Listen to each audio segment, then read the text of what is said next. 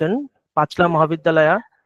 I extend a very warm welcome to you all on the second day of ICSSR ERC sponsored 2 days national webinar on building peace through education, policies for a resilient future, organized by Department of Education, Panchla Mahavidyalaya, in collaboration with IQAC, Panchla Mahavidyalaya, and Department of Education and IQAC, Sivanath Sastri College. The theme of our webinar is deeply relevant to our times. Education today is not merely about knowledge transmission, but about nurturing values, empathy, and resilience.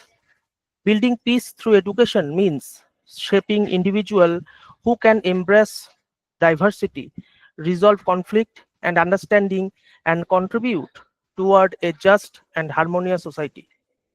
With the national education policy and the global perspective emphasizing inclusivity, sustainability, and mental well-being, it is needed the right time to reflect on how education can act as a catalyst for peace and social harmony.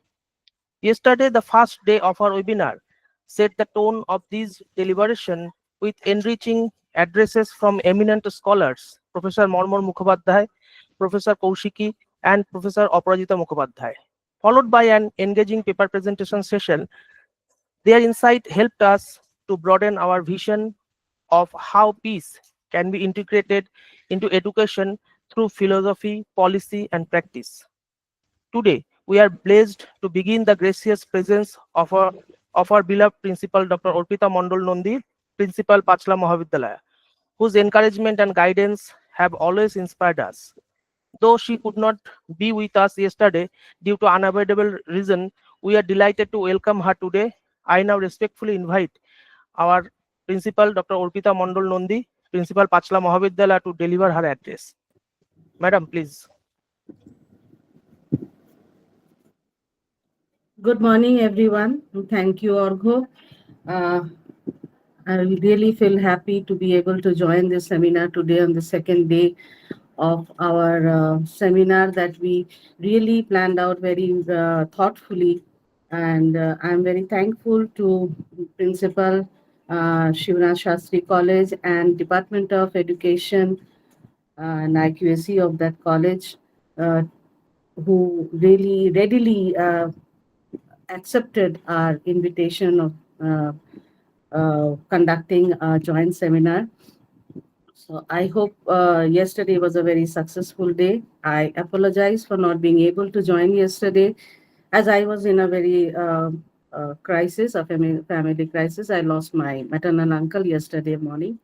So I hope you'll all understand, and thank you for Argo for being so considerate. uh, Life goes on, and so I wish you all success today also. I learned from them yesterday, from my colleagues, from my dear colleagues, that we had a very nice session. I hope I'll be able to go through the recordings, because I was very looking forward to listening to this seminar, as we had so well thoughtfully progressed regarding this seminar, planning the whole thing. uh, our college is an upcoming college, and it's located in a rural area of rural. We have a very rural background, and it's in a interior location of Howrah. I often feel that most of our students face different forms of violence, maybe at home, maybe in the society, maybe outside. Uh, they watch violence. We know our environment is changing, the social environment is changing continuously, and day by day, intolerance is taking a very dominant shape.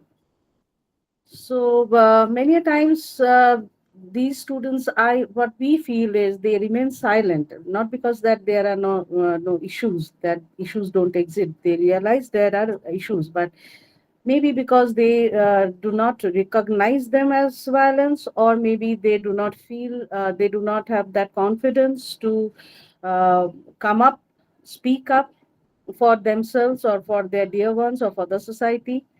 And what we as people in education, as academicians, uh, here I feel that as people of the academia, we have some responsibilities of uh, at least guiding them how to deal with these sort of violence, and the ability to think critically about whatever they experience daily. Now, for this to happen, change is required, and we know that not only at the policy level, but also in how things are practiced, especially from the classrooms, we can begin. So, at Panchla Mahavidyalaya, though we are still a young institution in a rural belt, we have been trying to grow steadily and meet these quality benchmarks. The very first day from I joined this college, the environment that I am in right now, my colleagues are in right now, we always try to create a safe and fearless environment for our students, because most about 85 to 90% of my students are from the minority group.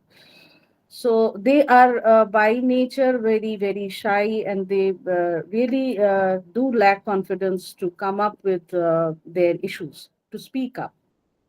But then I also believe that there's not a one time, this cannot be a one time achievement. It is a continuous process. And at the heart of this process, here lies education, where only education has the power to transform lives and build a peaceful and resilient society.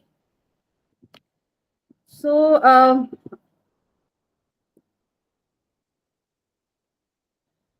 as the but for this, what I would like to express is that regarding violence, regarding the facing violence or accepting violence, uh, this seminar can have already many issues have been taken up. Yesterday I got to know that most of the these also have opened our minds to look into the aspects, to change our aspects. It's not when we share, share the ideas also how to reach out. So, building peace by promoting social and emotional development through education really offers hope for future generations. And we know education plays a vital role in building and sustaining peace by fostering the understanding, empathy, and the conflict resolution skills.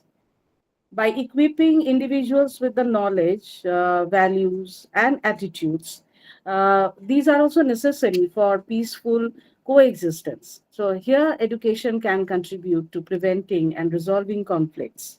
We can contribute to building peace through education by promoting peace oriented values and attitudes, like conflict resolution, dealing with conflict resolution. Education can teach individuals how to manage conflicts constructively, and mostly through dialogue, negotiation, and mediation. We can also go through like the non-violence approach, non-violence and social justice, peace education that emphasizes the importance of nonviolence. Why should we take up nonviolence? And in India, we have been always believed in nonviolence, respect for human rights and social justice. These can be taken as core values for building peaceful societies. What I believe is like tolerance and respect for diversity. This issue has to be very, very dealt with very importance, very much importance, because education can foster understanding, education can foster empathy and respect for individuals. They can be from diverse backgrounds and cultures, but then we should be able to respect each other's backgrounds, each other's culture, and that is where education comes in. Once we know that these are our backgrounds, and background of the person in front of me can be different, and he or she can be from a different cultural background, But then if we respect our background, we can have respect for them. So this is very important for us, because India is losing this gradually. Our generation, when we were younger, we knew that we had more tolerance. We had more tolerance. I don't know if you will be, trust me, or if you will agree with me, but what I feel is we were more tolerant towards people. Critical thinking and media literacy is one of the very important aspect, as we are living in a very this world of social media. By developing critical thinking skills, where education can also empower individuals to analyze information, challenge. So these were the thoughts that came up while we were discussing the theme of this seminar. And I really feel I really feel blessed to be with you today, and to be able to join with you through this webinar, sharing ideas. This has really helped us to reach out, and being a college in a rural area, it's very difficult for us to physically join with others, given the location. So this webinar really has helped out to reach out to people, and I really thank everyone here to be able to join with us. I couldn't uh, uh, I couldn't join yesterday, and that was a very difficult thing for me. But yes, we were privileged enough to have Professor Mormor Mukhopadhyay, Professor Kaushiki, Professor Aparajita Mukhopadhyay, eminent persons from this department. And today also we are equally fortunate to have Professor Bijan Sarkar from Kolkata University, Professor Jayanti Das from the University of Calcutta, and Dr. Lalitav Mohakod from Jadavpur University. We are really fortunate to have you with us, and I'm looking forward to today's session. I once again welcome all of you to the second day of this seminar, and we hope to have a very good session. Thank you, everyone. Thank you so much. Thank you, madam, for your inspiring word. Uh, Now, without taking much time, I request Dr. Sanghamitra Das, coordinator, IQAC Panchla Mahavidyalaya, and associate professor, Department of Bengali, Panchla Mahavidyalaya, to deliver the welcome address. Uh, Sanghamitra di, please uh, deliver your welcome address. Are Thank you you, here? Argho. Thank Yeah. you. Namaskar, Suprabhat, and good morning. On behalf of the IQAC team of Panchla Mahavidyalaya, I welcome you all on the second day of two-day national webinar, Building Peace Through Education, Policies for a Resilient Future, organized by the Department of Education, Panchla Mahavidyalaya, in collaboration with IQAC, Panchla Mahavidyalaya, and Department of Education and IQAC, Sivanath Sastri College, under the aegis of ICSSR.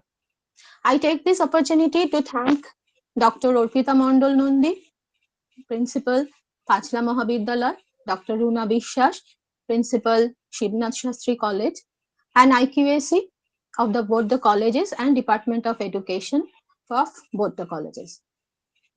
I'll just take a few minutes. Yesterday, Mormor Mukhopadhyay sir talked about positive peace and negative peace, which provoked my thoughts, and the word came to my mind: unlearn. I think we should unlearn some practices which I think compelled us to remain in our negative zone of peace, and our journey should start from this very point to the zone of the positive peace. Here I found Rabindranath, as usual, the savior of almost of my and also our spiritual, emotional, and humanitarian crisis. Peace in Rabindra Darshan or philosophy refers to both individual inner peace and global peace.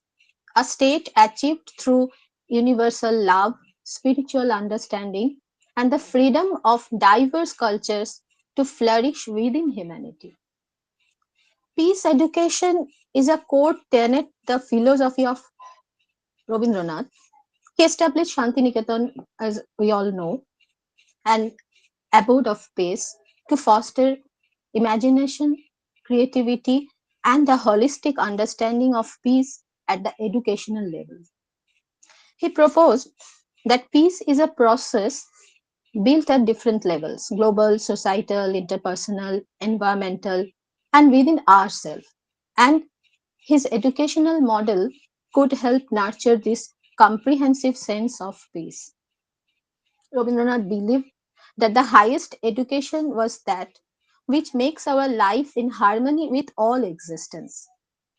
Shantiniketan was a vision of universal humanism transcending religious and cultural boundaries, and it is woven into the institution's core through its holistic, humanistic, and internationalist approach to education. The ultimate goal is to nurture individuals who can live in harmony with themselves, their community, and the wider world. He opposed, rather, I should say, tried to process to unlearn the rote learning of the colonial education system, believing that true learning came from creative self expression. This approach nurtures a deeper and more compassionate understanding of the world, fostering innovation and appreciation for different cultures. Rabindranath's ideas offer a framework for building a culture of peace, which I think is especially relevant today as societies grapple with violence in various forms. Thank you. Thank you all. Over to Arghab. Thank you, Didi, for your gracious word and welcome. Uh, Now, without taking much time, uh, I invite Dr. Sudipta De, Coordinator IQAC, Sivanath Sastri College, to also extend her warm words of welcome to our distinguished speaker, respected participants. Dr. De, I request to kindly address the audience. Thank you, sir. Uh, Good morning, everyone.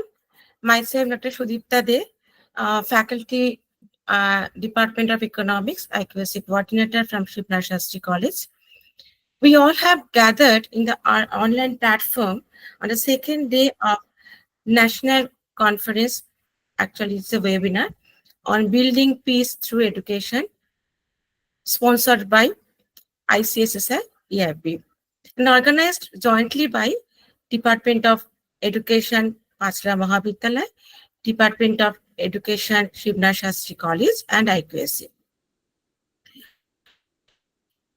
On behalf of my institution, I feel privileged to convey my sincere gratitude to first of all the principal of Panchla Mahavidyalaya, principal Sripnath Sastri College, IQAC of Panchla Mahavidyalaya. I welcome all, including the faculty, technical support team, staff of both the college, and most importantly, our beloved students and other dignitaries. I also feel honored to welcome our esteemed speakers in today's conference. The motto of this conference includes an attempt to inculcate restless and chaotic society. This conference is extremely relevant for all, especially for the young generation, including college students who are the victims of the paralyzed society on one hand and searching escape routes on the other so that they can lead a harmonious and peaceful life. The entire world is restless. Society has been experiencing violence, discrimination, oppression, but these are nothing new. Going back to history, such type of can be stressed out. Still, amidst the unpleasant situation, we all have to strive for a peaceful life so that establishing peace can be a focused muse instead of highlighting crime reports. Peace, defined as a state of inner calmness, cannot be kept by force. It can be inculcated, can be achieved by understanding and proper education, especially through through peace education.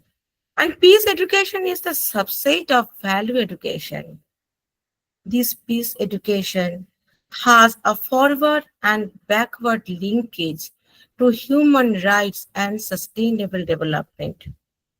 So let us make a promise in this platform today to join hands for promoting peaceful coexistence both within the college, outside the college, in the broader world.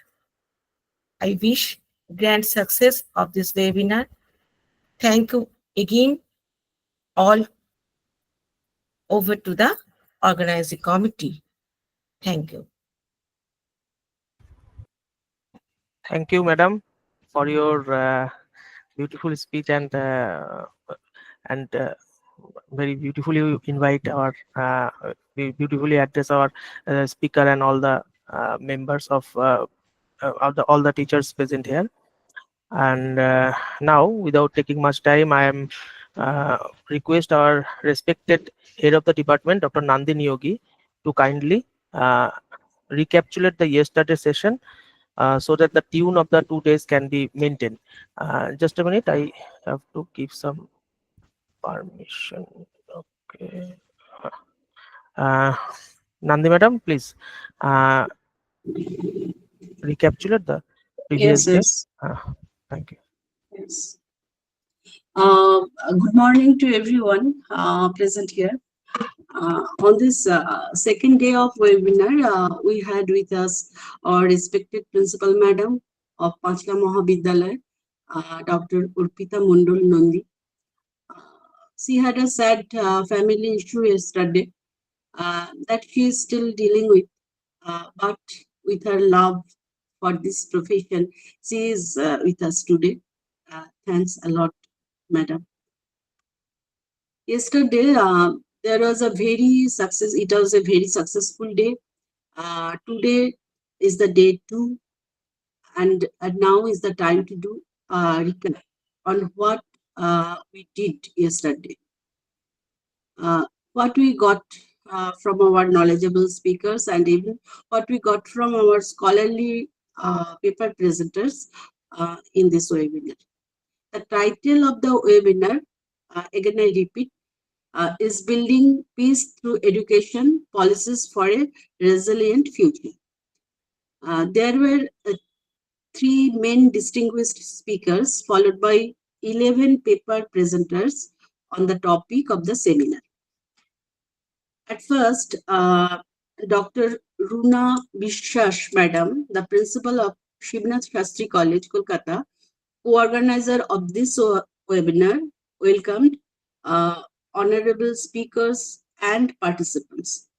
She had highlighted the importance of the topic in current turbulent times, noting the agitation, annoyance among students, and the need to spread messages of peace and understanding to develop a non-violent society. In her words, such seminars should be more frequently be held across Indian colleges to help young, diverse students so that they can understand the need for peace, mental stability, and tolerance.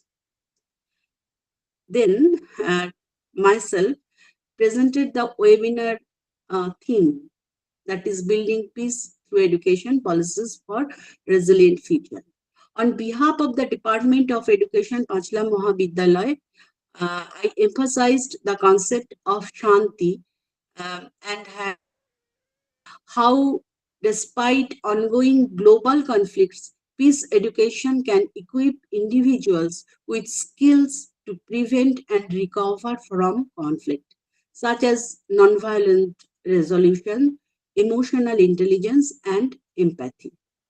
I also expressed hope that the knowledge and database gained from these 2 days seminar will be passed on to the practical field for developing suitable approaches to peace in education so that permanent deformation, that is disasters, would not take place to the individuals and their place of dwelling, that is our future world.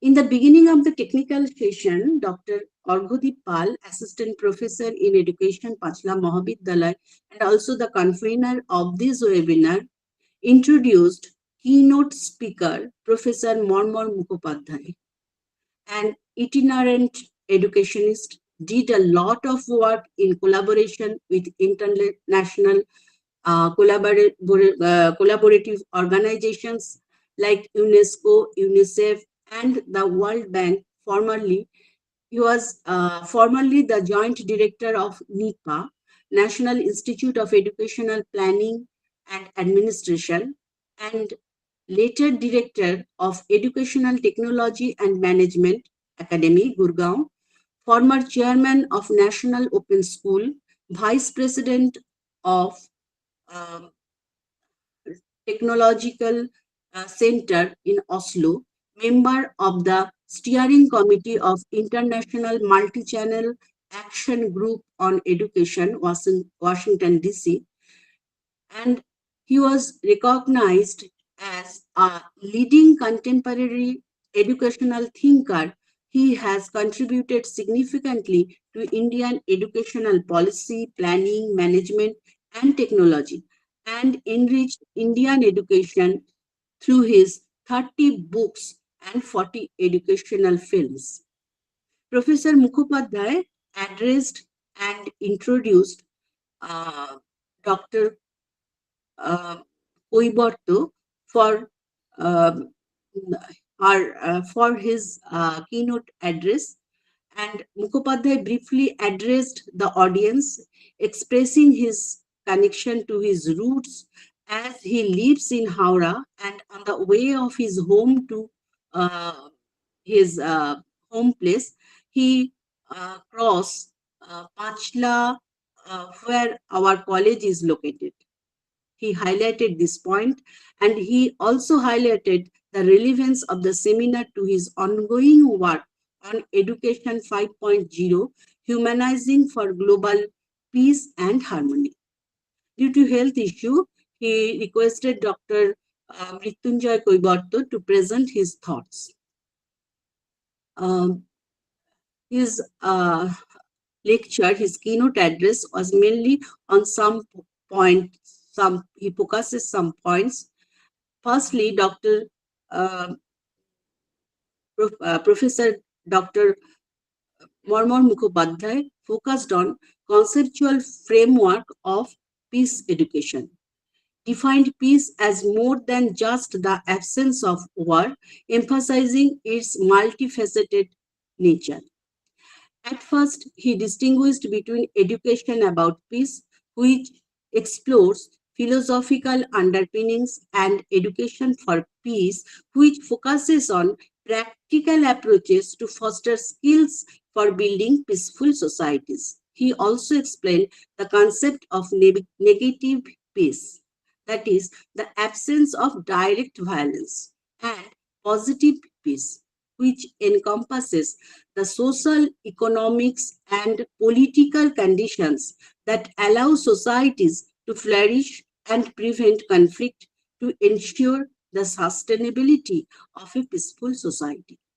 Secondly, Professor Mukhopadhyay highlighted the contribution of pioneers of peace education, Maria Montessori, Betty Reardon, and Paulo Freire. Noting Montessori's emphasis on respect and empathy, Freire's focus on empowerment and critical thinking, and Reardon's framework of integrating global justice and human rights. In relevance to principle of peace education, Professor Mukhopadhyay outlined 14 guiding principles for transformative peace education, including human rights-based lifelong inclusive, and gender equal education, as well as fostering critical thinking and global citizenship. Thirdly, Professor Mukhopadhyay, through Dr.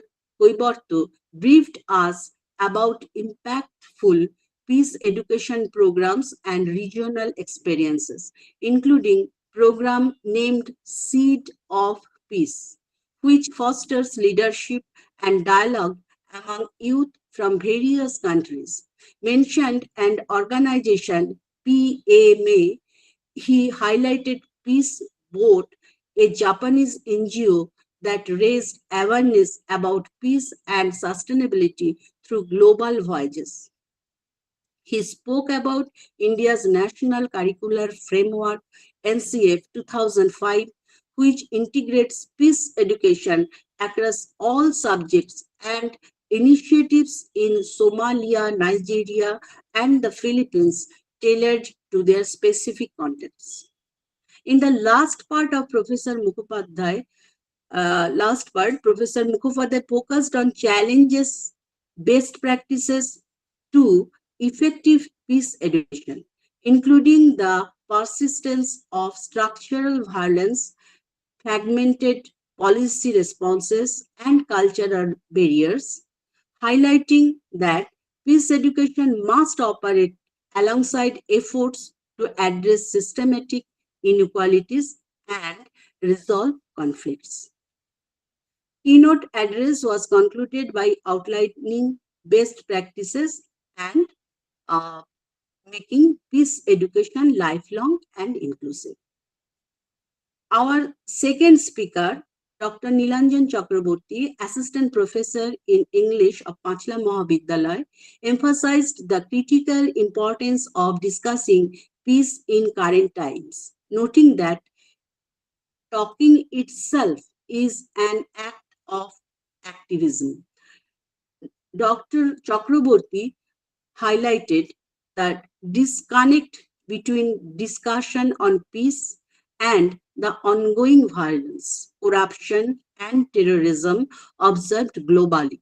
He questioned what academia can do to translate talk into action, referencing previous discussions on uh, greed as a root cause of violence and the normalization of violence by world systems.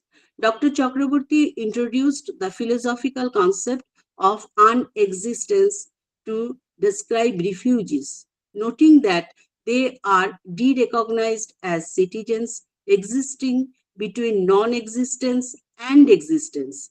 He emphasized the urgent need to discuss solutions and translate words into actions to address the violence seen globally. Our next speaker, Professor Kaushiki, outlined the structure of her presentation for the webinar. She planned to discuss the definition of peace and conflict, differentiate between peace education and education for peace, explore the culture of peace and peace building, and apply these concepts to the Indian context, including the NEP 2020 and digital peace building. Defining peace and conflict in peace studies, Professor Kaushiki explained that studies on peace education particularly emphasizes positive peace as more than just the absence of war, which is she called negative peace, encompassing universal rights, economic well-being, and ecological balance. Professor Kaushiki also distinguished between peace education and education for peace, noting that peace education focuses on integrating peace concerns into education of individual students, recognizing choices and alternative to violence. Whereas education for peace aims to orient the entire education system, including curriculum, environment, and administration towards peace. Professor Kaushiki elaborated on the concept of a culture of peace defined by the UN in 1998 as attitudes, behaviors, and values that reject violence, prevent conflicts by addressing root causes, and resolve problems through dialogue and negotiation.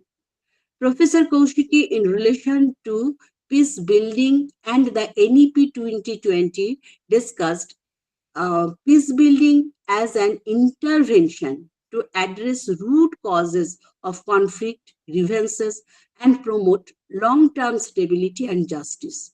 She mentioned that while the NEP 2020 does not directly discuss peace, it supports related values such as truth, nonviolence, and compassion that can contribute to a culture of peace. Professor Kaushiki emphasized the importance of pedagogy for peace, which focuses not just on teaching content but on the how to teach, emphasizing relationship and strategies to ensure long-term value retention. She also highlighted dialogical method, the very particular term, that is dialogical method, where students are co-creators of knowledge, in contrast to the present system of teaching, which Paulo Freire criticized as the banking approach to education that treats students as empty vessels. Professor Kaushiki outlined key principles for pedagogy for peace, including student centered and cooperative learning, critical and creative thinking, and reflective practices, nonviolent communication, respectful listening of students. Professor Kaushiki also underscored the necessity of ongoing teacher education and capacity building for upgrading knowledge and pedagogy, fostering peer learning, and gathering feedback on educational processes. Professor Kaushiki highlighted teacher capacity building and digital peace building. She introduced digital peace building, which explores how technology influences conflict and how it can be leveraged for positive social change, training, and countering online hate speech and extremism. Our next speaker was Professor Aparajita Mukhopadhyay, Professor of Philosophy, Jadavpur University, and former coordinator at the Center for Sri Aurobindo Studies. Her topic was Role of Integral Education in Peace Building, Perspective of Sri Aurobindo. Regarding denotation of peace and how it is possible to ensure peace in life, she opined that peace is maintenance of a harmonious, just environment in social and personal environment. Regarding peace maintenance, he highlighted the need of constitution of an agreeable situation instead of formal agreements for peace. Cultivation of empathy, love, kindness, altruism is important for peaceful living. She has focused on Rishi Aurobindo's philosophical thought integralism, which includes a belief in a single ultimate reality, that is Brahman, the integration of individual and universal aspects of existence, and the ultimate goal of realizing the spiritual potential within all of humanity. Regarding integralism, aiming for a triple transformation of the psychic being to spiritual being and then to supramental being, Professor Mukhopadhyay stressed on integral yoga as a practical application of integralism, aiming at spiritual transformation of human consciousness, moving towards higher level of existence. Human relation must be rooted in spiritual understanding and the brotherhood of all. So, such following such ways, peace will be established. Next, we have some paper presenters. Our first presenter was Shiv Narayan Parma. He presented paper on peace through language and literature. Argu, Argu sir, Yes. already, Bijan sir has joined. Yes. So I think let you me may finish. conclude. Yes, yes, yes. Obviously. Finish. And our second participant was um, Auroprasad Parida, and third was Tanusri Chakraborty, and all of these 11 paper presenters present their papers on how to build a peaceful world in our near and near future. Thank you. Over to Orgu. Uh, Thank you, Dr. Nandini Yogi, for presenting the previous day session so elaborately and lucidly. It's really helpful for those who could not join us yesterday for some issue to at least catch the tone of this webinar. Thank you once again. As we move forward with the today's academic session, it's now time to hear from our distinguished speaker. Today we have Professor Bijon Sarkar, Professor of Education, Kolani University. To begin, I would like to invite Debolina Dash, Assistant Professor, Department of English, Panchla Mahavidyalaya, to kindly introduce our esteemed speaker. Debolina, please introduce our speaker. Uh, Thank you, Dr. Bhodipal. So, a very good morning to everyone present with us here today. As Dr. Paul said, I am Devulina Dash from the Department of English here at Panchla Mahavidyalaya. And it is my privilege and great honor to introduce today's eminent speaker, Professor Dr. Bijon Sarkar, Professor in the Department of Education, University of Kolani. Professor Sarkar has had an exceptional academic journey that spans multiple disciplines, something which is so very rare in academia. He began with a BSc Honours in Chemistry from the University of Calcutta, followed by a Master's in Agricultural Chemistry and Soil Science, a B.Ed from Rabindra Bharati University, and later a Master's and a PhD in Education from the University of Kolani. This unique blend of science and education reflects the breadth of his intellectual pursuits and his commitment to interdisciplinary learning, and by extension, also his teaching. Sir's research areas include environmental education, psychology of education, and instruction, fields in which he has made significant contributions. With dozens of publications in both English and Bengali, including scholarly articles and edited books, Professor Sarkar has enriched both academia and practice, both ontology and epistemology. His work, such as awareness of environmental pollution and environmental friendly behavior of college students and Shikhoner Mulloyan, are widely recognized. Beyond research, Professor Sarkar has also been an active contributor to academic dialogue as a resource person in numerous national and international seminars addressing pressing issues such as innovation in teacher education and quality learning in the 21st century. He is also a life member of the All India Association for Educational Research, further reflecting his dedication to the advancement of education at grassroots levels. With such an illustrious career, Professor Sarkar embodies both scholarly excellence and a deep commitment to educational progress. We are truly very fortunate to have him with us here today. Please join me in giving a very warm welcome to Professor Dr. Bijon Sarkar. Thank you. And I request Professor Sarkar to kindly deliver his speech. Okay. Thank you, everyone, and welcome to my session.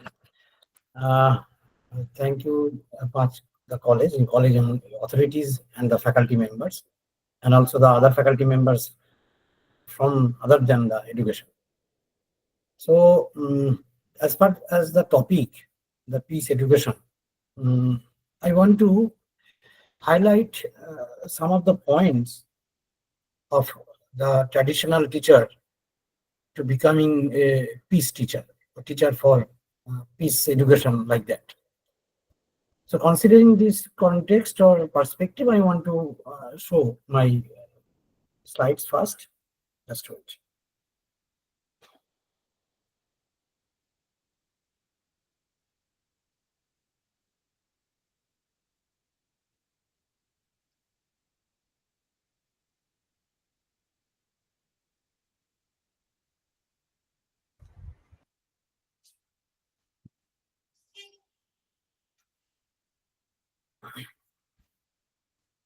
So this is the topic, the topic of my discussion, from subject teacher to peace teacher, a reflective teacher. Am I audible and also visible the PPT presentation? Yes, sir. Yes, sir. Perfectly audible and visible. Okay. So in the context of inclusive education, this reflective teacher is very much important. That means after going to the classroom and teaching some of the concepts or issues related to my subject, then after completing my lesson or after completing my subject teaching on that particular day, generally I return to my home and I thought whatever or whether my teaching is truly effective or not. If I think it is effective, that's then okay. If not, then I have to consider in different way to make my lesson or my practice or my pedagogical transaction to make effective. And this type of teaching is called reflective teaching, and obviously the teacher who thinks in this manner is called reflective teacher. So my topic here is we are all our subject teacher. So how we, the teacher of a particular subject, may become a teacher of peace education. That means just consider the fact that there obviously there is no separate classroom or separate class in the routine for peace education teaching in general way. There may be some classes on value education like that. So we have to think in that way, that while teaching in my subject, I want to try, or why my goal will be to teach the peace education simultaneously. So this is my today's discussion. I think I am able to finish my task with this note, that from subject teacher to peace teacher.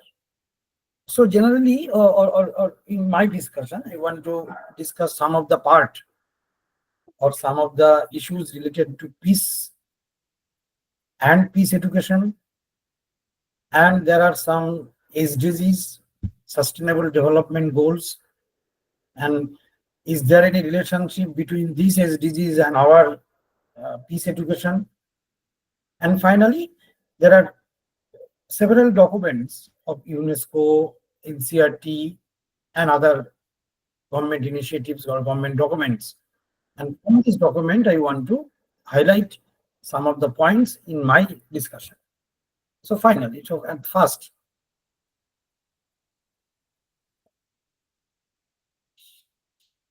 first, I want to discuss the peace, the concept of peace related to positive and negative peace. So the concept is the negative, both are the related to peace.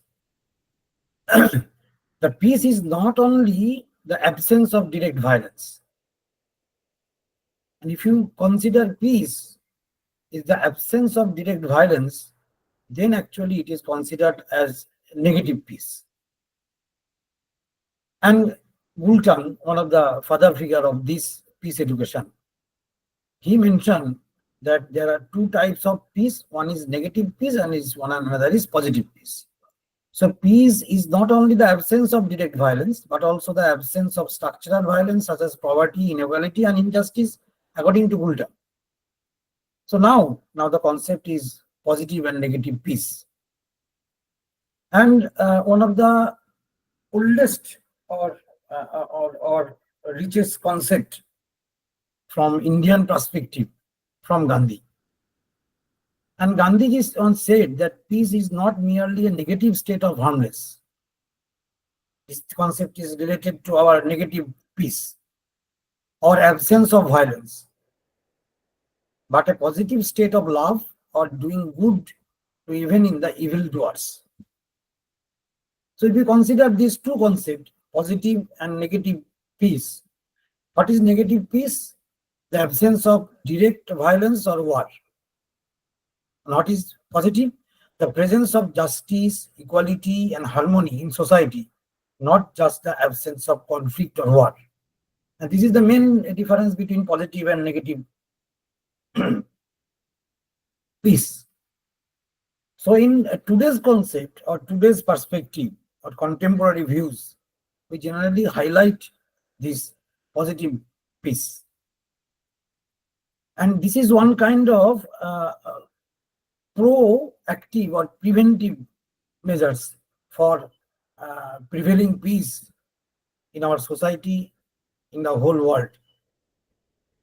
So negative peace is the absence of direct violence or war, and the positive peace is the presence of justice, equality, harmony, etc.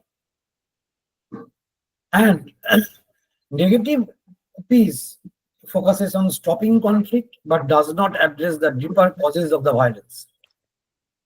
Obviously, in the positive side, it involves building social systems that promote cooperation, fairness, and respect for human rights. And for this, it involves building social systems that promote cooperation. We need to address the different causes of the violence or the different factors related to this type of negative peace. So positive peace is basically related to build up something, and negative peace basically related to stop or to absence of direct violence or war. And if you consider the example, in the negative example, the negative peace, a ceasefire agreement between the two countries. And if you consider the positive peace, then a society where education, healthcare, and economic opportunity, etc., are equally available to all. Now, this positive and negative peace. If you consider the positive peace according to UNESCO report or to this type of reports, it is called more stable and sustainable peace. So there is another issue or another concept, which is called sustainable peace. So this type of sustainable peace obviously related to our positive peace. So what is this sustainable peace? According to the UNESCO report, sustainable peace is a state beyond the mere absence of violence, characterized by the presence of justice, rights, and opportunities for all citizens within the society. This part is basically related to our positive peace.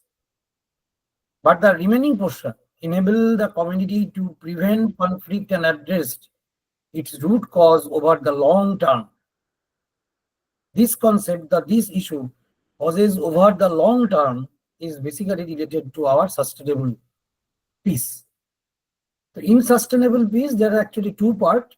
One part is related to our positive peace, and second part is actually related to our long-term effect or long-term effectivity of these peace-related issues. So these are the recent development of sustainable peace. And there are two documents of UNESCO which are related to the sustainable peace. And there are so many documents related to sustaining peace. Sustaining peace. That means it is a long-term effect.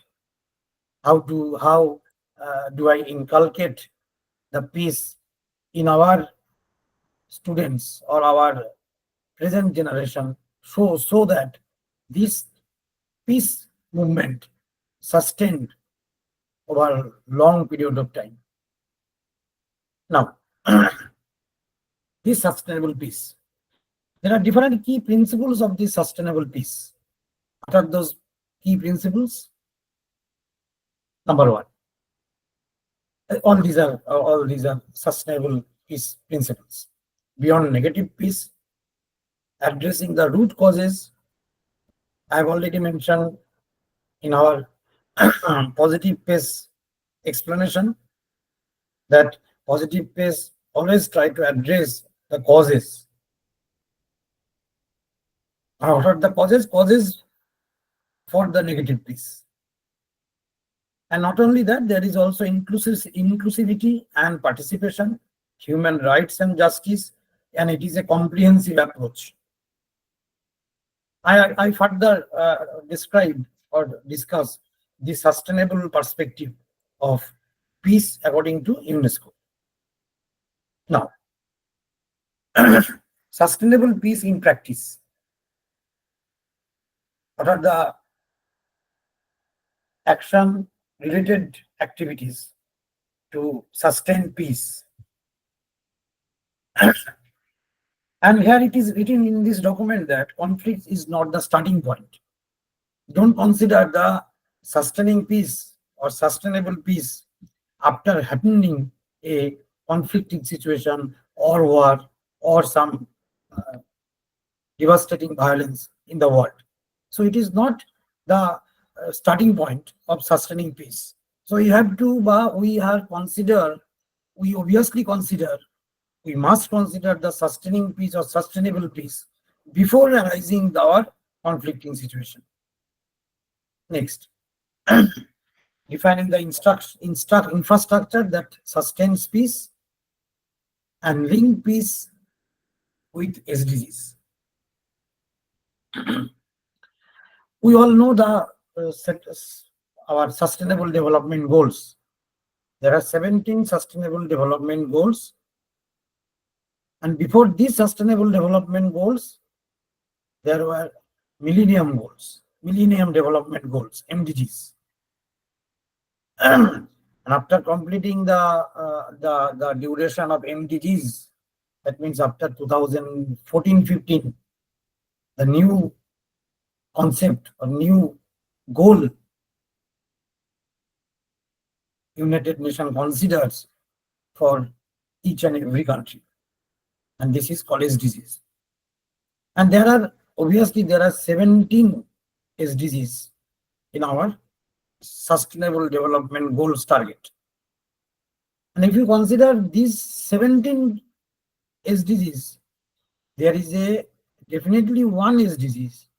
There is definitely one SDG where the term peace is mentioned.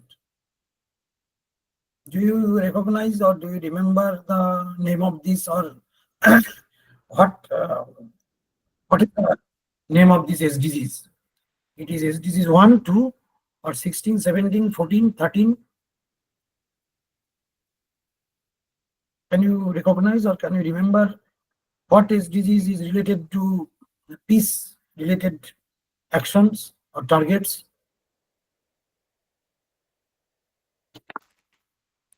No. Okay, take it. No.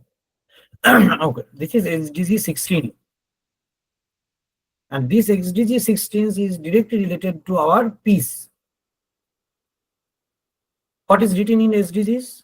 SDG 16 promote peaceful and inclusive societies for sustainable development, provide access to justice for all, and build effective, accountable, and inclusive institutions at all levels.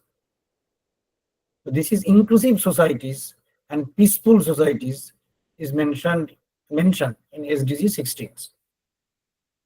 And this is the target or sub goals of the XDG 16. The number one, reduce violence. And this is actually related to our negative piece. Protect children from abuse, exploitation, trafficking, and violence. Promote rule of law and ensure equal access to justice. This is actually positive peace. Ensure responsive, inclusive, and participatory decision making. Protect fundamental freedoms in accordance with international law or laws. Strengthen national institutions for prevention of violence and terrorism, and ensure public access to information and protect freedoms.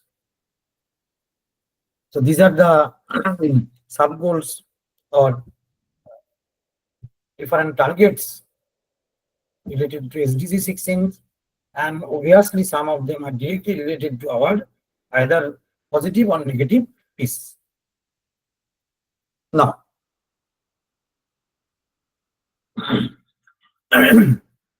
there is another term which are related to our psychology, which is called peace psychology. Generally, psychology generally do not try to research or conduct research related to morality, ethics, like that, because it is basically related to our philosophical portion or philosophical study. But one of the main prominent psychologists in our educational field, obviously one of them is Piaget. And Piaget started the research related to morality and moral development.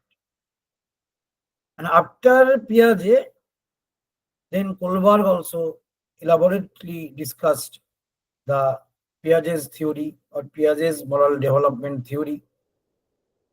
And after Kohlberg, his student Gilligan also developed and proposed another types of developmental pattern of moral development, specifically for women. But this type of peace psychology is there because the main proposition or main definition of peace psychology is like that.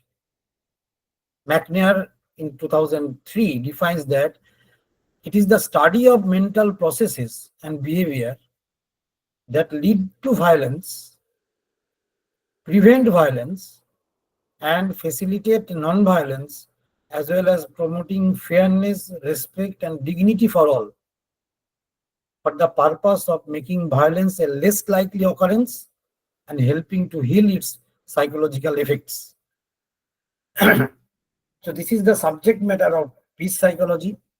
That means peace already, we all know that psychology basically related to our behavior.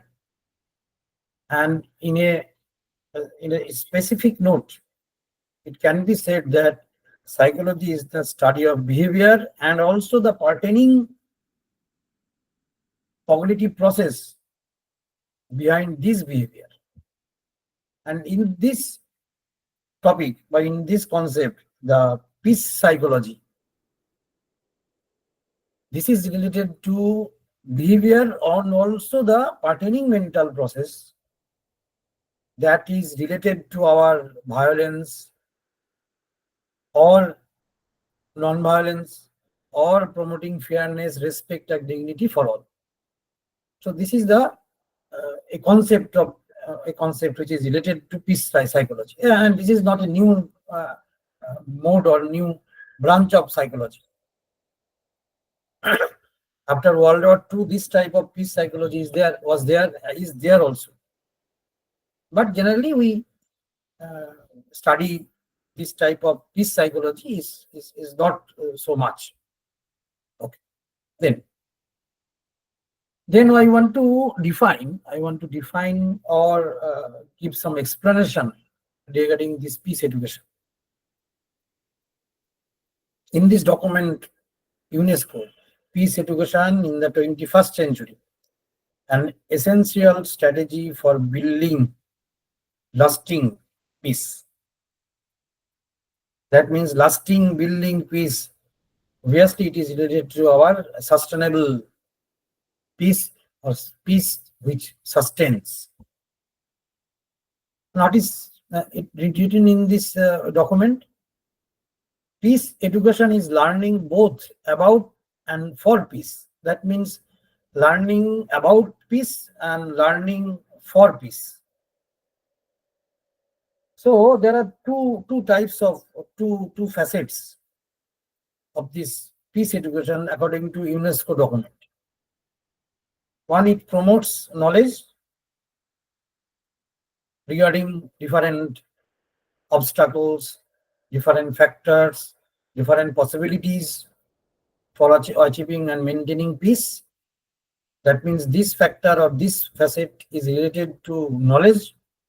And the second, it supports the development of skills and capacities, attitude and values necessary to prevent violence. So this second part is related not only to knowledge, but actually it is related to our skill, that means our behavior. But according to different psychological view, that knowledge is a condition, is a necessary condition for building or behaving a particular type of behavior. And for this reason, this UNESCO guideline suggests these two type of things or two type of factors related to peace education. One is knowledge factor, and which related to promotes knowledge about the peace.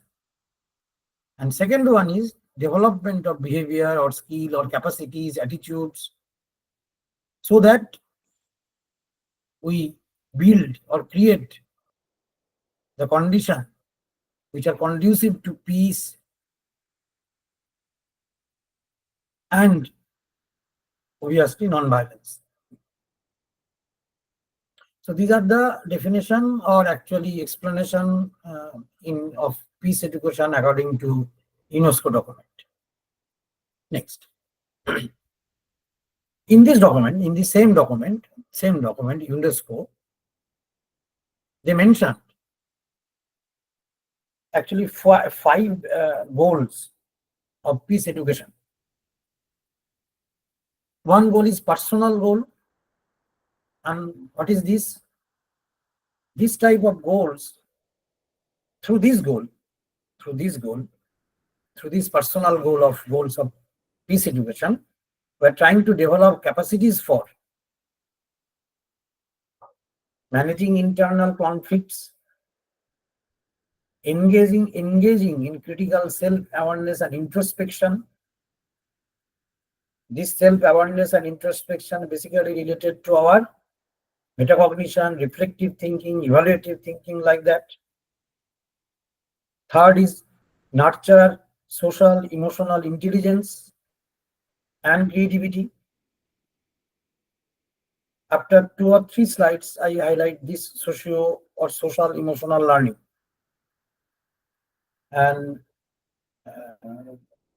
nowadays we focus this type of term in our educational field, and some of the researcher in our state, West Bengal, they are working in socio-emotional learning.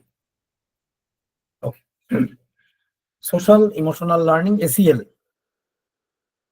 Is the third point, develop the capacities of nurture social emotional intelligence. That means social intelligence and emotional intelligence, and also creativity, and engage in worldview reflection and foster political agency. This is the first goal according to UNESCO. And from this concept, there is a concept of social emotional learning or ACL.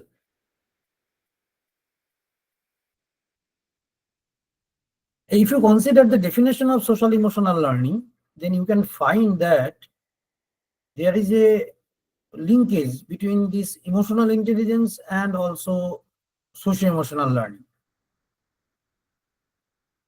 And if you consider the concept of emotional intelligence,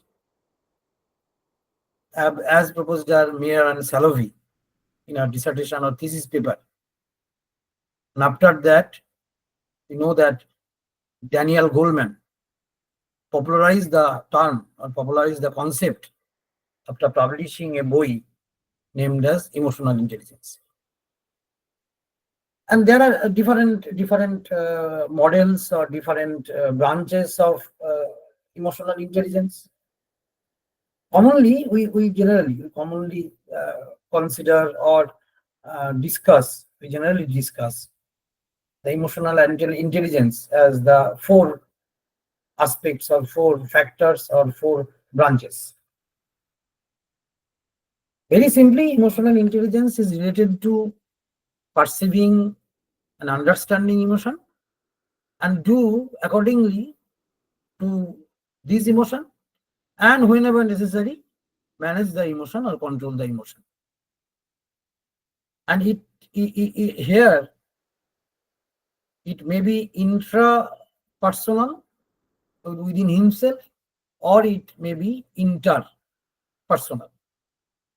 So this type of concept is related to emotional intelligence. That is perceiving, understanding, managing, and controlling one's emotion as well as others' emotion. If you only consider one's own emotion related to emotional, this is actually related to our emotional development only. Emotional development refers to the concept or the individual ability to perceive, understand, and control his or her emotion. But emotional intelligence, there is another dimension are there, which are basically related to others' emotion. So if you consider the emotional intelligence, basically there are this type of four branches: perceiving emotion and understanding emotions, using this emotion, and managing emotions. And it may be intra or inter. So it is emotional intelligence. Then what is social emotional learning? This is social emotional learning. And what is this? Actually, social emotional learning is like that. The educational process through which children and adults learn and apply emotional intelligence skills in real life context. So emotional intelligence is a concept, and social emotional learning is a strategy or pedagogical approach to learn or to teach adults and children so that they can comprehend and they can apply their emotional intelligence skill in the real life. So one is theoretical part and another is actually application part. So as per UNESCO document, the first goal of peace education, which are written over there, that managing internal conflicts, engage in critical self-awareness, engage in world view reflection, nurture social emotional intelligence and creativity. These are basically all of them are not, but most of the part is related to our emotional intelligence and socio-emotional learning. Then second goal. Second goal of peace educational is relational. And in this goal, we try to develop empathy and understanding of others. This also overlapping with the previous concept. Okay. empathy and understanding of others, as well as appreciation of cultural, ethnic, and national differences. Foster global citizenship, developing awareness of interdependence like that. And third, skills and capacities for resolving and transforming conflicts without violence.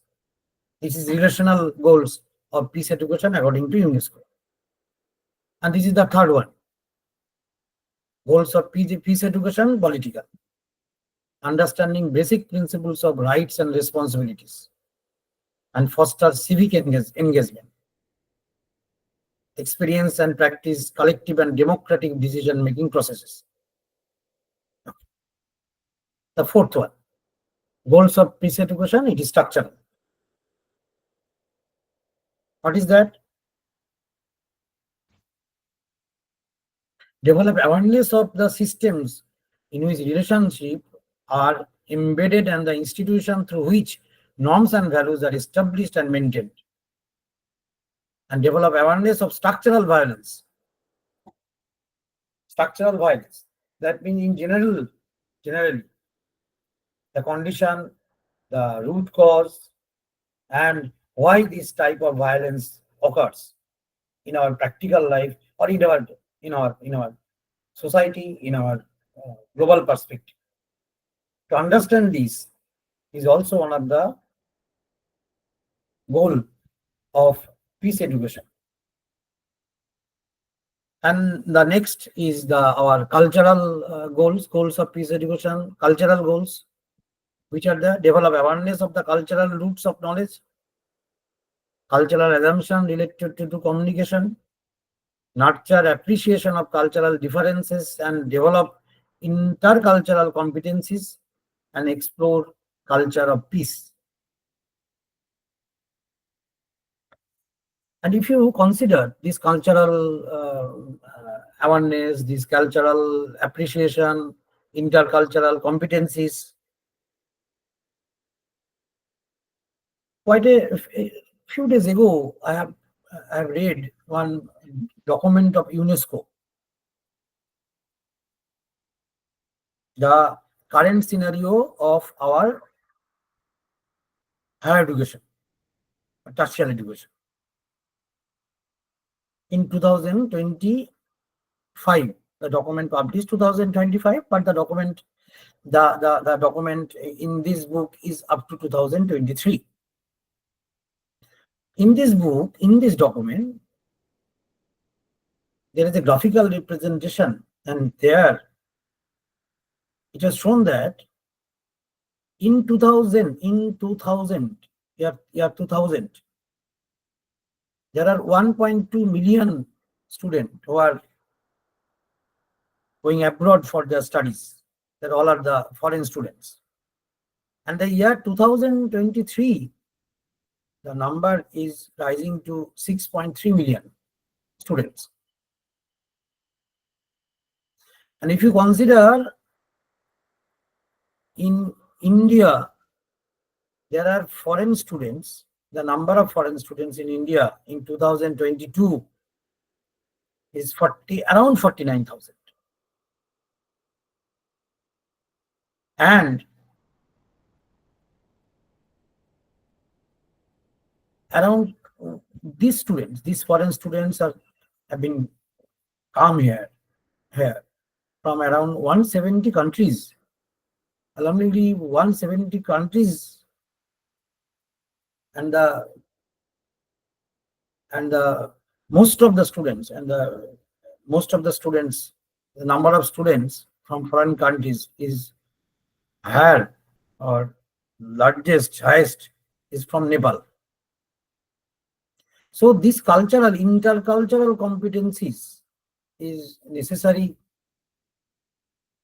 for this type of peace education. You have to tolerate, you have to appreciate, and you have to develop these intercultural competencies so that this type of goals maybe ought to be achieved. And the last one, goals of peace education, and this is ecological. And what is the goal related to ecological goals? Nurture ecological thinking and awareness, foster systems and nurture thinking in support of sustainability. And if you consider this concept, the sustainability, the second point, I now just in the second point, foster system and for future thinking in support of sustainability. If you consider the concept of sustainability, actually there are three kinds of sustainability: social sustainability, economic sustainability, and also environmental sustainability. So foster systems in the second point, the foster system and future thinking in support of sustainability, and develop awareness of interdependence and interconnection amongst and between peoples. This is social sustainability. Nurture ecological responsibility, develop awareness of relationship of self to others and all living systems. This is also related to our environmental and social sustainability. And if you consider, when we consider the term sustainability, generally we consider this sustainability as environmental sustainability. But we consider the sustainable goal or SDGs, the 17 SDGs. If you consider the sustainable environmental sustainability dimension, there are 3 or 4 dimensions are purely related to our environmental sustainability. There are climate change and environmental sustainability, agricultural sustainability, ecological sustainability is there. So sustainability issues is a very important issues regarding this peace education according to UNESCO. You have to maintain sustainability or maintain sustaining the peace, sustaining peace related to this aspect. This is actually sustainable peace. And if you consider these different types of sustainability, there is the issue related to our environment, which is called pro-environmental behavior. This is actually one kind of sustainable behavior. If we develop this type of behavior, then sustainable environment or sustainable ecological aspect will be a greater position or greater status in our environment. Actually, this pro-environmental behavior is nothing but eco-friendly behavior or environmental friendly behavior. And there is a study named as "Are You Eco-Friendly?" This is the name of the title of a research study. And the name or title of the study is like that: Are you eco-friendly? Perhaps not. I want to show the study. Are you pro-environment? Perhaps not as much as you think, shows study. This is a study in the year 2020, 12th May.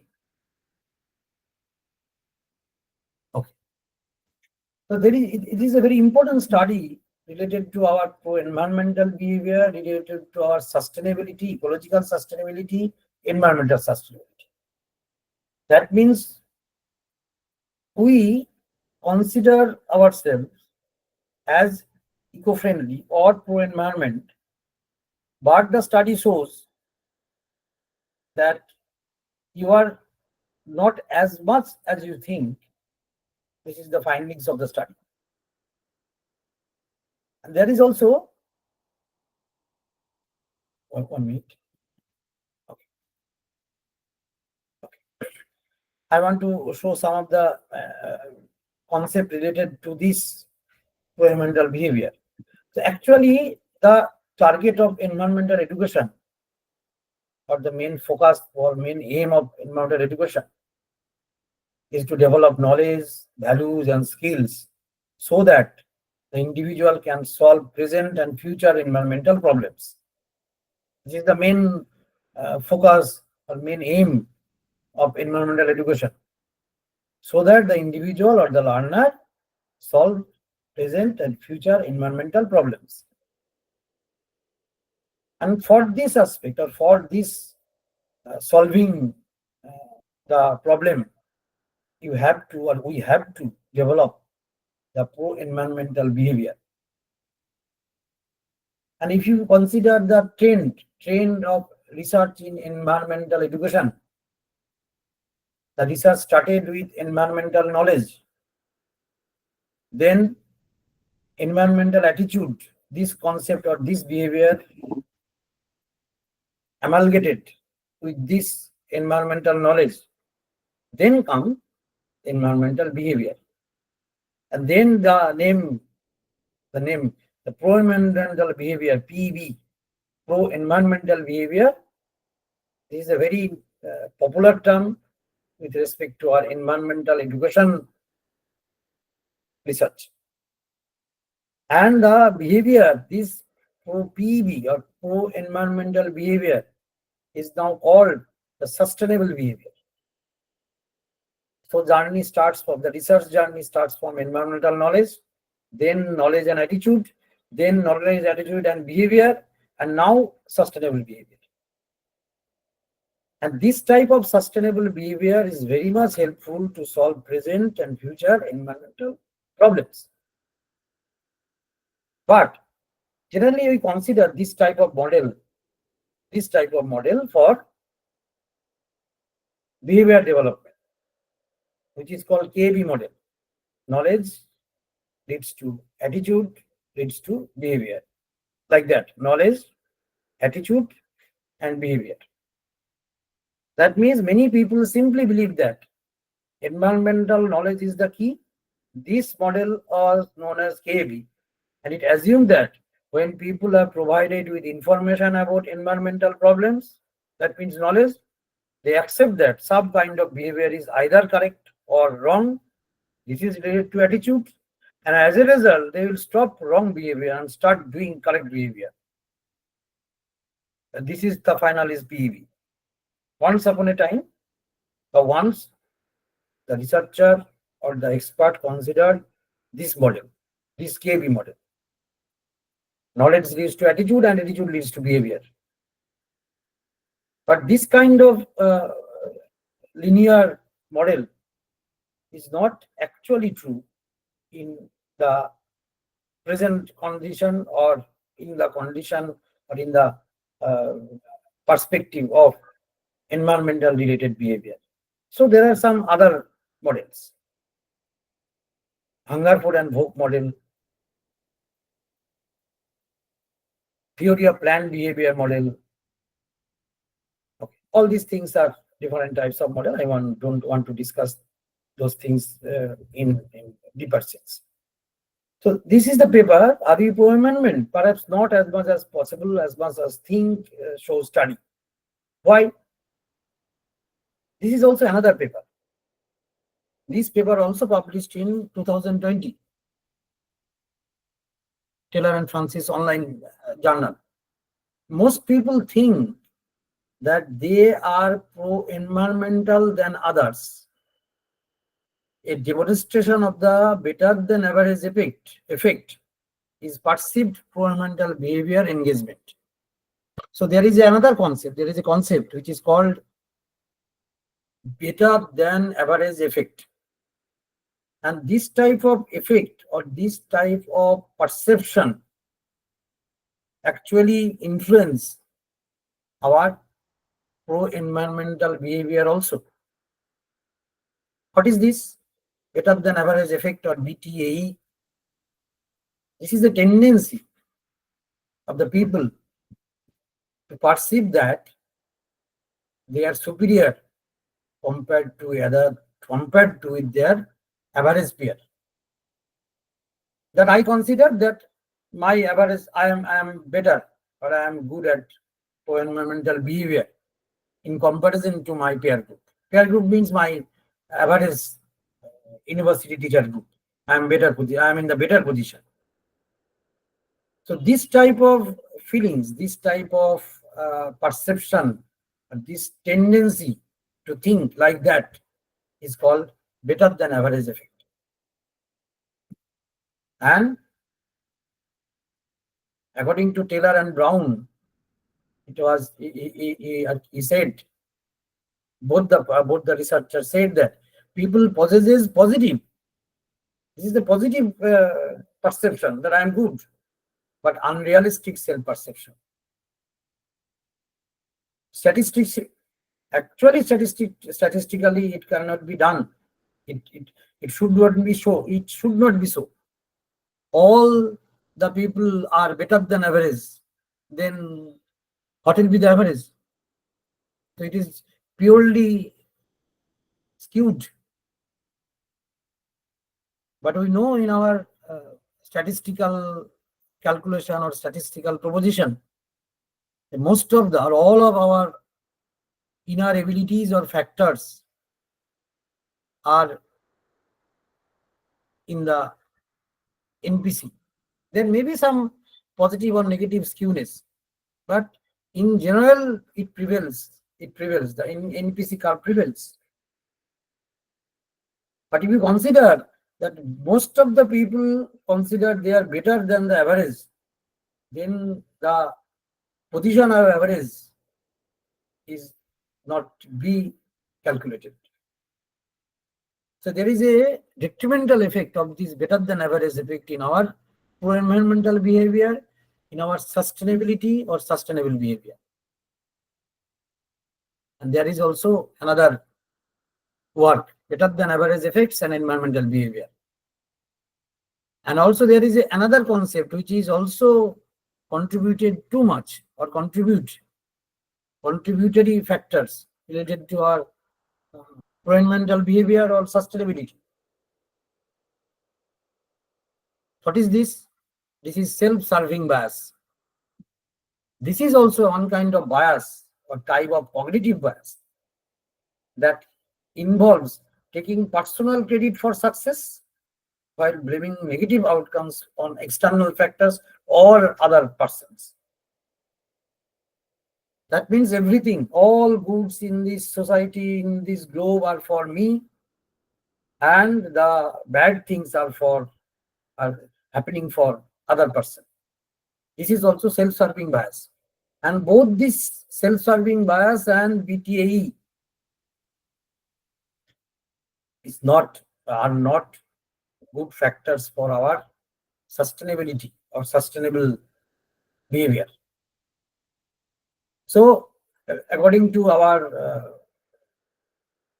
goal of peace education, one is sustainability, and this is one kind of sustainable behavior related to environment. As this is one of my favorite research domain, my research domain. So I want to discuss this type of things in where this sustainable behavior come in our point of discussion, in my point of discussion. So, and finally, there is a document of peace education in formal schools.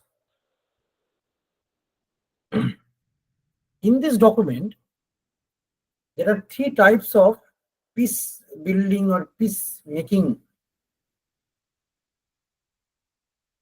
strategies. What is this? One is peacekeeping, another is peacemaking, and the final is peace building. Peacekeeping means keep children safe in schools and eliminate direct violence. This is peacekeeping. And what is peacemaking? When a conflict has occurred, respond to it using more child-centered methods rather than authoritarian methods. The peacekeeping one is one kind of preventive measures, and peacemaking is actually after happening this violence or the negative aspect of peace, then we will try to implement peacemaking. And what is peace building?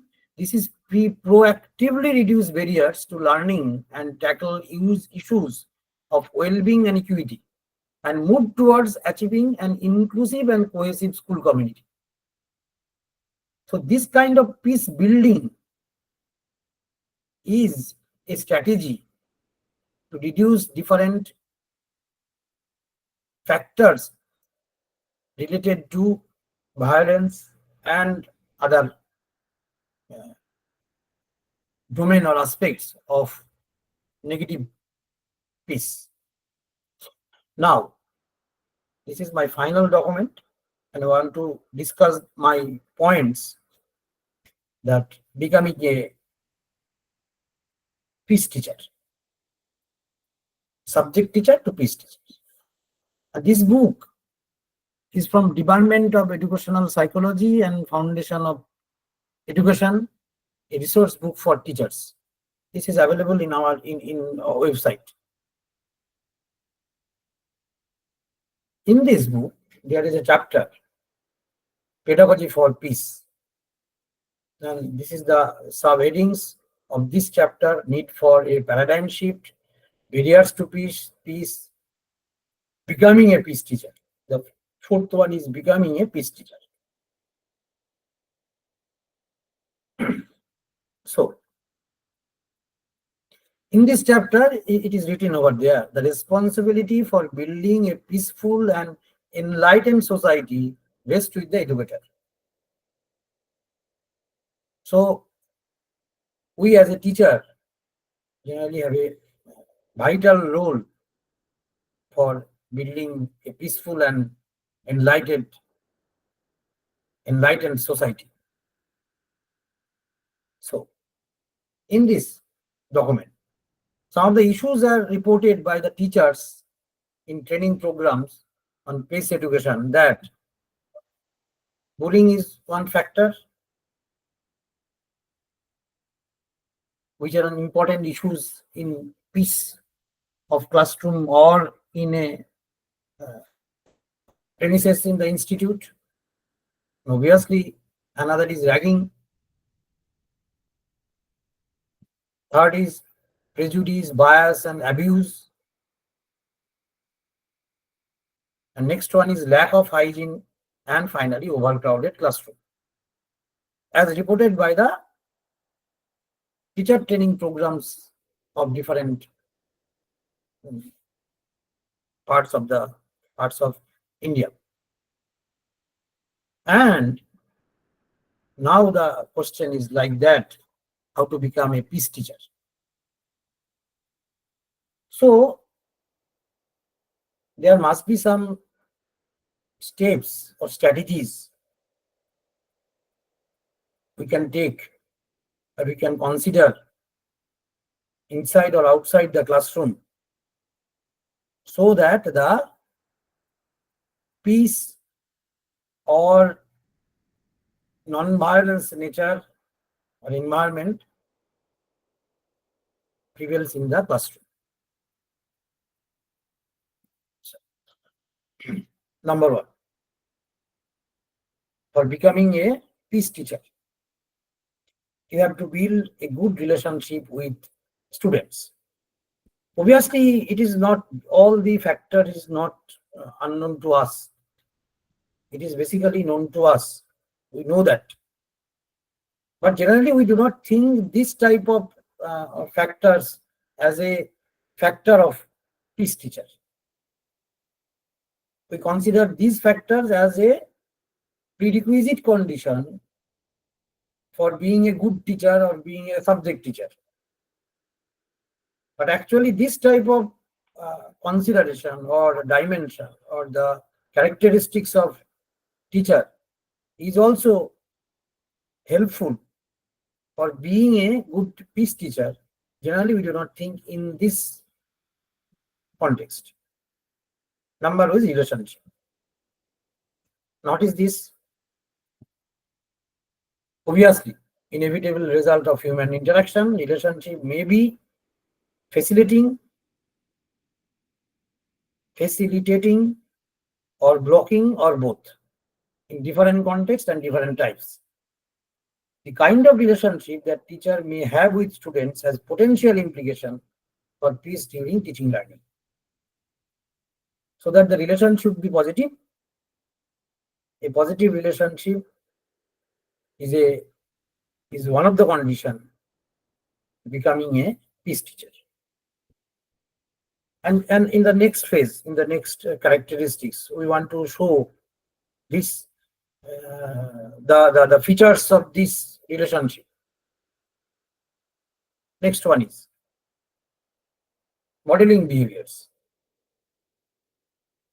That means as a teacher, we have to show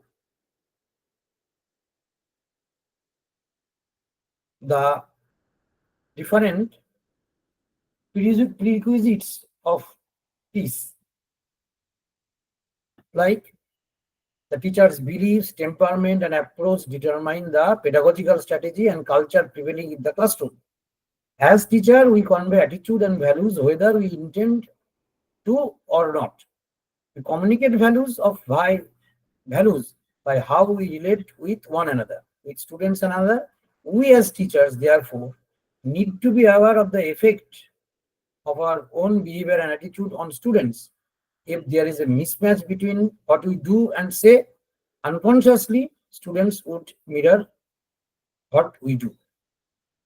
So we have to modeling our behavior that don't shout unnecessary, be a consistent to the student, you should be unbiased to the students, and it is a big challenge to our teachers to remain unbiased, remain impartial. Generally, we become partial to the good student. So this type of, you have to consistent behavior. You must have consistent behavior, and this behavior maybe should be a model to the student. Third one, listening and communication skills. We have to listen, and we as a teacher have to communicate what you want from the student, and obviously listen about their problems, about their issues, about their difficulties, and this will also help to prevail peace, or helps ourselves to becoming a peace teacher. So communication keys are crucial to building a friendly climate in the classroom. Next, responding or attending skills. And what are those? In order to develop our skills of listening effectively, we have to focus on how we attend and respond to others while listening.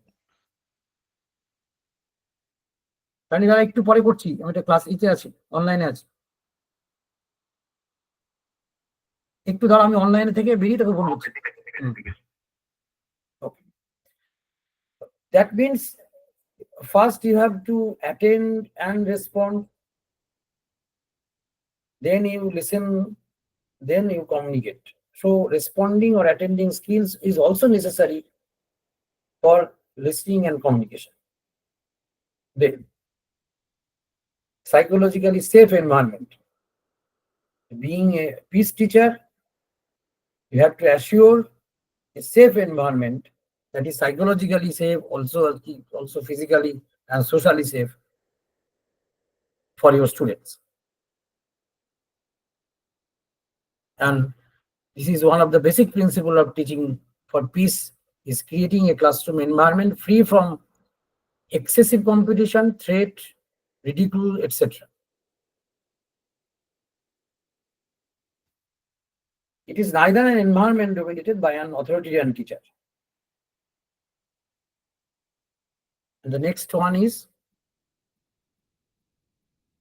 constructive feedback. So if you consider this thing, that constructive feedback, this concept, so there must be a destructive feedback also. What is destructive feedback? Suppose I ask a question, a difficult question in the classroom. And after asking the question, the student, none of the students are trying, and by chance or suddenly a student stand up and answer the question. But the question is partially true, but not correct in every ways. Generally, in this aspect, in this situation, teacher says, no, you are wrong, sit down. This is one kind of constructive feedback, destructive feedback.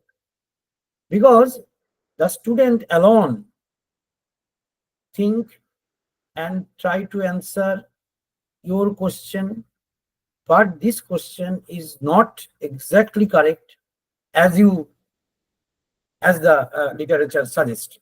But this person, this student thinks obviously in divergent way.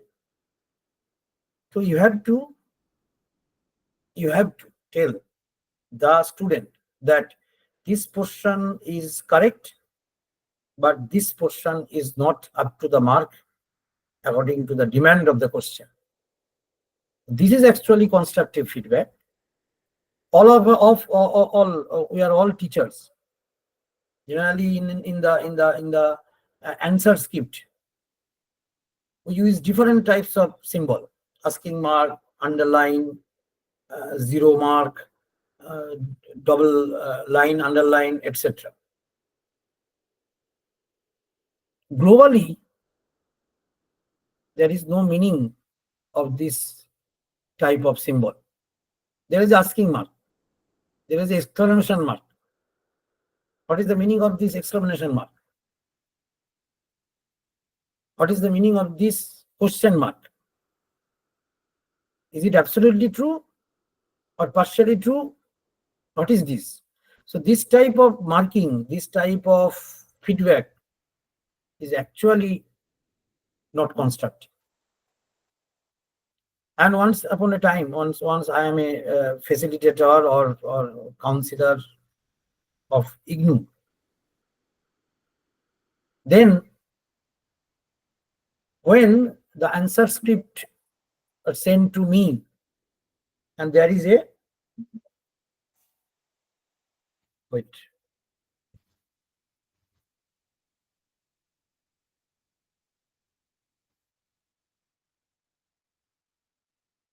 Okay, then constructive feedback, providing feedback is necessary part of teaching, and then positive reinforcement.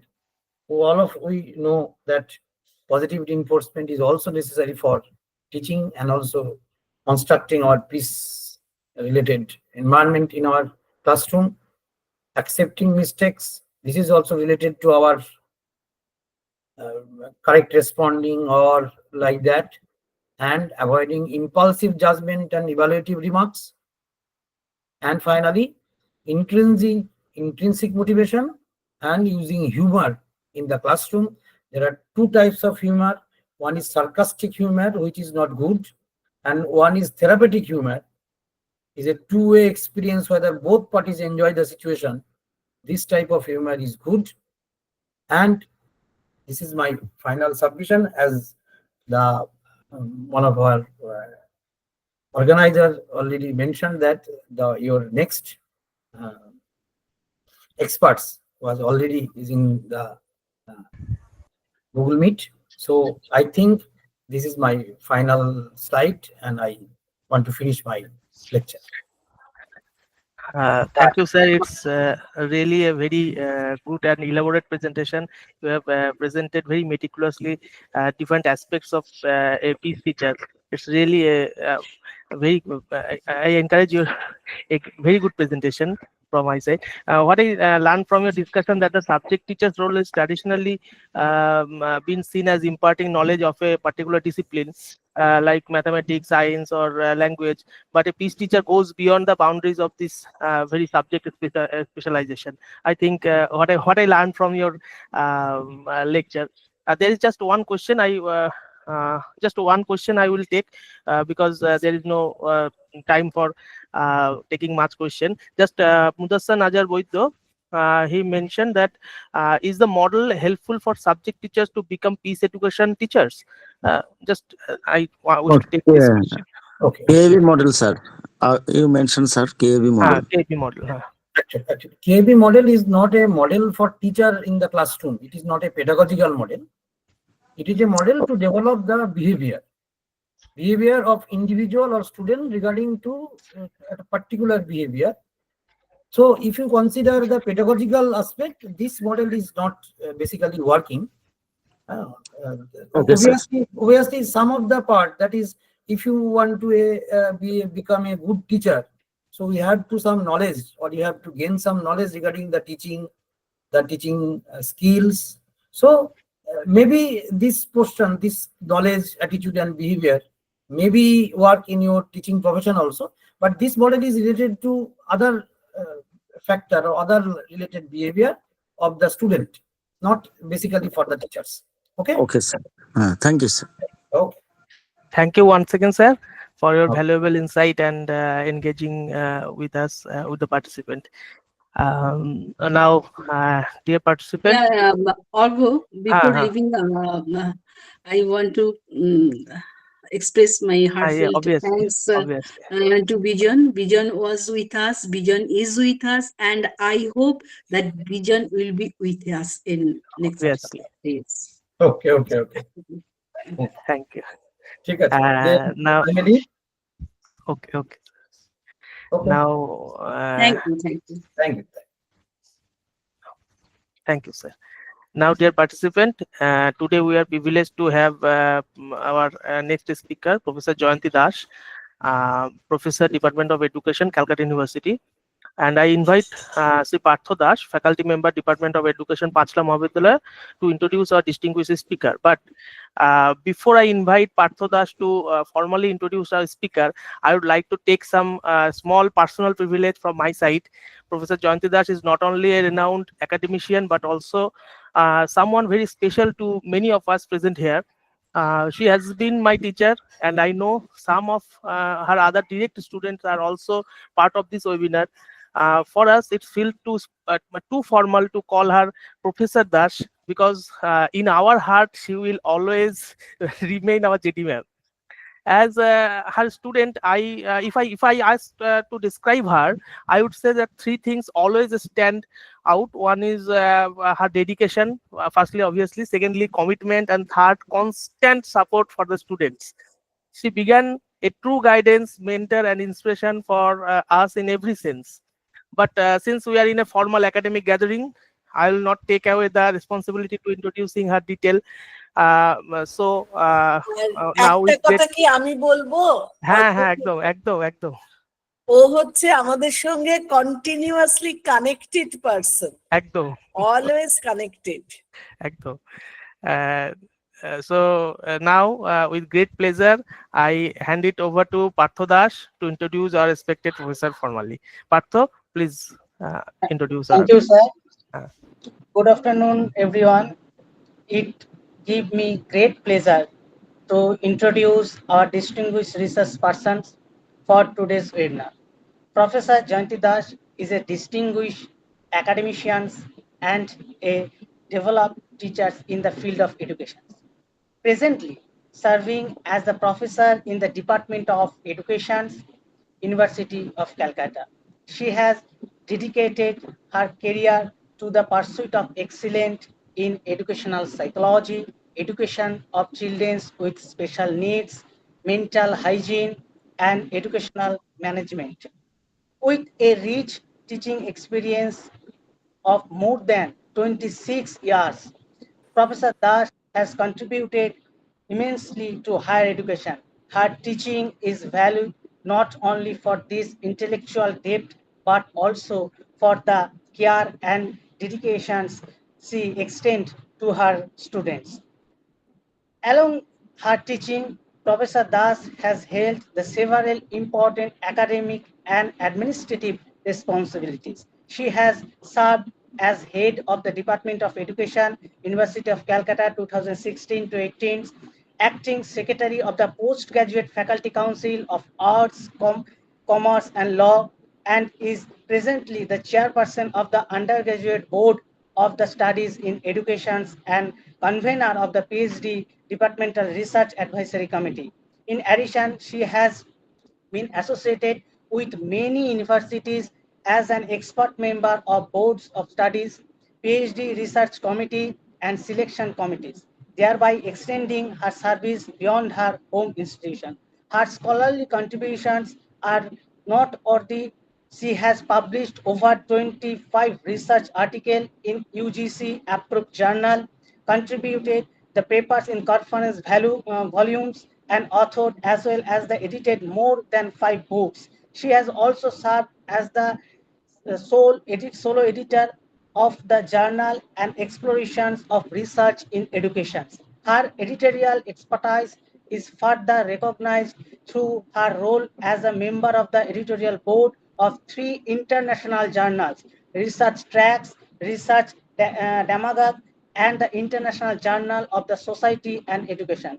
Professor thus successfully completes several research projects funded by UGC and the ICSSR. She has supervised more than 20 MPhil scholars and continues to guide the several PhD scholars, many of whom have already been awarded their doctoral degree under her guidance. Her dedication has been acknowledged through the several honors, including the Best Program Officer Awards NSS in 2011-12, and her name also been listed among the Asian Admirable Achievers. She has been entrusted with the responsibilities such as the officer in charge and observer of the set examination, coordinator of the UGC HRDC course, and has acted as a research person in the numerous international and national seminars and webinars. We are truly honored, Madam, to have the Professor Das with us today and share insights of this webinar, which will undoubtedly enrich and our understanding and speak the meaningful discussion. Now, I warmly invite Professor Das, Madam, to kindly address the audience. Over to you, Madam. Thank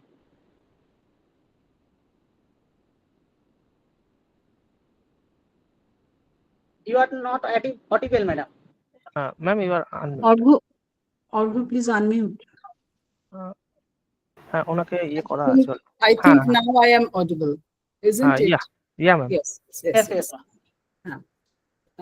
So thank you for inviting me for this kind of national webinar, and I express my thanks and gratitude to Principal Dr. Mondol and obviously Nandidi and organizers and Shonalidi.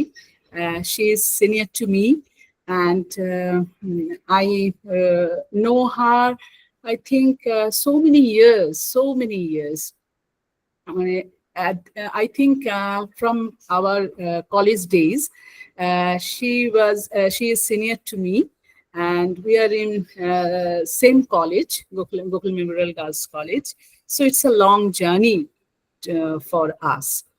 So this is the today the topic is a new one, but nothing new one, because it is based on NEP 2020, and my topic is totally excluded from today's discussion, because it is just share my PPT. Share my PPT, please. And it is NEP already I have shared through mail. Yes, ma'am, I am sharing it.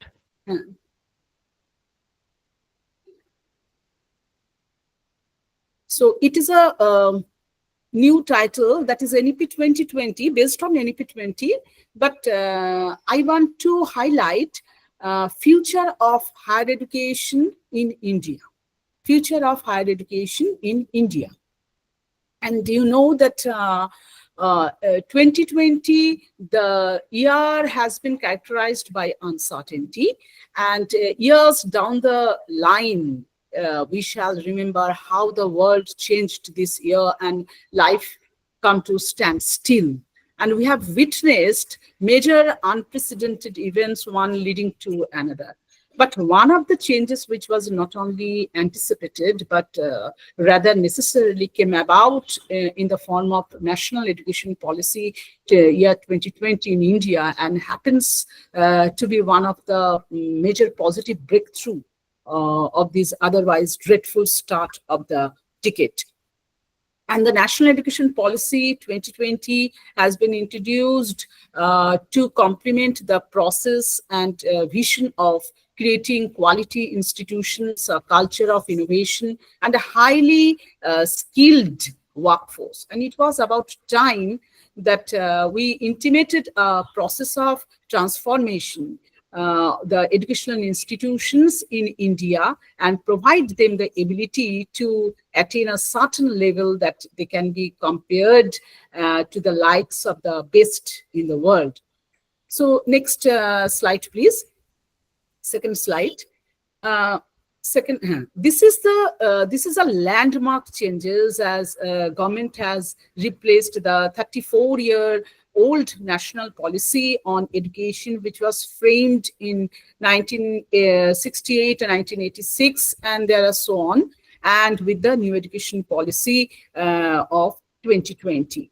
The NEP, which has been approved by the Union Cabinet, has made revolutionary reforms in Indian education system. So next slide, please. Next slide. Next slide. So here I will highlight some of the major points, that is the fundamental principles of the policy regarding higher education. And that is, the first one is the fundamental principle of the policy means number one is recognizing, identifying and fostering the unique capabilities of each students by sensitizing teachers as well as parents to promote each student's holistic development in both academic and non-academic spheres. Number two, that is flexibility. Flexibility means so that learners can choose their learning trajectories and programs. Number three, no hard separation. That means no hard separation between arts and science, between curricular and extracurricular activities or co-curricular activities, and between vocational and obviously academic streams and so on. Next is multidisciplinary and holistic education, that is across the science, social science and arts, humanities, etc. Number five is emphasis on conceptual understanding rather than rote learning and learning for exam. But actually here I want to highlight that students are too much habituated on rote learning. So the national education policy emphasized on conceptual understanding. Next is creativity and critical thinking to encourage logical decision making and innovation. Next is ethics and human and constitutional values. That is like empathy, then respect to elders, respect to others, then cleanliness, courtesy, democratic spirit, then respect for public property, scientific temper, liberty, these are. And next is promoting multilingualism and the power of language, that is obviously in teaching and learning. Next slide. Yes, life skills, such as communication, cooperation, then teamwork, then resilience, this kinds of. And number 10 is extensive sea of technology, that is extensive use of technology, that is in teaching and learning, and removing language barriers, increasing access for Divang students. That is, students should express the whole matter, that is the concept of their subject in their mother tongue. Next is full equity and inclusion. That means a full equity and inclusion as the cornerstone of all educational decisions to ensure that all students are able to thrive in the educational system. Next is teachers and faculty as the heart of the learning process. Obviously, their recruitment, then continuous professional development, positive working environment, then service conditions, all are attached in this point. Next, that is light but tight regulatory framework.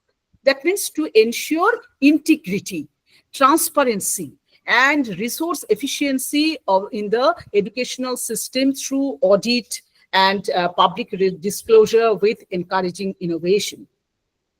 Next is outstanding research. As a outstanding research is that is as a for outstanding educational development. Outstanding research means for development of education. Next, just next slide. Next slide, please. Okay. There are so many fundamental principles. Just I'm mentioning the main points. That is a continuous review of progress based on sustained research and regular assessment by educational experts. And education is a public service. We know that. To access to quality education must be considered a basic right of every children. Here, these are the just here mentioned. I have mentioned through circle, that is vision of higher education. Vision of higher education here. Vision of higher education means by 2040, all higher education institutions shall aim to become multidisciplinary institutions, each of which will aim to have 3,000 or more students. This is the assumption. I don't know what will be the exact picture, but this is the assumption. This is the assumptive picture of National Education Policy 2020, and the next one, that is there shall be 2000 by 2030 be at least one large multidisciplinary higher education institution in or near every district. And the aim is increase the gross enrollment ratio, that is GER in higher education, including vocational education, from 26.3%, that is in the year 2018 I'm mentioning, to 50% by 2035. And growth will be in both public and private institutions, with a strong emphasis on developing a large number of outstanding public institutions. And a university will mean a multidisciplinary institution of higher learning that offers undergraduate and postgraduate programs with high quality teaching, learning, research, and community engagement. And the definition of university, it must be remembered that definition of university will thus allow a spectrum of institution and range from those that place equal emphasis on teaching and research. That is research intensive universities. University means research intensive universities, and those that place greater emphasis on teaching but still conduct significant research, that is teaching intensive universities. And now I'm highlighting on some major points, that is autonomous degree granting college, that is AC, will refer to a large multidisciplinary that grants undergraduate degrees, and that is primarily focused on undergraduate teaching through it, would not be restricted to that. That means the institution will cover not only the teaching process or learning process, it will be more. that is a multidisciplinary that grants undergraduate degrees and is primarily focused on undergraduate teaching. Next, the main point may be a stage-wise mechanism for granting graded autonomy to colleges. Now, some colleges are getting autonomous platform. That is, recently Behala College has got it. So, stage-wise mechanism for granting graded autonomy to colleges through a transparent system of graded accreditation will be established. Higher Education Institute will have the autonomy and freedom to move gradually from one category to another based on their plans, based on their actions, and based on their effectiveness. An institution will have the option to run open distance learning, that is ODL, and obviously online programs provided they are accredited to do so. Just like NSU or Netaji Subhash or Open University or IGNU, Indira Gandhi Open University, just like that. And the system of affiliated colleges will be gradually phased out. Will be if the institutions got autonomous platform. Obviously, the affiliated colleges, the quote unquote, the term affiliated colleges will be gradually phased out over a period of 15 years through a system of graded autonomy and to be carried out in a challenge. The overall higher education sector will aim to be an integrated higher education. That means higher education will be integrated, where all kinds of students will be included in the higher education institution, and their major subjects will be taught in the colleges as higher education institutions. And the present complex nomenclature of higher education institution in the country, such as deemed to be university, it is nothing new concept. Already so many institutions have got deemed to be university, and affiliating university, affiliating technical university, unitary university shall be replaced simply by university, not university, not affiliating university, not deemed to be university, not like that. Only university on fulfilling the criteria as per norms. So towards a more holistic and multidisciplinary education, a holistic and multidisciplinary education would aim to develop all capacities of human beings, that is intellectual, then aesthetic, social, physical, economical, and moral in an integrated manner. And even engineering institutions such as IITs will move towards more holistic and multidisciplinary education with more arts and humanities, and students of arts and humanities will aim to learn more and more sciences, and all will make in an effort to incorporate more vocational subjects, that is life skills, then soft skills, this kind of. An imaginative and flexible curriculum structure will enable creative combinations of disciplinary for studies, and departments in language, literature, music, philosophy, then the art, dance, then theater, education, mathematics, statistics, pure and applied science, sociology, economics, then sports, etc., will be established and strengthened. All higher education institute. All these are highlighted part which I am mentioning in the in NEP 2020, and curriculum structure of all higher education institution shall include credit-based courses and projects in the areas of community engagement and service, environmental education, and value-based education. And the undergraduate degree will be either 3 or 4 year duration. We already we accept it with multiple exit options within this period with appropriate certification.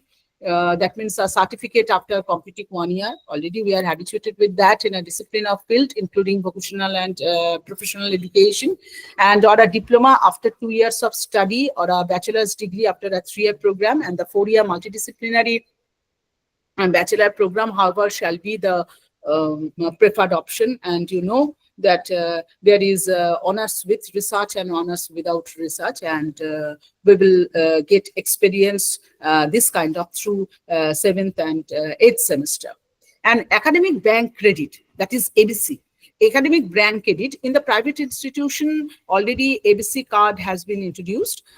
In the government institution, they are trying to do, that is ABC card, that shall be established, which would digitally store the academic credits of every student, and what they earn from various higher education institutions, so that the degrees from the higher educations can be awarded taking into account credits earned. And the 4-year program lead to a degree with research if the student complete a rigorous research project in the major areas of study as specified by the higher education institution. And the optimal learning environment and support for students. You know that institutions and faculty will have the autonomy to innovate on matters of curricula, pedagogy, and assessment, because when the institutions are getting autonomy power, that means they are free to prepare the whole syllabus in their own. That means they will not depend on any university. Autonomous means that means just like St. Xavier's College. You know that they have got autonomy and they have prepared the syllabus in their own. And there are other autonomy. There are other colleges also. Already they have got autonomous platform, that just like Ramkrishna Mission, Belur Ramkrishna Mission.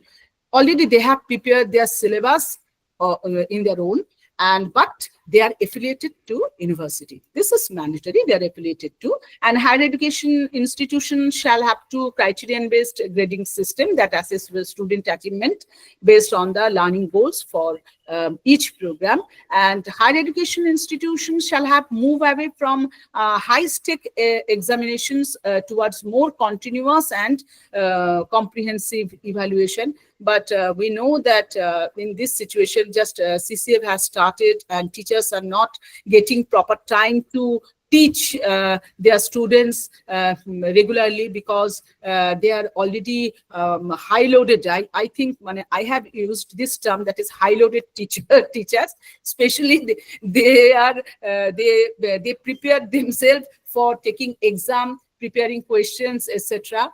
They are not getting time to teach the students and to complete the whole syllabus. It is a real picture of the learning system and teaching system of us. But we have to maintain it, because after all, it is a system and we're the part of that. And each institution will integrate its academic plans ranging from curricular improvement to quality classroom transaction. And our teachers are very much I think I should use the term that teachers prepared themselves to take classroom teaching and for classroom transaction into its larger institutional development plan, that is ideal. And high quality support centers and professional academic and career counseling will be made available to all students. And the main part is that what I think, that is motivation, energy, and the capable faculty. And these will be the main three major parts for which we have to prepare ourselves. And all higher education institutions will be equipped with the basic infrastructure and facilities, but in every institution it is lack of, because whenever the teacher discuss something else, first problem we face, that is infrastructural facilities, and including clean drinking water, then clean working toilets and blackboards, especially in the rural areas. It is very much lack of that. That is the blackboard, proper blackboard. That is a smart classroom, very lack of. And offices, teaching supplies, libraries, labs, and pleasant classroom spaces, and obviously campuses. And every classroom shall have the access to latest educational technology that is enables better in learning experiences. And faculty will be given the freedom to design their own curricular and pedagogical approaches, and higher education institutions will have clearly defined, that is independent and transparent processes and criteria for faculty recruitment. And the teacher education, I can say, but I think for teacher education, especially for the B.Ed institution, I think I should not discuss in this platform, because for B.Ed education, there are several qualities and there are several criteria already mentioned in the NEP. But for vocational education and for technical education, I must say that is by 2025, that means for this year, at least already, which has mentioned in the NEP 2020, that at least 25%, 50% of learners through the school and higher education system shall have exposure to vocational education, for which a clear action plan with targets and timelines will be developed. It is mentioned in the NEP 2020.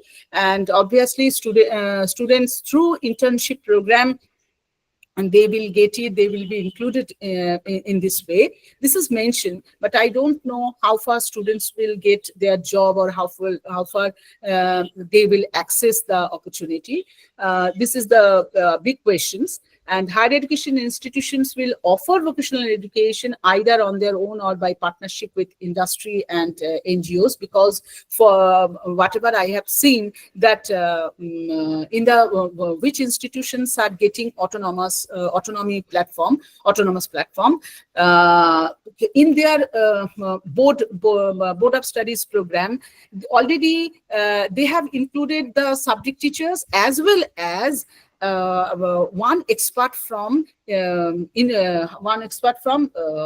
institution that is very much associated with the institution. So the BVOC degrees introduced in already in 2013, that is will continue to exist. And for professional education, standalone agricultural universities, legal universities, health, science universities, technical universities, and standalone institutions in other fields shall aim to become multidisciplinary institution. And regarding promoting high quality research, NEP 2020 has stressed on quality academic research that advocates lifelong learning and research to prevent humans from becoming in society in terms of knowledge, skills, then experience needed to live comfortably. So effective governance and leadership for higher education institution, that is through suitable system of graded accreditation and graded autonomy, and in a phased manner over a period of 15 years, all higher education institutions in India will aim to become independent, self-governing institutions, pursuing innovation and obviously excellence. And the last one that is I want to highlight, that is technology use and integration, that is National Education Technology Forum, that is NETF, will be created to provide a platform for the free exchange of ideas on the use of technology and appropriate integration of technology into all levels of education has to be done to improve classroom processes. And we have seen that in so many institutions, especially in the urban area, many higher education institutions have arranged smart classroom, and these are the first platform to introduce technological use in the subjects. But I think technology-based education platforms such as Diksha and Swayam that may be the better integrated across in the higher education system. Next slide, please. Next slide. Next slide. So these are the major hits of NEP 2020 in the Indian education sector, that dropout rates and enrollment and gender inclusion. That is, statistics show that there has been an increase in overall school enrollment rates, but data also show that enrollment rates for especially girl children girl students have increased. And according to the India Skills Report 2022, I think so, 2022, employability has increased from 45.97% to 46.2%. Very low, but it has been increased 45.97 to 46%, just 1%. And in 2022, 51.44% more women than men were highly employable. And the policy emphasis on liberal education has as its goal the eradication of discipline boundaries and professors of practices. This is very much important. That is, new education policy has introduced the concept of professor of practice. That is, which allows individuals with practical experience in a specific field to become professor without the requirement of PhD degree.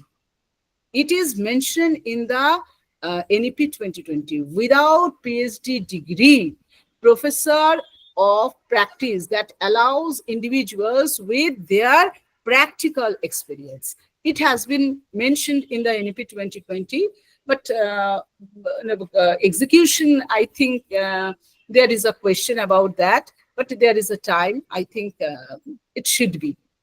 Next slide, please. Next slide. Next slide, please. Yes. And now the question is whether the policy is necessity or imposed.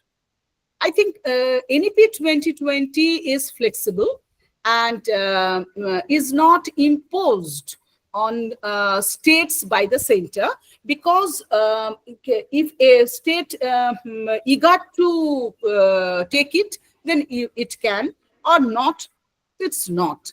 But states can adopt the policy according to their requirements. And NEP is a result of different thoughts of people putting their minds together after extensive consultation.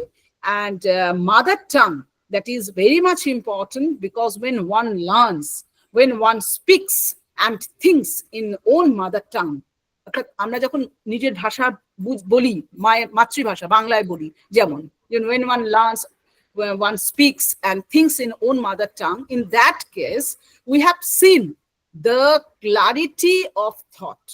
That is very much important, because when we are expressing something in other language, but instead of that, if we express the whole matter in our language, in our mother tongue, that is in Bengal, that is a mother tongue, obviously in Bangla, and in other states there are so many mother tongues. So when they are expressing, or when we learn something else through our mother tongue, that concept is more clear instead of knowing the other things through other languages. So it is mentioned, it is nothing new, because in our previous policies, all the experts, all the educationists expressed on mother tongue, because only the students can learn or can clear their doubt through mother tongue, can get the whole concept of the subject through mother tongue. So mother tongue is very much important. And I think so there are so many doubts. That is, doubts means it is doubtful whether the states have the capacity to honor the commitment for greater investment in education made on their behalf by the center. And the education, I think educational cess can never be the solution. And while the policy lays emphasis on outcome, it does not acknowledge that outcome cannot be achieved without requisite inputs. And the policy documents make statements without creating an blueprint, especially feedback from teachers or faculties who are associated with higher education institutions. Because policy, it is not mentioned.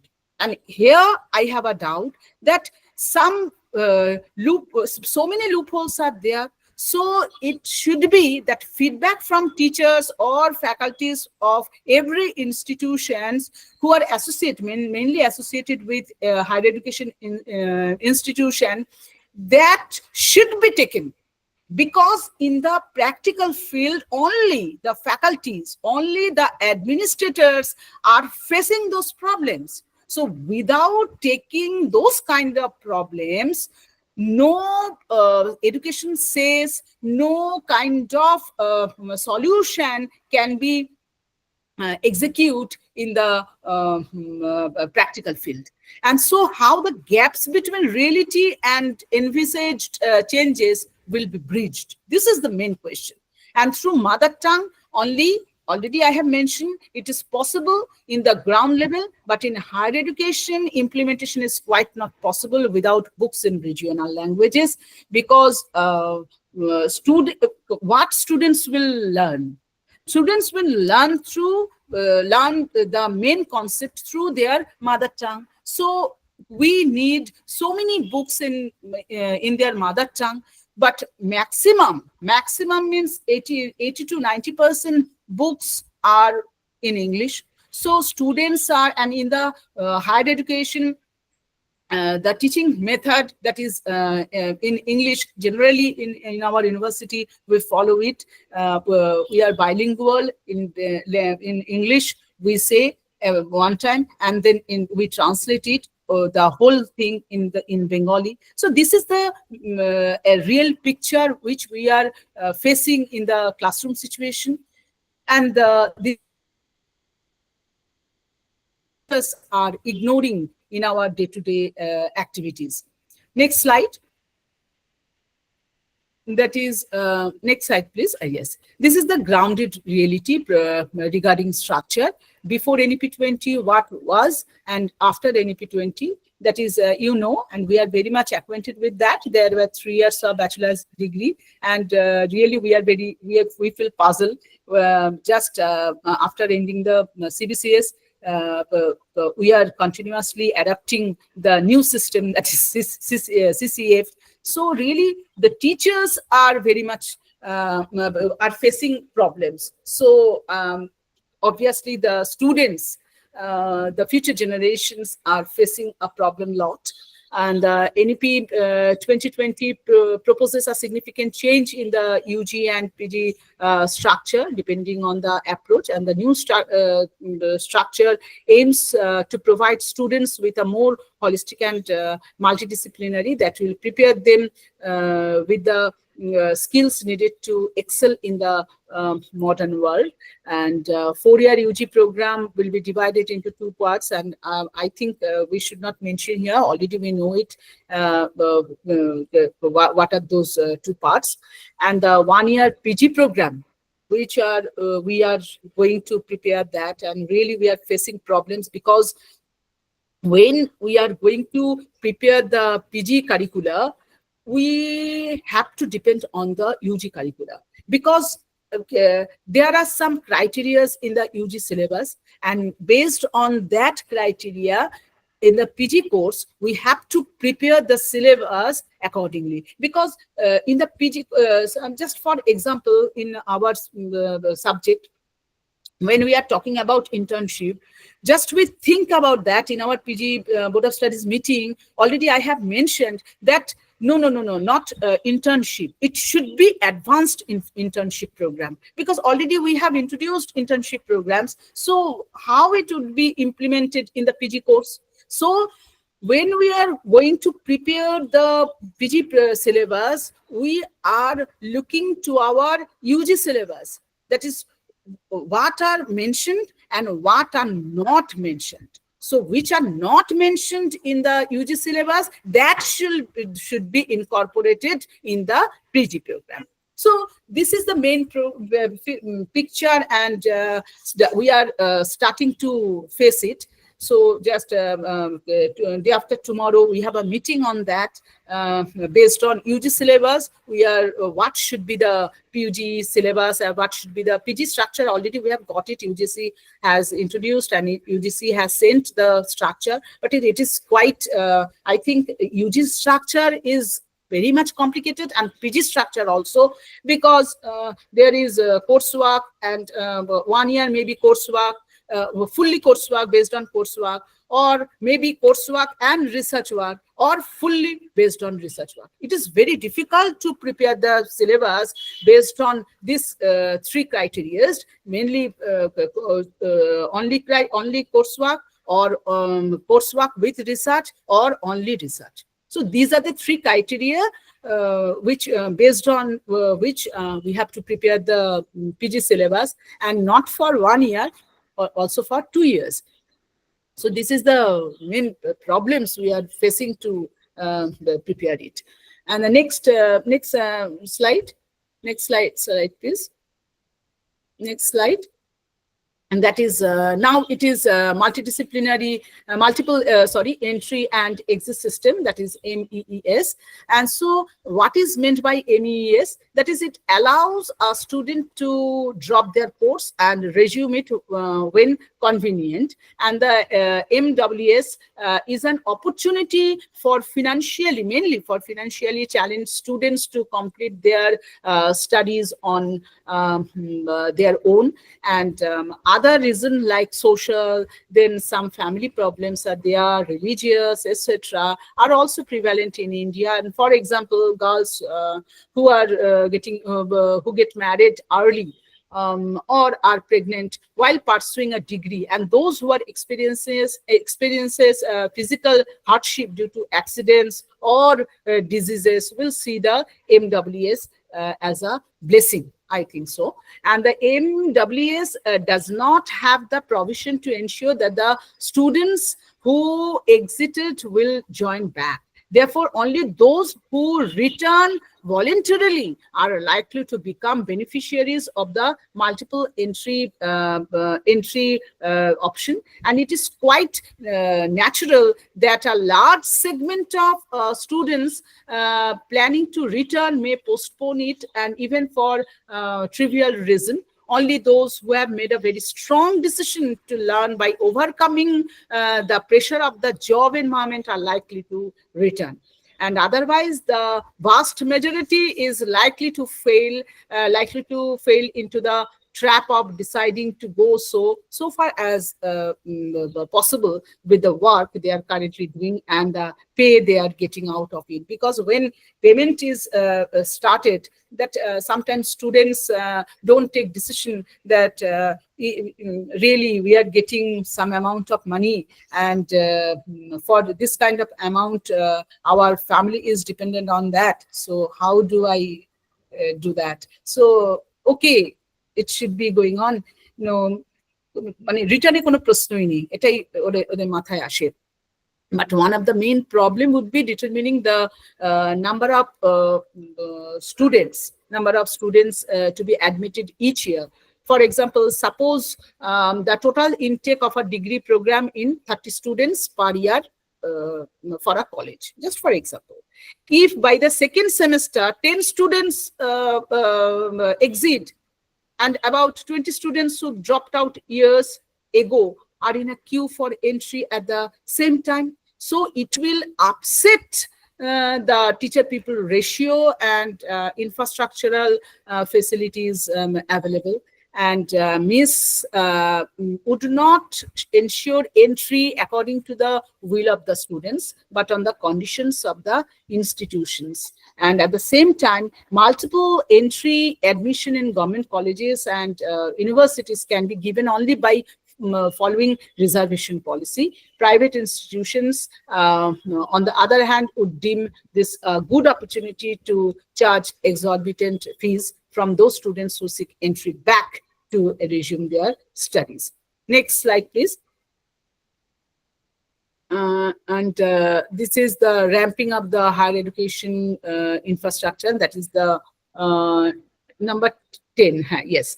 So at present, India's higher education enrollment calculated in terms of GER, that is gross enrollment ratio, as only 26%, and GER is the ratio of population in the 18 to 23 age group to the number of people enrolled in higher education.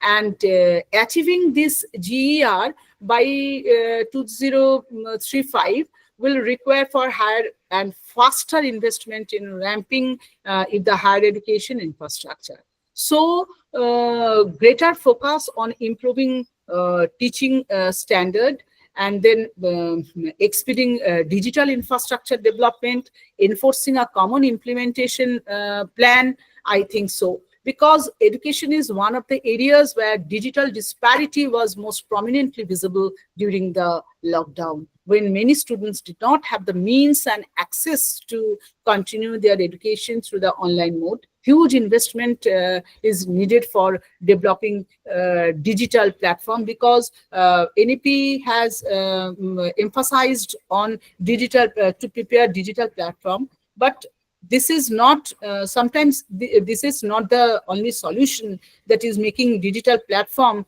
students will join their or will continue their studies, but it is enforcing a common implementation plan.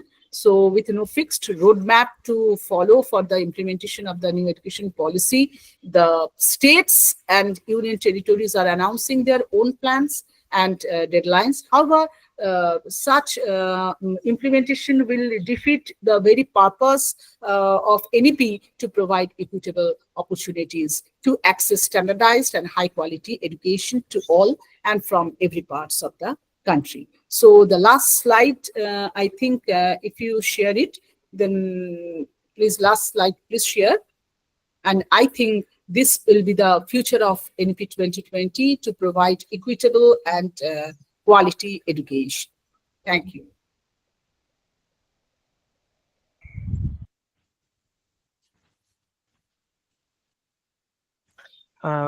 Thank you, ma'am, for your illuminating presentation.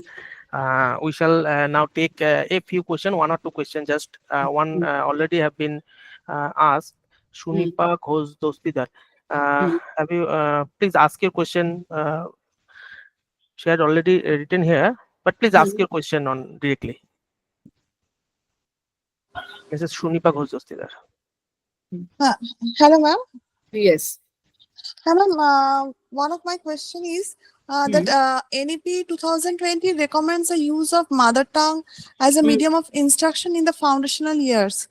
However, in the present scenario, there is a growing craze for English medium education, and these kind of schools are mushrooming across the country. Yes, yes. In this context, how can the recommendation of NEP on mother tongue as medium of instruction can be effectively implemented? No, actually, instead of preparing the, NEP already mentioned that the teaching learning process should be based on mother tongue. It is okay. But without preparing the education materials in mother tongue, it is not possible.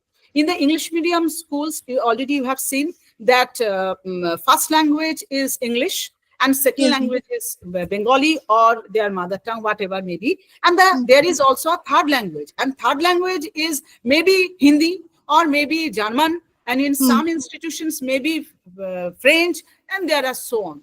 So that is the I think mother tongue, or in the English medium schools or in the English medium colleges, there is no possibility. But in the English medium schools, there is the only solution that Bengali should be teach properly, or Yes, ma'am. mother tongue, that is Hindi. If their mother tongue is Hindi, then it should be teach properly, following grammars and etc.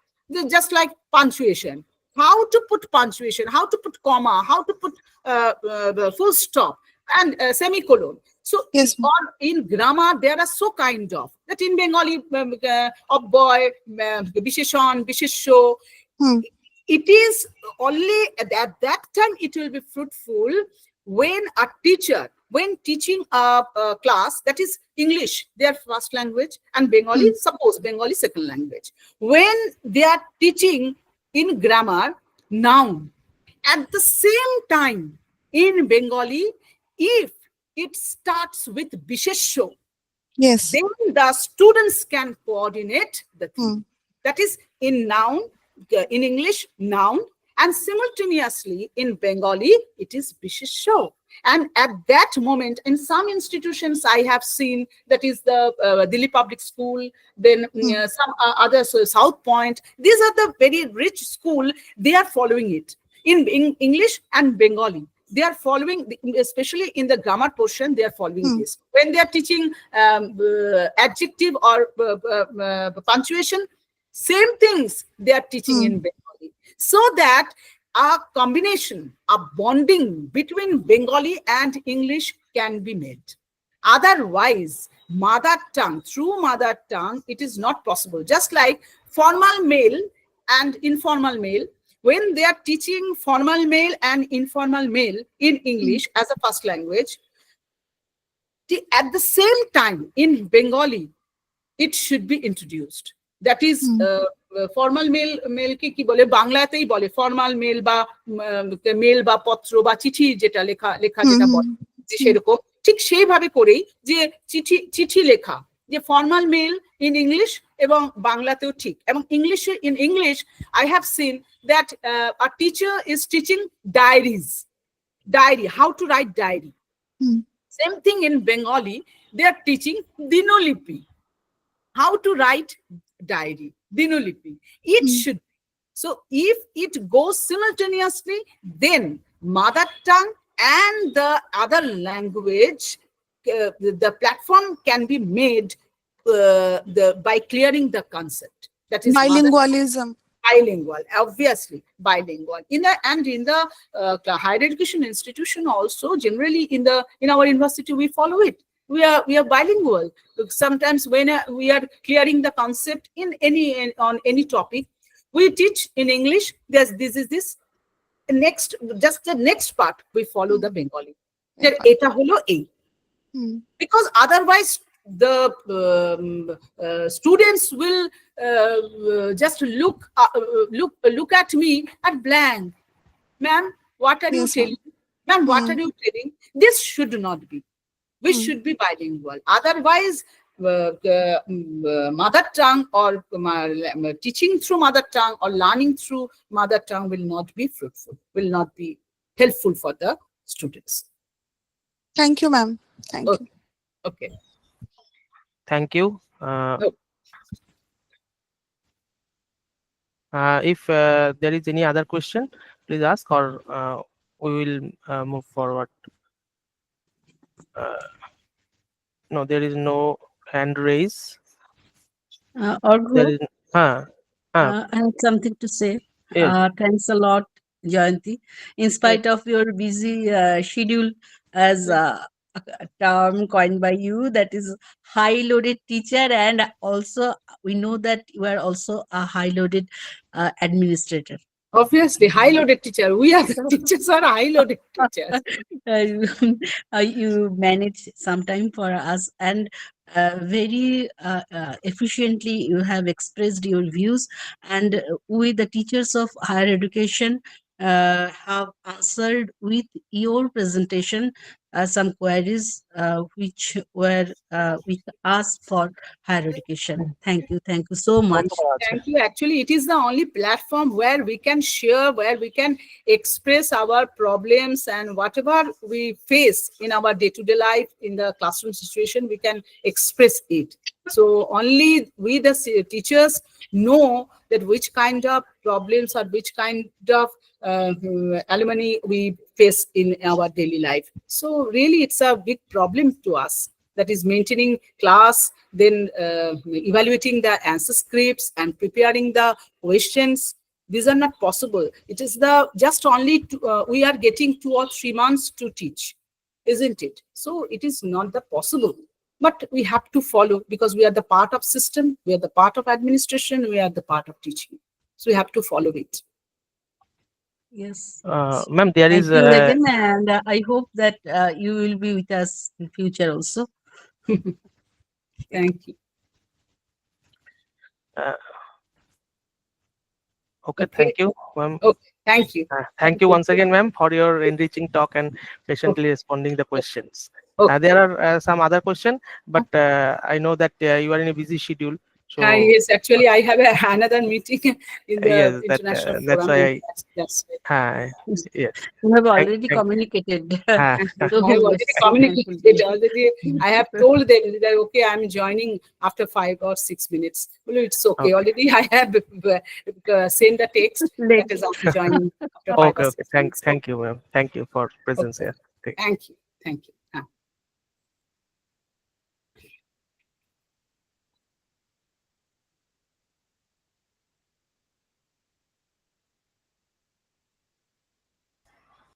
Now, dear participant, now we are moving toward our next technical session, that is the paper presentation session. I am happy to introduce the chairperson of this session, Dr. Lolitabho Mahakud. Professor Mahakud is associate professor in Department of Education, Jadavpur University.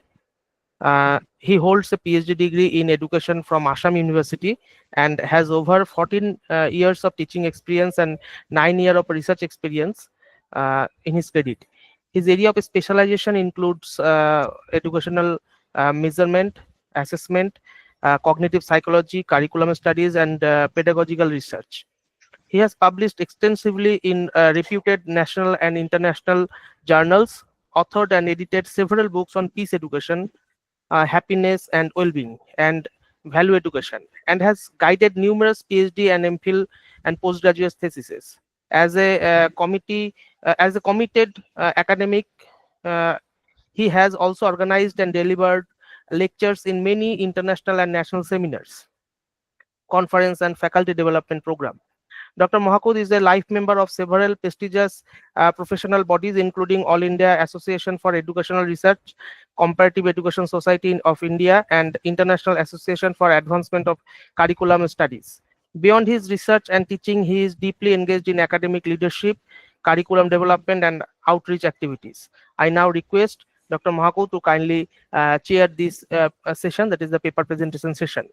I already shared the list of paper presenters, but I will call them one by one. Dr. Mahakud, will you please address the initial address this session? Please. Thank you. Am I audible? Yes, sir. You are perfectly audible. Thank you, Agadi, for giving me opportunity to be here. So I am very much thankful to all the members of organizing committees and the authorities of both the colleges for giving me opportunity and inviting me to have a session like this. So with this, I would like to request or control the sessions. That means the paper presenters. I will be here, but it will be better if you monitor the presentation sessions. So then Obviously, sir. Obviously. we may not kill the time. Okay.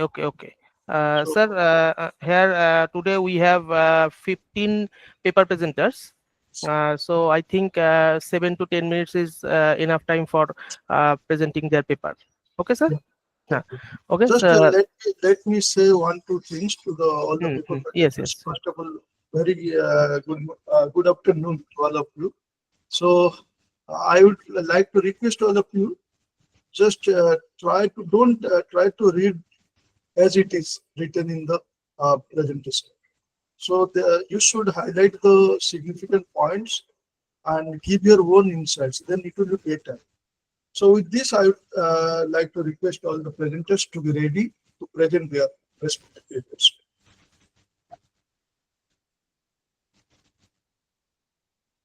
So our first presenter is Mrs. Supriti Das, Assistant Professor of English, Abhedananda Mahavidyalaya. His title is her title is Narrative of Unity, Language and Literature in Conflict Resolution and Peace Building. Mrs. Das, are you here? Yes, sir. Yes, you can continue. Okay, sir. Thank you. So, good afternoon, everyone. I myself, Supriti Das, an assistant professor of Shaikya Abhedananda Mahavidyalaya, which is situated in Birbhum, West Bengal. So, the name of my topic is Narratives of Unity, Language and Literature in Conflict Resolution and Peace Building. But there is one point I just want to establish myself, that is the before presenting my paper through this webinar platform, I just want to create an amicable atmosphere by chanting the Vedic mantras in bilingual mode. May I, sir? Yes, obviously. Okay. Yes. One more thing, if anyone want to share screen, you can share it now. Okay, I just allow all of you so that screen can be shared. Okay, thank you. Okay. Om. Om. Om. Sangachatvam sangvadvatham sangvo manangsi janatam deva bhagam yatha purve sanyananam upasvate samana mantra samiti samani samanang mantra sahajitamesham samanang mantra अभिमन्त्रैव समानमस्तु हविषाजुहमि समनिभो Akuti समन हृदयनिव समनमस्तु मन यथवा सुस्वस्वति এক পথে চলিব এক কথা বলিব আমাদের মন গলি একভাবে গড়িব দেবগণ যেমন ভাগ করে হবিলেন আমরাও সব কিছু ভাগ করে লইব আমাদের চাওয়া পাওয়া অন্তঃকরণ একরূপ আমাদের মাঝে সব একেরই বহুরূপ ওই কবিধানে মন্ত্র করিয়া দেবগণ তোমাদের আহুতি প্রদান করিব সংকল্প সমান হৃদয় সমান ভাগগুলি সমান করে পরমৈক্য গড়িব. So I am just starting my paper. That is, language and literature have long played a pivotal role in shaping societal norms, influencing public perception, and fostering mutual understanding across diverse cultures. So, in the context of conflict resolution and peace building, they are serving their role as powerful tools for transcending divisions, promoting dialogue, and humanizing the other. So, this paper actually wants to explore the potentiality of narratives, that is, in both fictional and non-fictional way.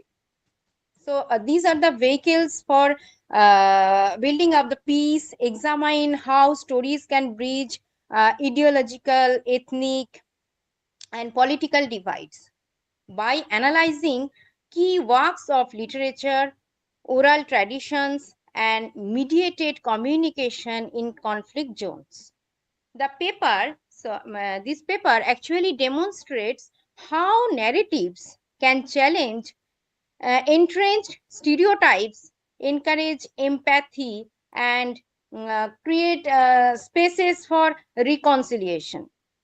So, furthermore, it actually investigates how language as a medium of both expression and interpretation plays a critical role in constructing narratives that not only represent peace but actively facilitated its creation. So, drawing on case studies from post conflict societies and peace building efforts, the paper argues that literature, through its capacity to shape collective memory and identity, offers a unique framework for addressing the roots of conflict and fostering long lasting peace. So, in a world increasingly defined by social fragmentation, ethnic tensions, and so called political discord, language and literature have emerged as powerful tools in the search or in the quest for peace. So, the ability to communicate complex ideas, narratives, and emotions through language can transcend boundaries and facilitate dialogue. So, literature as a reflection of human experience allows individuals and communities to engage with differing worldviews, challenging stereotypes, and actually nurturing empathy. So, this paper explores the role of language and literature in conflict resolution and peace building, and focusing on how stories, whether oral or in a written form, serve as an instrument of unity in divided societies. So, the role of language in conflict and peace building. Language is more than just a mode of communication. It is a medium through which sorry, identity is constructed and maintained. Linguistic divides often lie at the heart of ethnic and political conflicts, where language becomes a marker of so-called us versus them. However, language also offers a potential bridge. In a post-conflict societies, the use of inclusive language can play a very important or a pivotal role in dismantling divisions and fostering reconciliation. The concept of linguistic diplomacy, using language as a tool to negotiate and mediate conflicts, has gained prominence in peace building processes. So, there are some key points to discuss, that is, linguistic identity and conflict, language as a tool of negotiation, the power of inclusive language. Examples: the role of language in the peace process in South Africa during the transition from apartheid. That means the use of bilingual or multilingual education in post-conflict regions to heal linguistic divisions. Here, the another point is literature as a catalyst for peace building. Literature functions as a mirror to society, offering narratives that can either reinforce the status quo or challenging the existing power structures. So, in conflict zones, literature serves as a powerful vehicle for to express something, to heal something, and for reconciliation. There are some genres in literature, that is fiction, poetry, drama, and also other, allow individuals to explore different perspectives, confront the past incidents, and imagine new futures. So, through literary works, individuals can process trauma, confront historical narratives, and engage in dialogue with the so-called other. So, here are also some points to discuss, that is literature as therapy. In which way literature works, that is how storytelling can provide emotional healing for individual and communities. Next one is empathy through fiction. That is how reading about the experiences of others can foster empathy and understanding. Historical narrative and healing. So that is how literature can reshape collective memory, challenging propaganda, and offer alternate narratives of conflict. Examples, that is Chinua Achebe's Things Fall Apart, where examine colonialism from the perspective of the oppressed and its role in reshaping the narrative of African identity. Narrative approaches to conflict resolution. A critical component of peace building is finding common ground through shared some stories. That is narrative diplomacy. The practice of crafting and sharing narratives to foster understanding and compromise has been employed in various conflict resolution efforts. Stories whether oral traditions or written texts help individuals process grief, challenge preconceived notions, and build some shared futures. That is the role of narrative dialogue between conflicting parties, helps reshape identities and reframes conflict, offering the potential for non-violent resolution. Then there are also some points to discuss, that is in which way narrative approaches are actually working. That is the power of shared narratives. That is how the process of storytelling can shift perspectives and creates the common ground and build mutual understanding for empathy, healing. Um, uh, and the next point is oral traditions and conflict resolution. That is the role of oral literature in facilitating healing in indigenous and conflict affected communities. Next one, the truth and reconciliation process. That is examining narrative based approaches used in truth commissions and post conflict dialogues.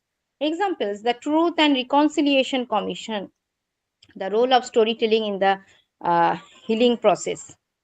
So, literature and peace building in action. That is, this section will delve deeper into specific case studies where literature and language played a central role in peace building efforts. So, these examples showcase the practical application of theoretical frameworks discussed earlier.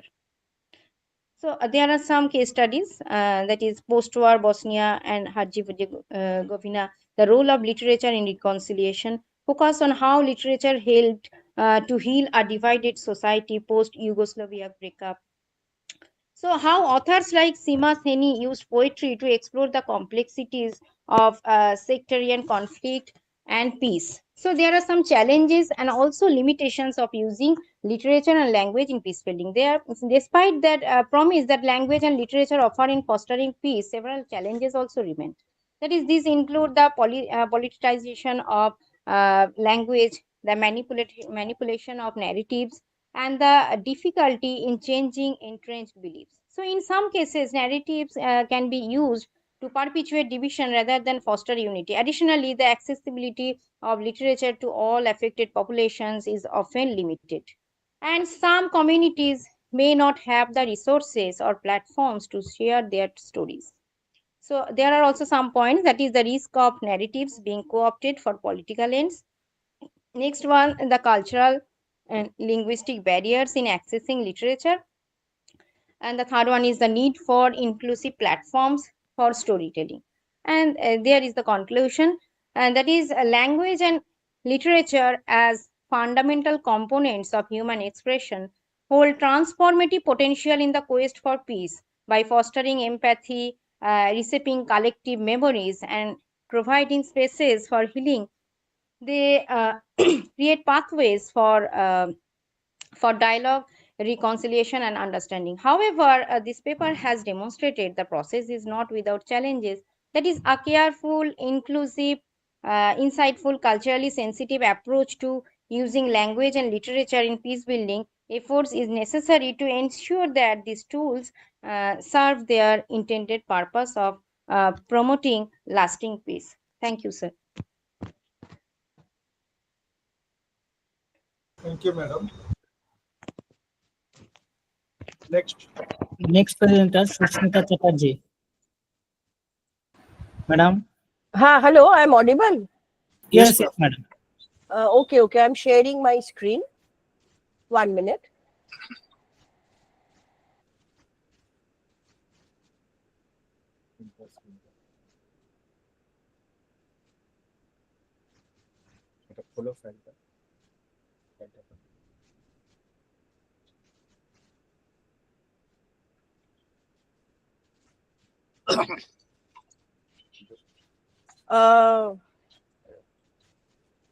Is it okay?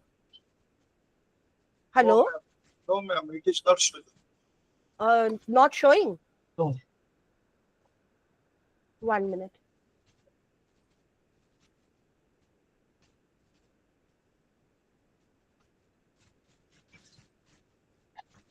One minute, sir. Yes, yes.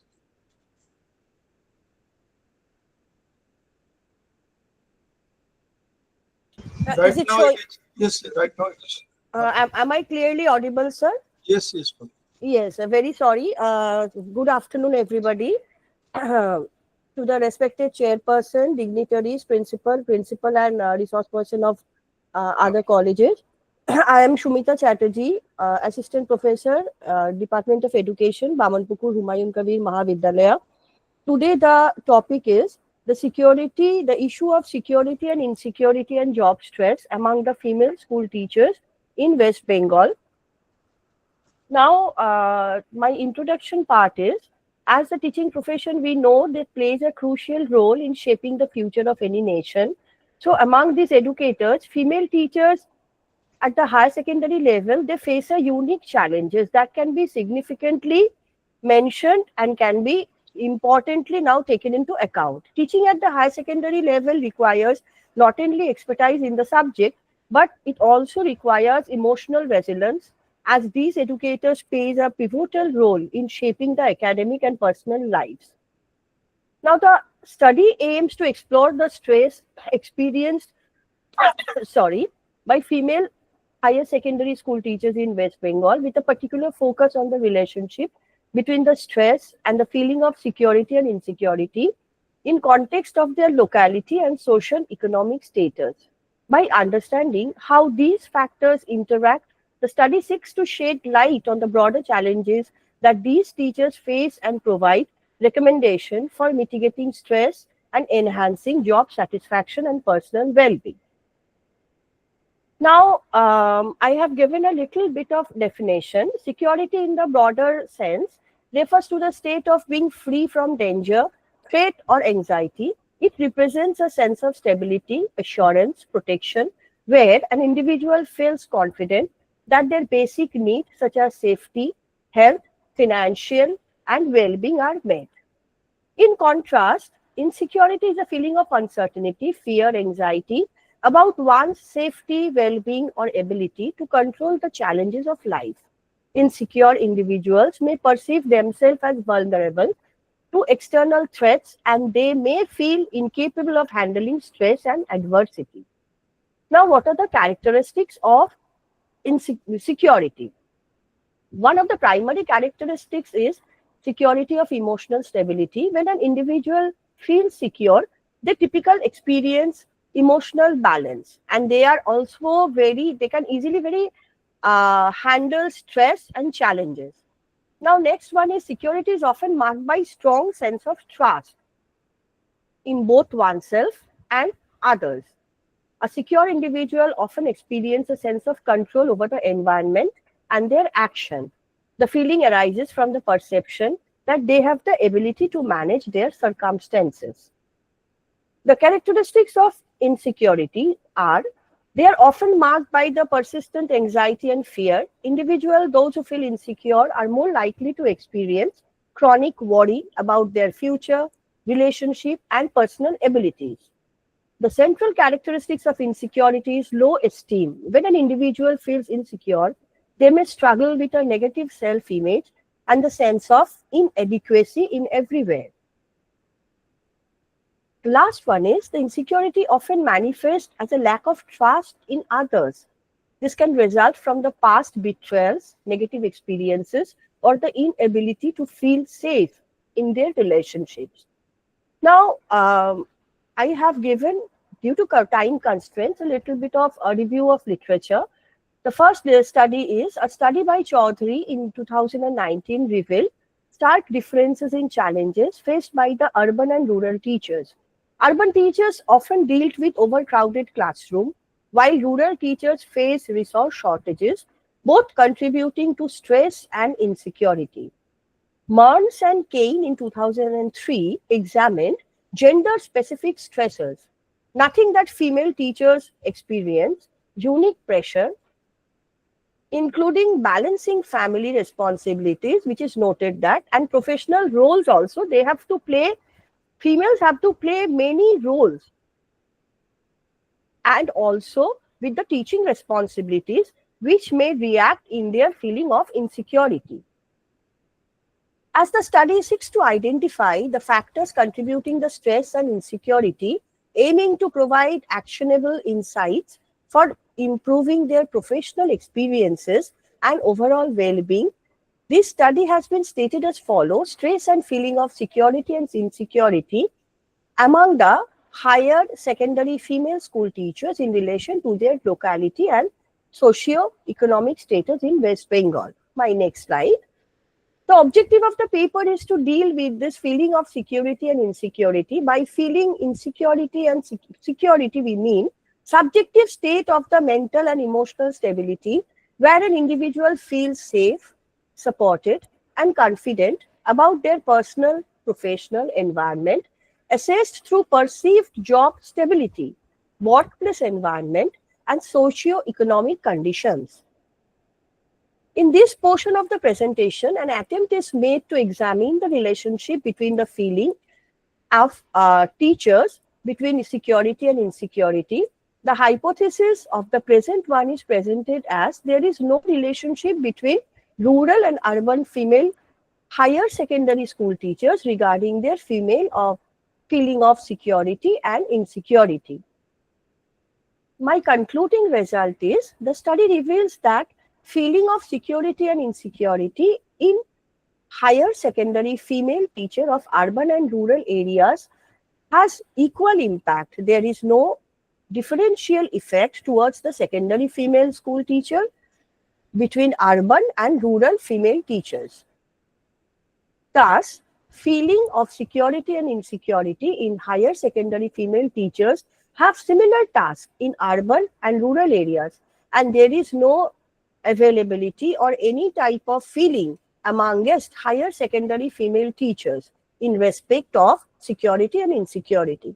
So it may be concluded and it may be seen that both in urban and rural areas, they are feeling same security and insecurity are there, and there is no significant difference between urban and rural higher secondary female teachers.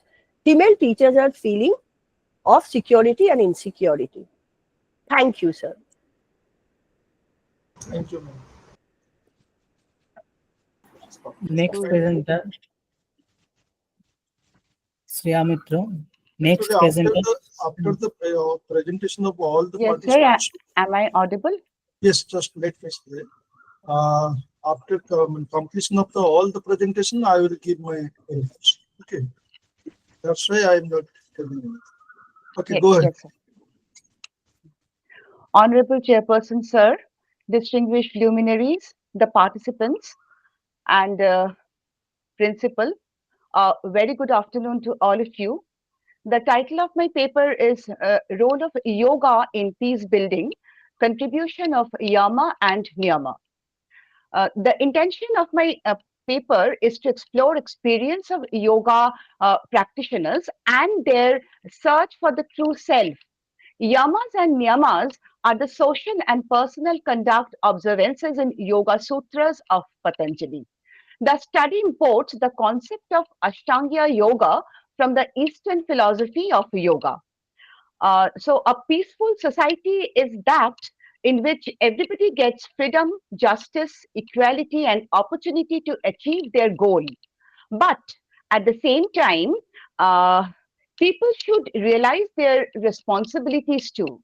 If people have love and a sense of respect, good understanding, tolerance, compassion, and friendship, Then only a good and peaceful society is built.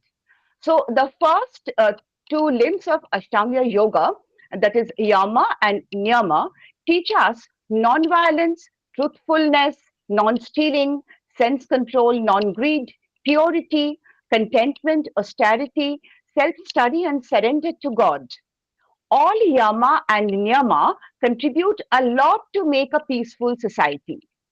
So my paper shows how the limbs of yoga, that is yama, that is social disciplines, and niyama, that is individual disciplines, are helpful in building a good and a peaceful society. Maharshi Patanjali, in his the founder of yoga system, says that yoga literally means union, that is spiritual union of the individual soul with the universal soul, and is used in this sense in Vedanta.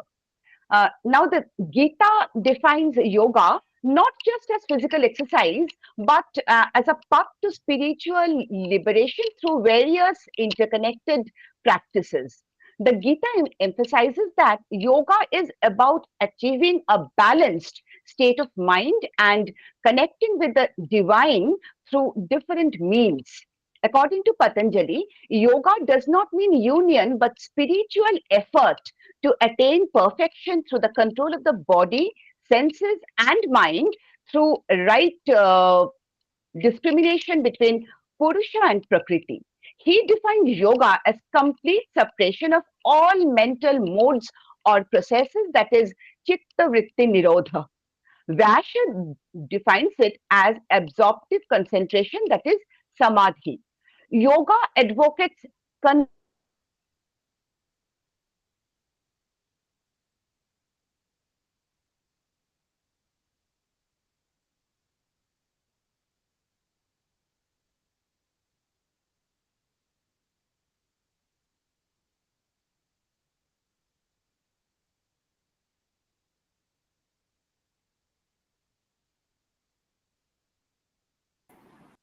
Madam, are you here? Madam? Yes, am I Yes. audible? Okay. Sorry, it was disconnected. It was Okay. disconnected, sorry. So, what I was saying, yoga advocates control over the body, the senses, and the mind. A sound mind needs a sound body, and that is the path towards mental and physical peace. Yoga is not theoretical or speculative, it is practical. The art of yoga is a matter of constant practice and severe discipline of the body, the vital forces, and the mind. It is preeminently an art of mental discipline. Yoga is more than just a series of postures. It is a practice that unites the mind and the body. This connection is at the core of achieving inner peace. Stress and anxiety often stem from a disconnection between our thoughts and physical presence, and yoga helps to bridge the gap. Now, Gita says that peace is sublime, unshakable, and eternal. A person who gives up all material desires and lives free from a sense of greed, proprietorship, and egoism attains perfect peace, and that can be Ma'am, achieved you are through not yogic audible. practices. I'm not audible. I'm not audible. No, ma'am. You are audible. Okay. For a peaceful coexistence, the Vedas visualize the key principles of synthesis and balance. The Ma'am, still concept you of are Shanti. You are not audible. I don't know. I am unable to listen to you. Am I audible now? Is it same Am for I others? audible? Yes, Am you I are audible? audible, ma'am. Yes, you are audible. Yes, you are audible. No. Okay. Yes. Shall I continue? Right now you are audible. Yes, ma'am. Okay. The concept of Shanti is established on these principles. Peace as the highest human value is interlinked with other values such as with truth, nonviolence, purity, friendliness, forgiveness, tolerance, etc. And all these qualities can be acquired through yoga. The yoga enjoins the eight practices of restraint, that is yama, observances or niyama, bodily postures or asana, breath control or pranayama, withdrawal of the sense organ or pratyahara, fixation of attention or dharana, meditation or dhyana, and absorptive concentration or samadhi as aids of yaganga. Yama and niyama, the first two limbs of yoga's 8 limbs, are fundamental in building individual and societal peace. Yama are things not to do or restraints, while the niyamas are things to do or observances. The yama are more extremely oriented, referring to how we interact in the world around us in a way that serves individual and collective liberation. The niyamas are more practically oriented, inquiring into what daily practices sustain each of us and keep us on the path. The yamas and niyamas are also instructive and pursuing a life of justice and alliance to all people. The first discipline of restraint or yama consists in non-injury or ahimsa, truthfulness in thought and speech or satya, non-stealing or asteya, sexual restraints or brahmacharya, and non-acceptance of unnecessary gifts or aparigraha. These are negative virtues. They are universal categorical imperatives. They are the great vows which must be observed by all. Now, I'm not going to explain each of this because I have short time.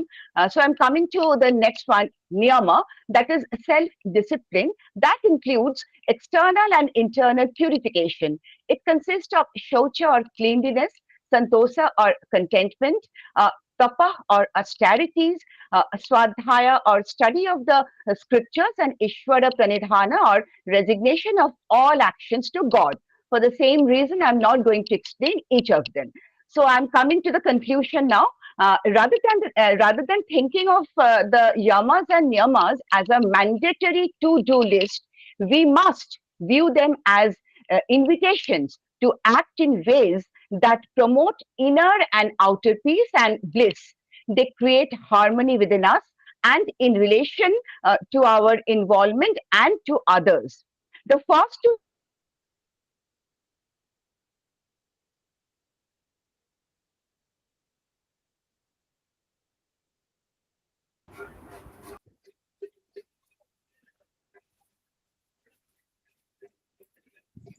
Again, she is sorry, I was disconnected. again, yeah. I'm just going to the conclusion. They create harmony within us and in relation to our involvement and to others. The first two limbs of Ashtanga Yoga, Yama and Niyama, are very helpful in building a peaceful society.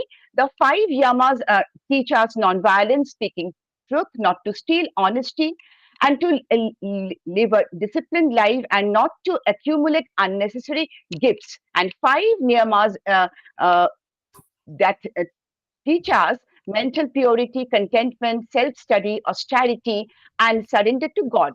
And when all these qualities come inside in every person, of a peaceful society can be built. But to follow them, we should at least have an idea of the ideal state of yama and niyama.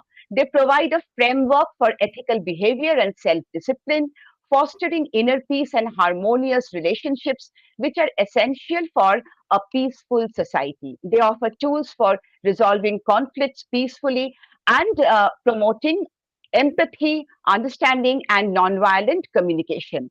Ultimately, yoga asks us to be fully united in all aspects of our being and with all other beings, which is indeed a divine challenge. Thank you so much. Thank you. Thank you. Next. Next presenter, Shweta Guha. Shweta Guha, yes, so I'll share my PPT. Okay.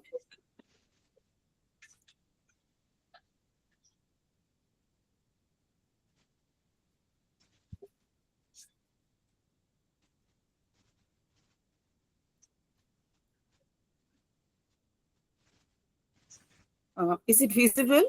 Yes, ma'am. Yes, yes, ma'am. Yes, ma'am. Yes. Okay. This is Shweta Guha from Vijay Krishna Girls College. Good afternoon and thank you for giving me this opportunity respected chairperson and organizing committee. My paper is on exploring the principles and practices of yoga philosophy for holistic well-being.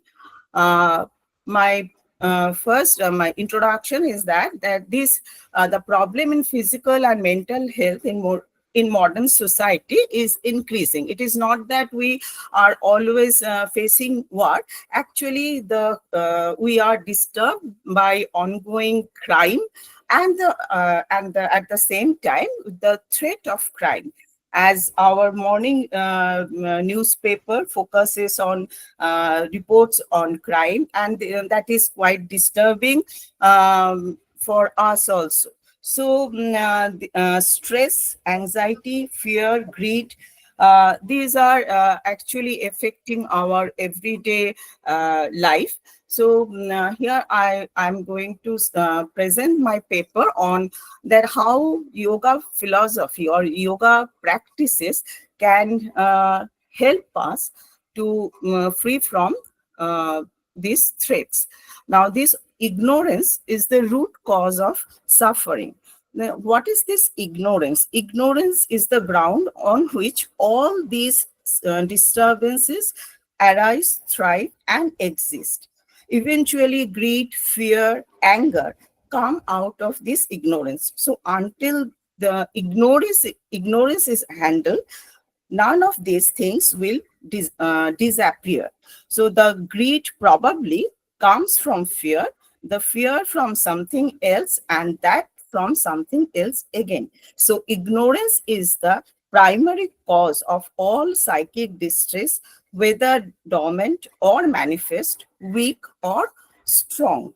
So when the truth is seen, the ignorance will be eradicated. So self-knowledge can come only after a clear understanding of what life means. That is what I is. First, we should understand ourselves, our mind, and then we will know which way we should lead our life. Such as the tree knows how to turn itself towards the light, and the creeper knows how to twine itself around the tree, because in their case, there is no identity problem. So my next slide is how klesho or dukho, that is suffering, arises. That is the avidya or ignorance is the root cause. Then there is ashmita, raga, desha, and abhinivesh. Ashmita is ego, that is the feeling of I. Ashmita literally means I-ness, the very idea of ego. That is when we know the idea of ego arises, it itself creates you and then the others. By repeatedly affirming this error, it has attained the status of truth. Now, what is this ego and what is this I? That is when we say that I like it, that is, it gives me pleasure. So here I gets the importance. Now, raga and desha, raga is the attraction and desha is the disapproval. This is beautiful, this is pleasant, that is, we approve that, and we disapprove when it is ugly. And Avinivesh is that is blind clinging to the present physical life. That is, we all have the fear of death. So this is the reasons of our suffering. Now, we heard that the practice of Ashtanga Yoga. So I'm not going to Yama and Niyama. I'm starting with Asana, that is the position or posture. In India, since time immemorial, it has been a cross-legged position. It has several varieties, of which the lotus posture, that is Padmasana, is the most impressive one. Then there is pranayama, that is the control of the process of breathing. It regulates breathing and its rhythm, especially by slowing down and also by introducing longer breaks between the phrases of breathing. Then there is pratyahara, that is means withdrawal of attachment, that is withdrawal of our senses to objects outside our mind. Then there is dharana, that means the concentration. Madam, you are not audible. Who? But Yes, audible. We can hear. Shall I continue? Yes, ma'am. That is, and its aim is to bring about one pointedness of mind, that is ekagro. Then there is dhyano and samadhi. Dhyano may be translated as contemplation or absorption. It is reached when concentration becomes spontaneous. Then the final stage is samadhi. It is unification with divine, and this is the final stage, and it is divided into two stages, sampragato and asampragato. I'm not going into that. This is the different types of yoga that is mentioned in Bhagavad Gita. Now why I am talking about yoga or yoga practices, why we practice yoga, it is because our quality of life increases. It improves flexibility and strength and enhances balance and coordination, boosts blood circulation and immunity, supports respiratory and heart health, and relieves pain.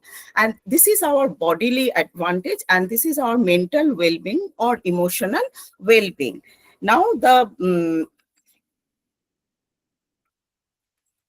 it reduces stress and anxiety, improves focus and mental clarity, and of course promotes better sleep. Now, actually, yoga, the popular aspect of yoga is concentrated mainly around its physical form called Hatha Yoga. Indian text on Hatha Yoga claim fantastic sounding benefits that supposedly result from the practice of various positions, that is asana. These claims sometimes have medical backing, although this may be only conditional. That is, all yoga practices should be done under experts. So regularly practiced Hatha Yoga exercises do have a profound influence on the fitness of a number of the constituents of the human organism. There is their influence on preserving or even increasing the flexibility of the spine and the joints, as we all very much aware of our joint pains and all that. And all the asanas exercise a deep influence on the blood circulation. Some of the positions bring blood to parts and organs of the body that otherwise never get such supply. So there are exercises that influence our digestive organs by a kind of internal message. The results in terms of bodily freshness and improved external appearance are not only the subjective feelings of the trainees. There is an undoubted, powerful, although subtle influence from the Hatha Yoga exercises on our nervous system.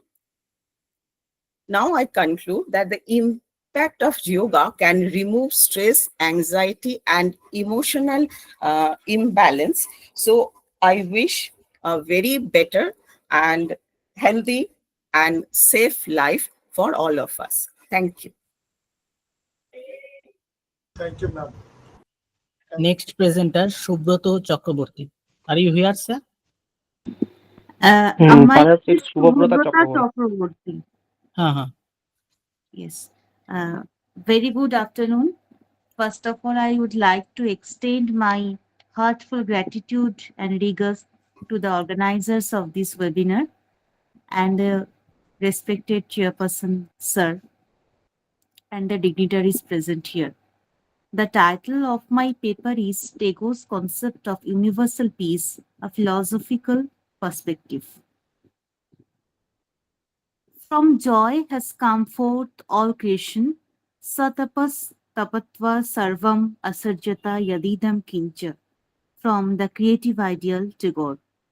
Whether it is music or literature, what may be the art form is, it always speaks of joy, delight, which seems to be deep like vast blue ocean, endless like limitless sky, which has the wandering stars full night and its darkness, discovering amazing new world of peace every time we being with it, and it must be created by the unfathomed joy in which all heat of pain are made one.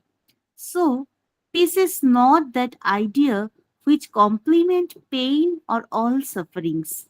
Rather, it is the feeling that comfort, the oneness or harmony between all contrast.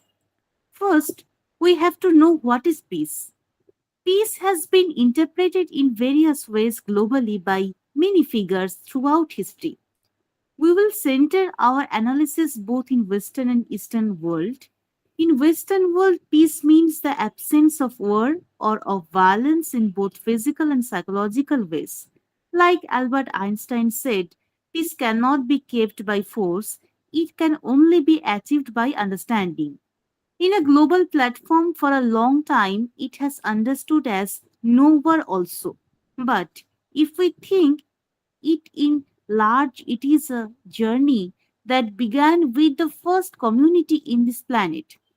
Peace has always been humanity's highest values for everyone. The meaning of it function at different angles.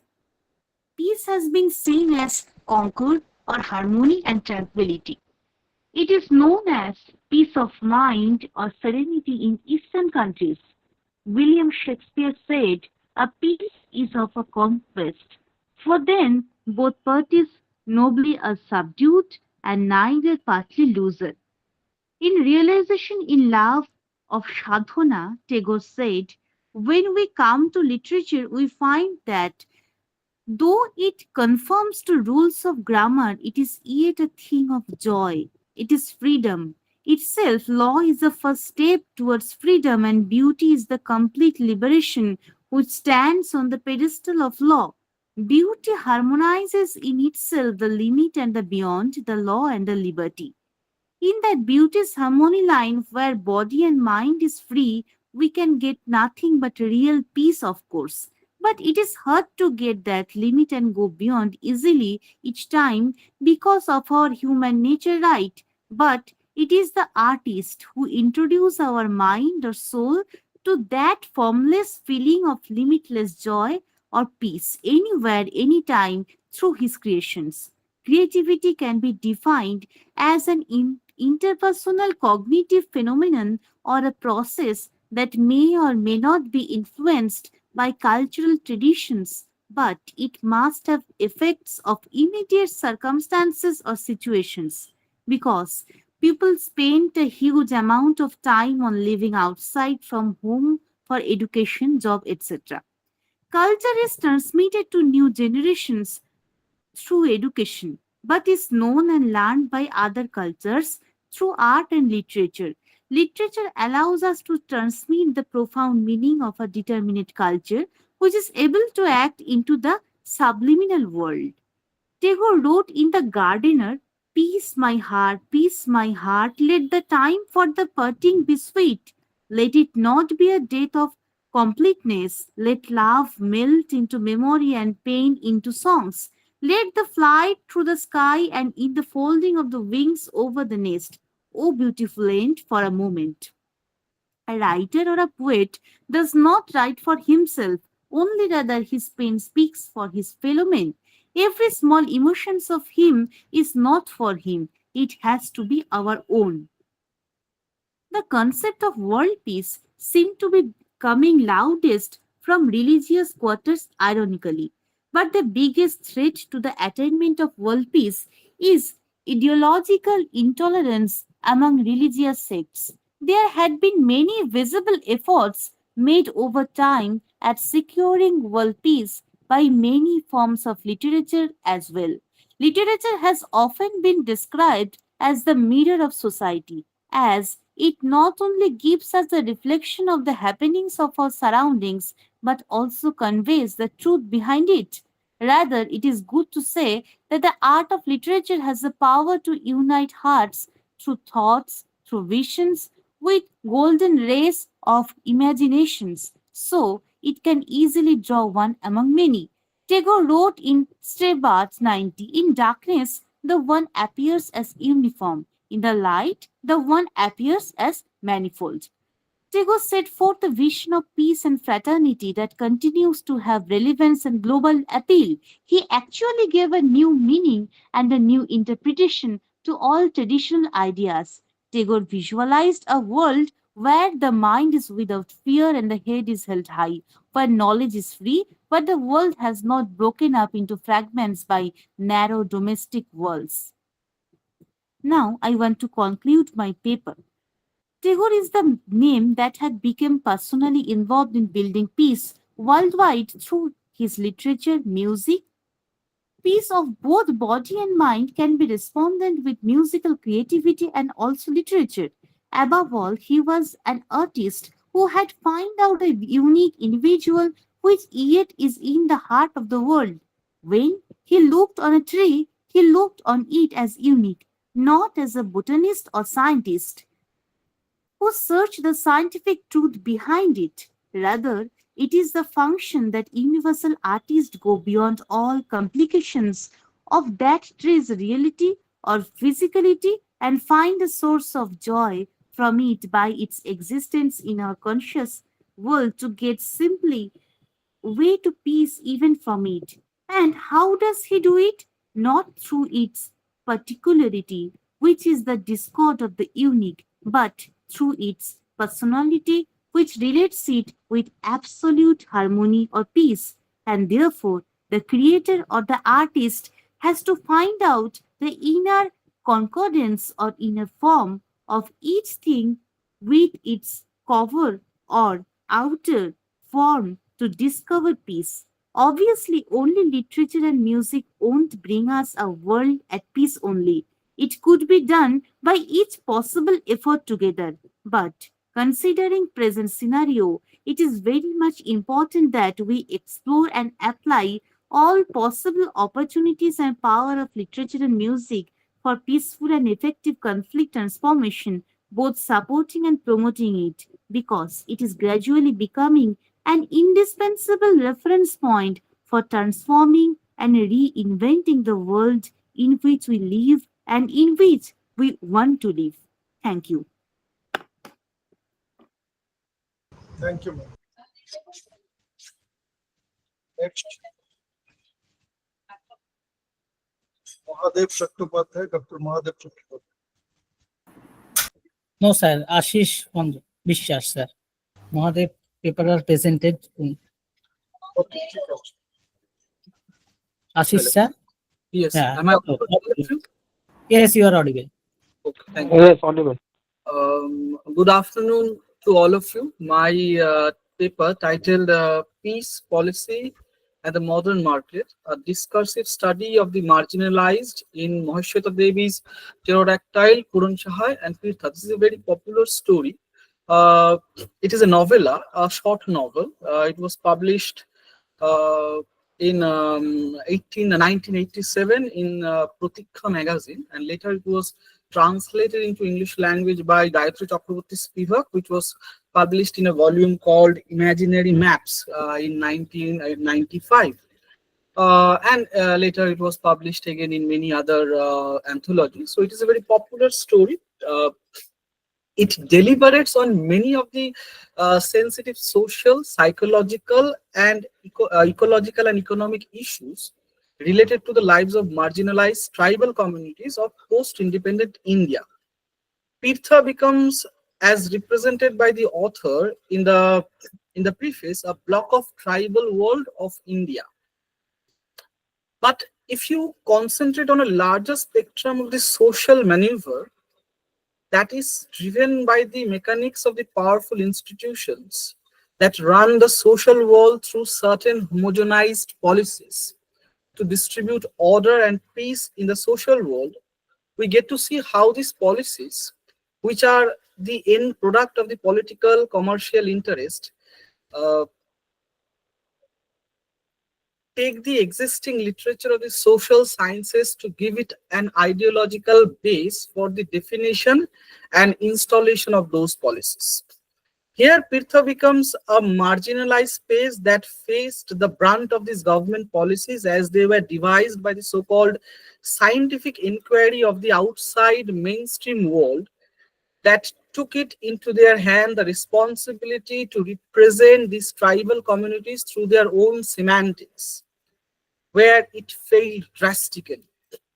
Maheshweta Devi introduced the prehistoric bird of the Mesozoic era, pterodactyl, the existence of which in the modern era could not be explained by rational scientific inquiry, to address this problem of representation. Pterodactyl becomes a symbol of this disparity that existed between the rational mainstream world, which had the authority to dictate terms in the tribal lives, because it was empowered by scientific data studies on those marginalized spaces and the actual raw tribal spaces. So this disparity existed between these two spaces. The problem of representation is contested on many levels here in the novella. When Puran Shahaya, a newspaper reporter, was brought to Pirtha by the BDO Horisharan to investigate and report the travails of the region to get the attention of the government, that is to represent Pirtha so that the space can be made visible to the mainstream social world. But the problem Puran Shah faced was how to represent this space in its authenticity. He could trace many of the social injustices that were prevalent in the region and many of the government policies that, instead of spreading peace and prosperity in the region, in a way became tool for violence and subjugation in the hands of the local authority from both the government and private sector. Now here I am giving a quote how this works. A quote from the text, the Bengali text written by Maheshweta Devi. উপরের জগতের সঙ্গে ওদের সম্পর্ক হাটে যাওয়া ছাগল ও ছাগলের দুধের তীব্র গন্ধি দই ও ঘি বেচা, খাদ্যশস্য, তেল, লবণ, কাপড় কেনা। উপরে উঠে এলে ওরা দেখতে পায় চওড়া উদ্ধত সব পথ। আদিবাসী কল্যাণের যত টাকা সব দিয়ে এসব পথ তৈরি হয়েছে, যাতে মালিক, মহাজন, আড়কাঠি, দালাল, আদিবাসীদের তৈরি মদ ও আদিবাসী রমণী ইচ্ছুক লাফাঙ্গা মদ গর্বিত যুবকরা সিধা ঢুকে যেতে পারে আদিবাসী জনপদে। So here the road, the infrastructure was used, was there to facilitate them, to give them peace, to give them harmony, to give them progress, was used against them as a tool by the mainstream world. Another important aspect in that, Pirtha could neither become a space that could attract the industry. It does not possess the wealth of fertile land and farming, coal or gas, metals or minerals, nor the space it is recognized as for its art, craft, or any other local industry. So the main problem the government faced was that Pirtha could not be incorporated within the spectrum of the bazaar of the industrial progress. And that is why it was neglected. The only alternative was to relocate the indigenous population from its original space and assimilate it into the mainstream. It is here that the problem started. The indigenous population thought that the forest that supported their thriving life till the so-called progress came to them, and now because of this new modern intervention, their life is tainted. The pterodactyl that cast a shadow over the region during its flight was nothing but the woman embodied in the ancient souls that warns them about their own destruction. A local called Bikhia first spotted this ancient bird and carved an image on stone that became the idol of worship among the tribe there, who are dying one by one. So these tribes are dying one by one. Apparently the reason for their slow death was malnutrition. But the government data suggests that Pirtha falls in the belt of the green revolution of 1980s, and could not be considered a famine-affected region, it could only jeopardize the ideology of progress that was painstakingly implanted by the social scientists of post-independent India. So, post-independent India, so it is muted as non-existence. On the other hand, the video did not want Puran Shahai to report the pterodactyl phenomena to attract the attention of the media, so that this real purpose to discover it as a famine-stricken region might not be diverted. So we get to see the two anomalies of representation. One was the decoding of Pirtha as a famine-stricken area defined by the semantics of the mainstream world of power, and the denial by the same of their understanding of their original identity. Puran Shah falls between these two sides and also failed to report this problem because he was already informed by the data of the scientific investigation of the rational world, which has already defined the space of oblivion of the tribe and propagated their ideologies to bring peace and prosperity among the tribal population. And what was the reaction against it? Now I want to quote a brief section of the novella where a character Shankar asserts,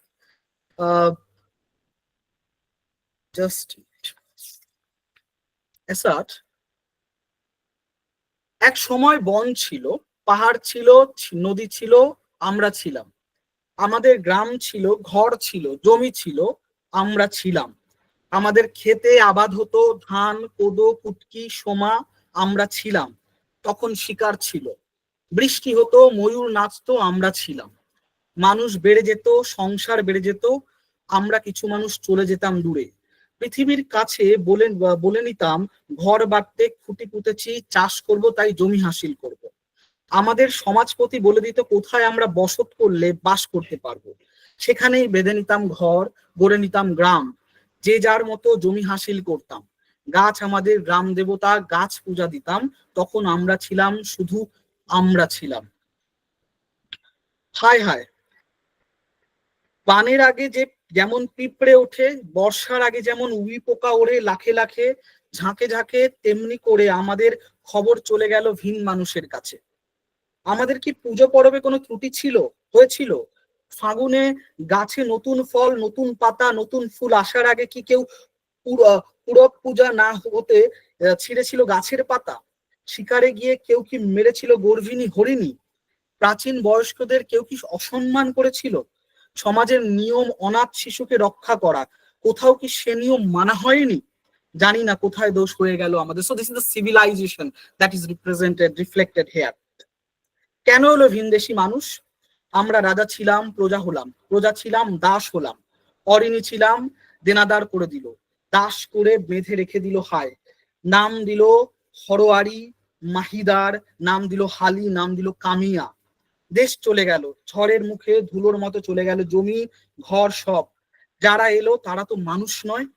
হায় হায়, পাহাড়ে উঠে ঘর বাঁধি, রাস্তা আমাদের তাড়া করে আসে, অরণ্য চলে যায়, চারিদিক ওরা অসুচি করে দেয়।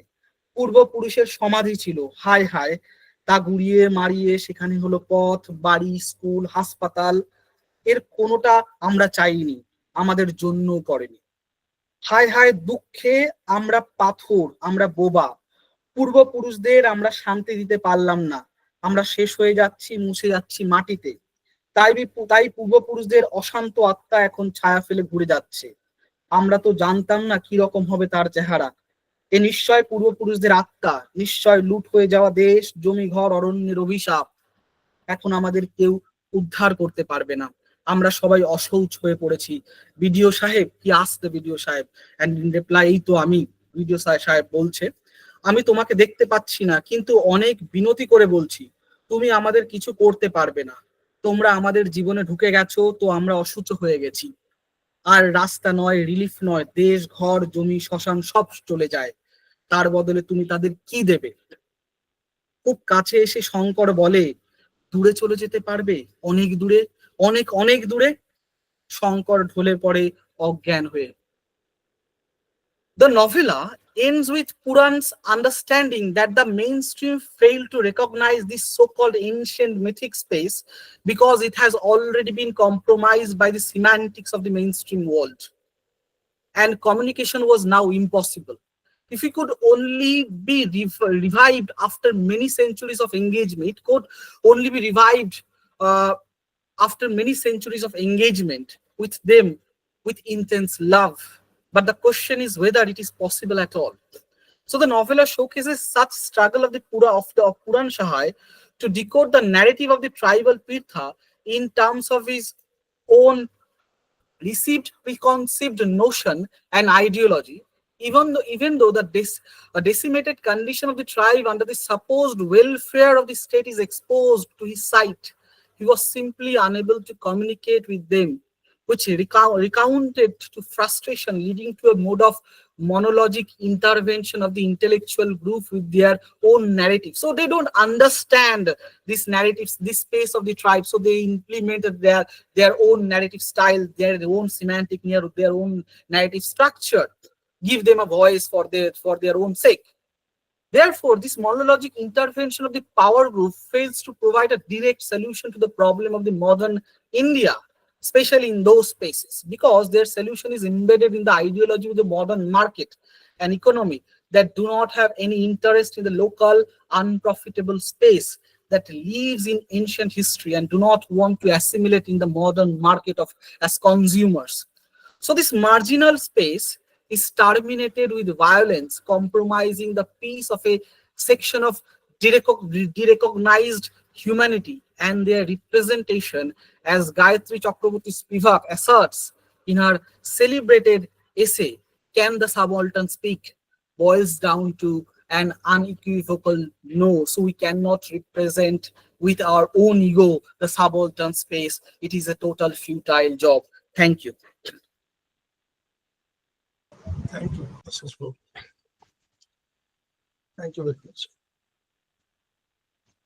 Are there any other projects? Yes, sir. Am I audible? Yes. Yes, you are audible. Okay, sir. Just a minute, sir.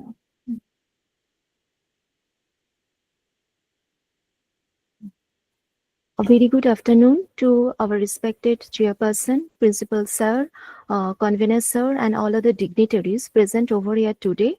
I am Anona Boito, research scholar of Department of Education, Sidhu Kanu Viswa University, working under the supervision of Dr. Madhumita Boito ma'am, Assistant Professor, Department of Education, Sidhu Kanu Viswa University, Purulia. The topic of my paper today is identifying inclusive practices promoting peace culture for PWD students. Education acts as a cornerstone for societal development and peace promotion. Inclusive practices promoting peace culture for PWD students refers to an environment where diversity is valued, respected, and embraced. It represents a community where individuals from various backgrounds, abilities, identities, and perspectives feel supported and able to fully participate without any fear of discrimination. Integration of peace culture is thereby crucial for holistic development of all students, and it is very much imperative for welfare of such students, especially the persons with disability students, those representing the socially deprived and marginalized communities of an egalitarian society. Various laws and policies have been adopted at the national and international level that aims to ensure equal opportunities and rights for persons with disabilities and all other communities, which includes equal opportunity law that promotes the fairness to all, anti-discrimination law prohibits discrimination, social welfare policies, education policies, Universal Declaration of Human Rights and Rights of Persons with Disabilities Act, protecting the rights and ensuring equal opportunities to the PWD persons. And moreover, the SDG 16 focuses on a promotion of peaceful and inclusive society by building effective, accountable, and inclusive institutions at all levels. The main objectives of the present study are to identify the inclusive pedagogical practices emphasizing peace culture for PWD students, thereby to determine their current opportunities and elucidate the notable challenges associated with its practical application, and finally to study its significance in the present day context. The researchers mainly used secondary informations by various literature reviews and existing empirical evidences.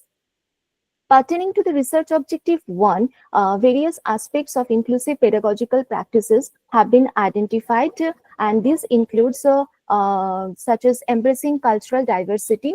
And to achieve this, educational systems must achieve and embrace that cultural diversity within the students, which involves recognizing, respecting, and celebrating the rich cultures, traditions, and backgrounds of diverse communities, and building an inclusive environment by fostering inclusive form of flexible curriculum, provision of accessible infrastructure, provision for essential support system, and this may help the students to actively engage in different curricular and co-curricular activities, and thereby promotes a sense of belonging, fostering mutual respect and understanding irrespective of their abilities and other cultural background.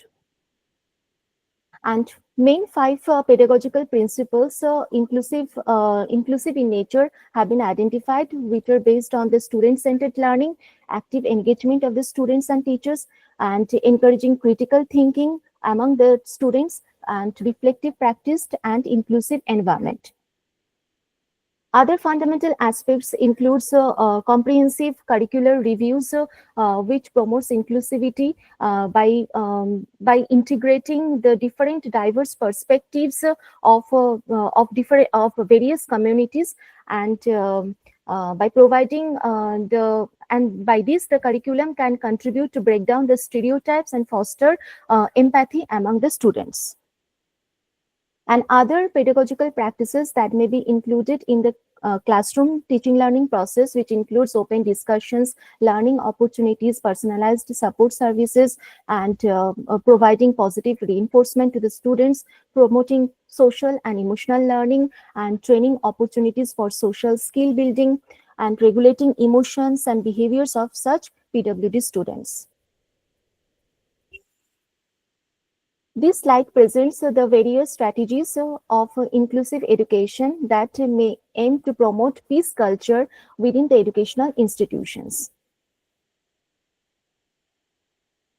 Pertaining to the research objective 2, the various current opportunities of inclusive pedagogical practices for peace culture includes opportunities for implementing universal design for learning, opportunities of the teachers for continuous professional development, to utilize the innovative method of to utilize the assistive technology to adapt innovative method of teaching learning process to cater the diverse learning needs of the students, and thereby to promote social interaction among the students in classroom.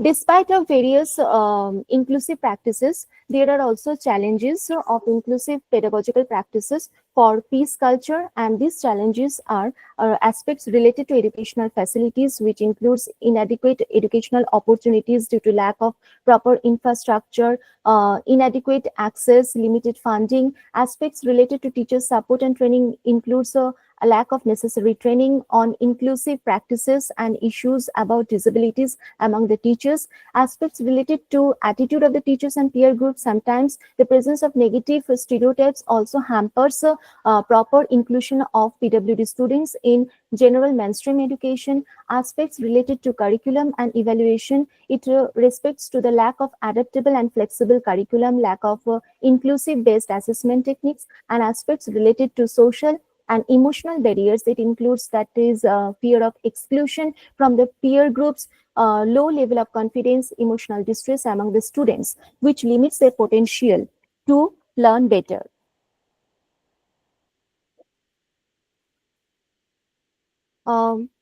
Peace culture, approached from inclusive perspectives, plays a very significant role in formation of citizen based on human values.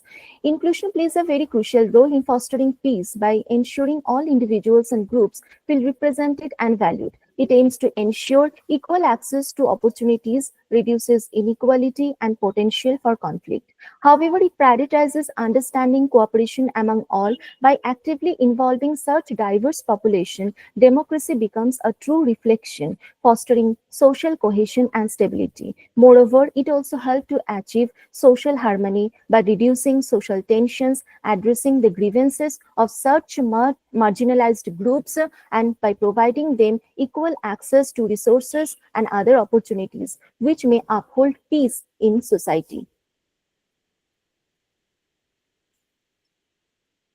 Promoting peace through inclusive education involves creating an environment where diversity is not only acknowledged but actively celebrated and integrated into different aspects of educational experience. This may enable students to feel accepted, empowered, as well as valued for their unique contribution.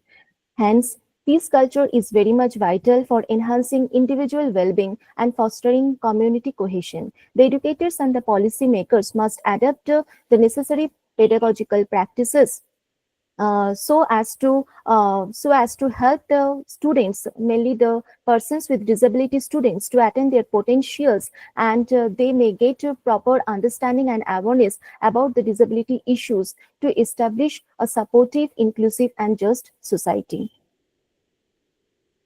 These are the references. Thank you, sir. Thank you. Next.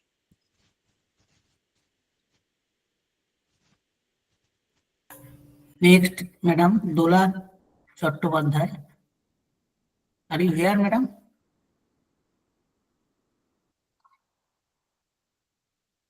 Dola Chattopadhyay.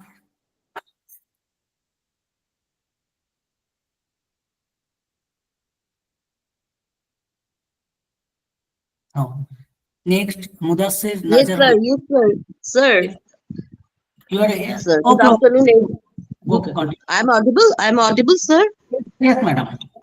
Okay. Okay. Yes, Good afternoon, everyone. Good afternoon, everyone, and respected chairperson, principal, members of organizing committee, and all teaching staff and paper presenter. I am Tola Chattopadhyay from Sivanath Sastri College, Philosophy Department.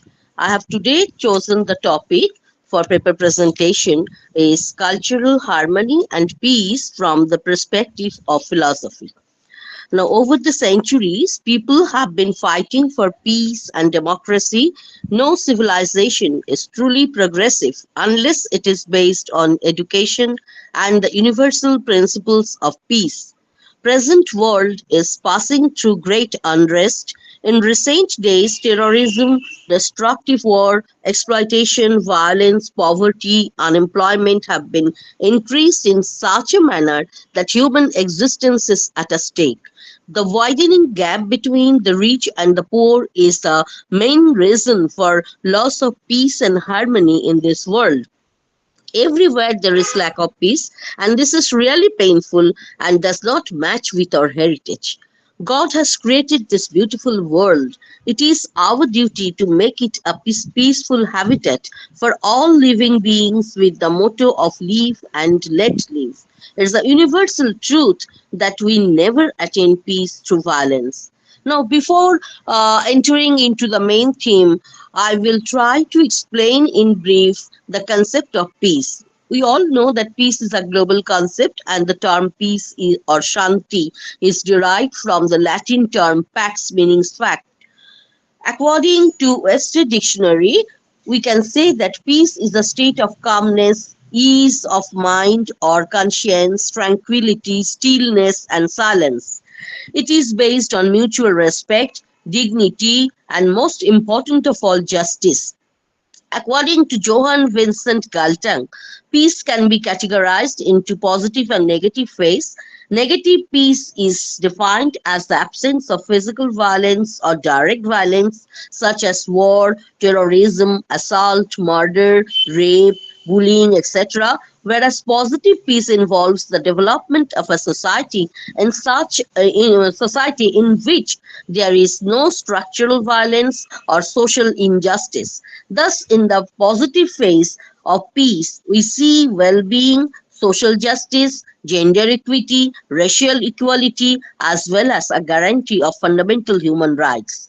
Now, peace may again be classified into inner and outer peace. Inner peace involves peaceful mind associated with bliss and happiness and lack of fear, whereas outer peace has different dimensions such as social, national, and international level. Peace in the family, peace in the society, peace in the nation, peace between nations, and peace with this universe is the need of the hour. The concern for equality and social justice plays a significant role in maintaining outer peace. Now, we often tend to think of peace as being an international issue not concerned with our daily life. But we do not realize that global peace and happiness of others can only be achieved when an individual feels the holistic inner peace. It is therefore the peace of soul, that is inner peace, which is associated with bliss and happiness, is desirable for every seeker of peace.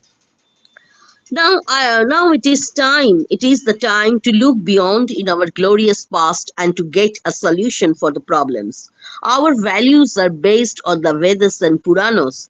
The ancient Indian civilization and culture can save man from materialism, from untruth, from violence. They can teach man tolerance and harmony. Indian culture has been committed to peace and non-violence. All the great religions of India, such as Hinduism, Buddhism, Jainism, and the six systems of Indian philosophy, laid great emphasis on religious tolerance, love, compassion, peace, self-restraint, mutual trust, goodwill, and reverence for the humanity. India followed the Gandhian principles of nonviolence and peace. Rabindranath Tagore protested against discordance, enmity of war and destruction, and thus paved the way for a new world where peace is supreme. Swami Vivekananda was a true Vedantist. We come across the application of Advaita concept of oneness in the philosophy of Swami Vivekananda to promote religious and cultural harmony. One in many or unity in diversity becomes the central theme of the philosophy of Swamiji. The application, he preached the universal brotherhood of man and tolerance in religion.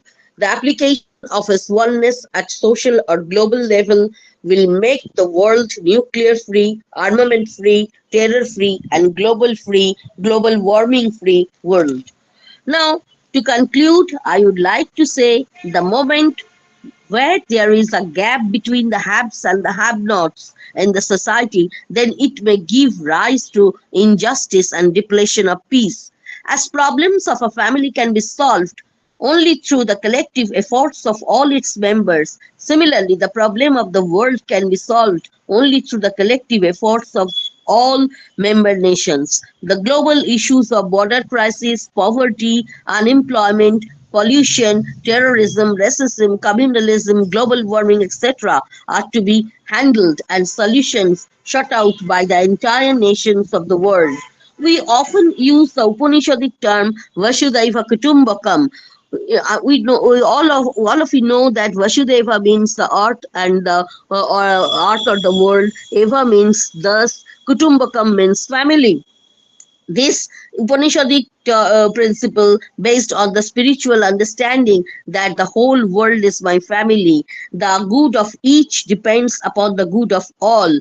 And we know it very well that though 99% of human beings are selfish, who nurtured tamasic and rajasic character, if the rich and the privileged people or nations nurture their Shaktic nature and treat the poor and underprivileged people and nations as their siblings, then there will be Shanti or peace on earth. This is how we can demonstrate the relevance of philosophical concept of peace to our present strife-ridden society and the world. Thank you.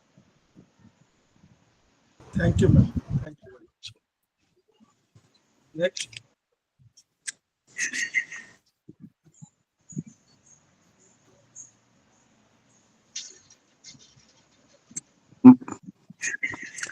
Good afternoon. Mother, sir. Okay. Good afternoon, respected Chairperson, sir, Dr. Lolita Mahakut, sir, distinguished speakers, dear colleagues and participants, and other renowned personalities. It is indeed an honor for me to be present here and to present my reflection on the topic components of peace education curricula at the college level. We all know that peace education is being emphasized um, worldwide in Sustainable Development Goals, goal number 16, where promote peaceful and inclusive development has been emphasized. In UNESCO's recent report published in 2024, um, defined that peace education is learning both about and for peace. Now, we know that peace education today has emerged as one of the most important pedagogical strategies to address the challenges of conflict, intolerance, and violence that our societies are facing. The primary goal of peace education is not only to prevent direct conflict but also to promote a culture of tolerance, justice, and non-violence among students. In the context of higher education, particularly at the college level, peace education has a vital role to play. Our classrooms are not only spaces for of knowledge transmission, but also platforms where values, attitudes, and practices are shaped. The objectives of my study there are two objectives. Number one, to explore the components of peace education curricula at the college level, and number two, to provide suggestion on the basis of the literature review regarding the effective implementation of peace education curricula at the college level. Uh, the study is qualitative in nature and is based on document analysis. We know that document analysis is one of the important method of qualitative study. The data uh, uh, gathered from secondary sources, basically from academic journal articles and theoretical works available on science space and other relevant literature on peace education theories. The analysis focuses on extracting key themes and curricular dimensions relevant to college level education in West Bengal. We know that Johann Galtung, who in 1996 introduced the concept of negative peace and positive peace. Uh, Negative peace, as we all know, refers to the absence of direct violence. And in other words, today Bijon sir, in his lecture, said that negative peace is the absence of direct violence and conflict. And positive is the presence of justice, equality, and harmony in society, not just the absence of conflict. These concepts have been emerged from the work of Galton. Similarly, Harris and Synot in 2022 highlighted that peace education is transformative. It empowers learner with knowledge, skills, and values that can help restructure cultures of war into cultures of peace. However, on the basis of few literature review and relevant peace education theories, several components of peace education curricula at college level can be recommended. Number one, recognition of violence, that is related to negative peace. Students must be trained to critically understand direct, structural, and cultural violence. Number two, non-violent conflict transformation. Learners need to acquire strategies of dialogue, negotiations, and reconciliation. This component has been come out from the study of Standish in 2026. Number three component, promotion of positive peace. Focus should be given on justice, equality, ecological balance, and overall well-being. More stable and sustainable peace is positive peace, and this should be stressed. However, uh, some of the scholars, I got information from some of the lectures that a model, that is KAB model, knowledge, attitude, and behavior. Through this model, students and individuals can change their negative behavior or attitude towards peace and peace education. At first, we need to acquire relevant knowledge, which will change our attitudes, and these attitudes will help to form positive behaviors, that is peaceful behavior. In the context of West Bengal, peace education content, actually curricular content, the curricula at the undergraduate level syllabus within the college curricula remains underdeveloped and lacks formal policy support. This creates a gap between the vision of peace education and its practical realization. Therefore, it is essential to undertake curricular reforms that embed peace education in a systematic and purposeful way. Only then can our higher education institutions truly serve as catalyst for nurturing peaceful individuals. To conclude, peace education is not merely an academic subject, it is a transformative process.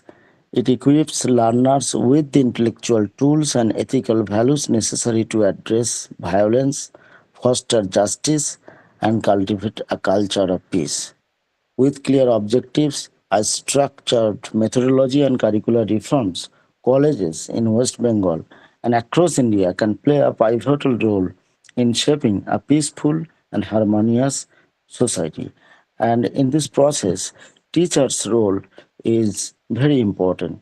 We should transform ourselves from a subject teacher to peace education teacher.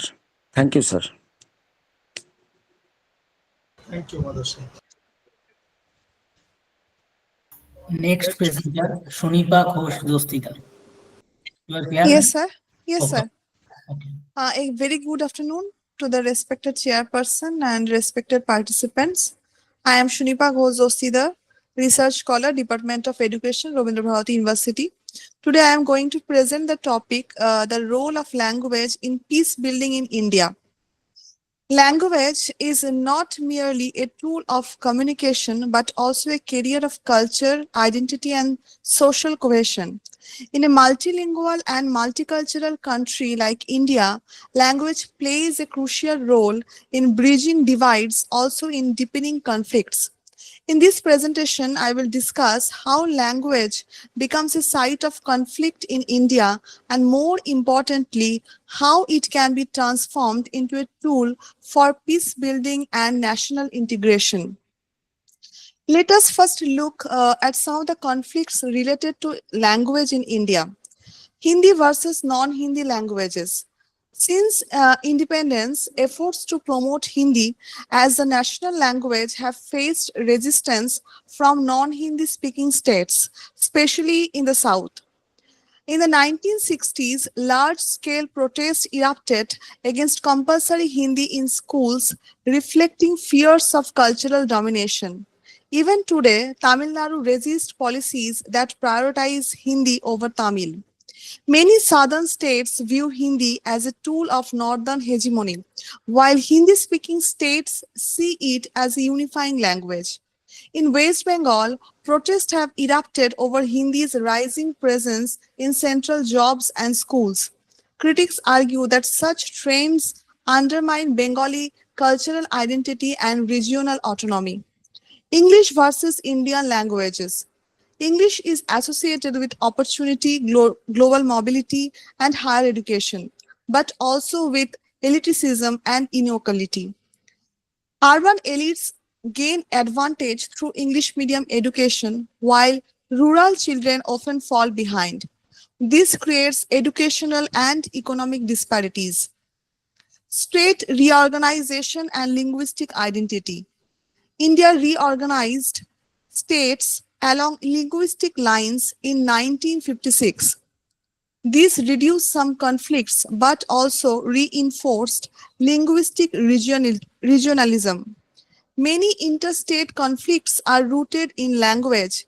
For example, the Maharashtra-Karnataka dispute over Belagavi, where both Marathi and Kannada speakers claim rights. Minority and tribal languages. Many tribal minority languages, for example, Santali, Vili, etc., are neglected in education and governance. Movements for recognition of languages in the 8th schedule are ongoing. For example, demands to include Bhojpuri, Rajasthani. Communities fear losing cultural heritage as younger generations shift to dominant languages. Medium of instruction conflicts, mother tongue versus English medium. Parents aspire for English medium schools for better jobs, but the empirical studies revealed that children learn best in their mother tongue. Regional language versus national curriculum. Some states insist on their regional language as a medium of instruction, while others promote Hindi or English, creating tension between cultural identity and economic aspirations. Conflict incited by hate speech and propaganda. Hate speech and propaganda through language often fuel communal and ethnic conflicts. In India, this is seen in communal riots, caste-based violence, and ethnic tensions in the Northeast, where language is used to spread hate and incite violence. Clearly, when language is imposed rather than respected, it becomes a breeding ground for identity-based tensions. There are many implications of language conflicts. I have just here mentioned three of them. One is identity and regionalism. Language becomes a marker of ethnic and regional identity. In many cases, linguistic movements evolve into demands for statehood or autonomy, reshaping India's federal structure. Language and power hierarchies. Languages like English and Hindi enjoy symbolic dominance. Those without fluency in these are marginalized in education, employment, and governance, reinforcing class divisions. Education and cultural alienation. The preference for English or Hindi in school curriculums, competitive exams, and digital platforms often alienates students from non-Hindi, non-English backgrounds, leading to educational inequality. Therefore, peace cannot be achieved without addressing the linguistic dimension of conflict. Now, let me highlight strategies that can help transform language from a source of division into a vehicle of peace. First one is promoting multilingual education. The National Education Policy 2020 recommends mother tongue-based early education. By using mother tongue as medium of instruction in early schooling, India can reduce cognitive load, increase inclusivity, and foster dignity for diverse linguistic identities. Instead of replacing the mother tongue with Hindi or English, schools should introduce these as additional languages, that is, additive bilingualism. This prevents linguistic alienation and prepares children for broader participation in national and global context. Textbooks and teaching materials should integrate examples, idioms, stories, and cultural elements from various linguistic communities so that no child feels marginalized. This can prevent linguistic hierarchies from translating into social conflict. Next is encouraging intercultural dialogue through language.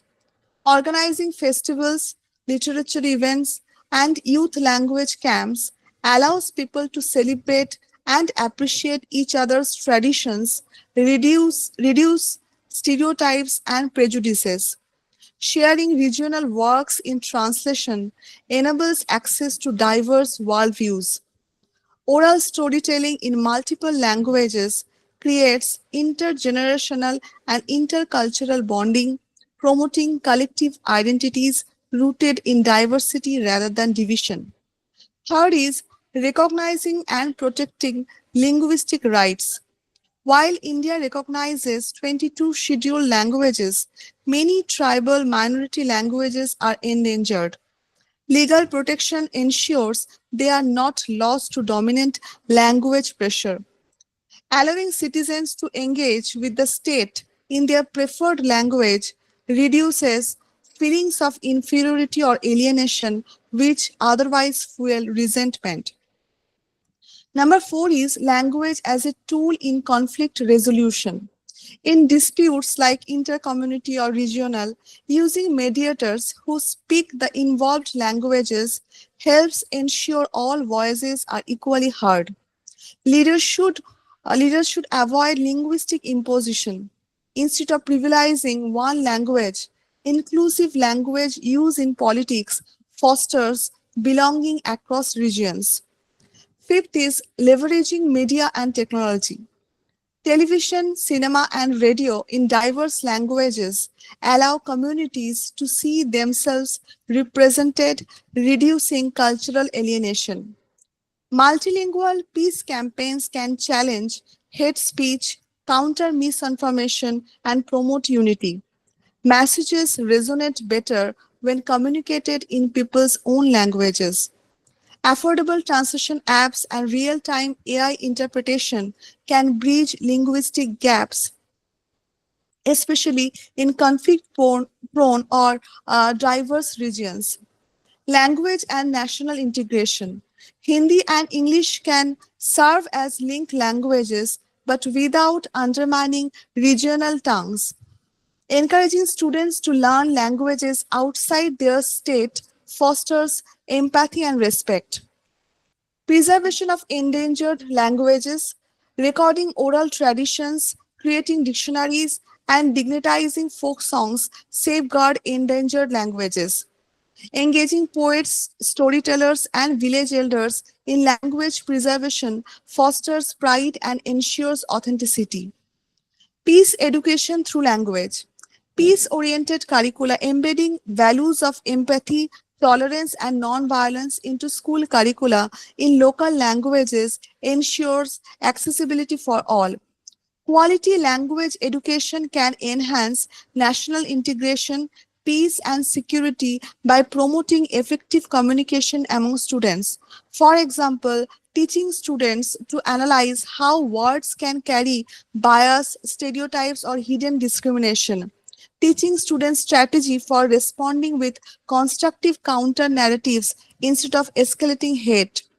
Teachers need skills in multilingual pedagogy to manage classrooms with linguistic diversity, avoiding bias and fostering inclusion. In conclusion, I want to emphasize that language can be both a source of conflict and a vehicle for peace. In a country as diverse as India, embracing multilingualism is not optimal, it is essential. By respecting every community's language, promoting mother tongue education, and using language as a bridge rather than a barrier, we can transform India's linguistic diversity into a foundation for peace, unity, and sustainable development. Thank you. Thank you. Next. Yes, sir. Yes. One second, I'll share my screen.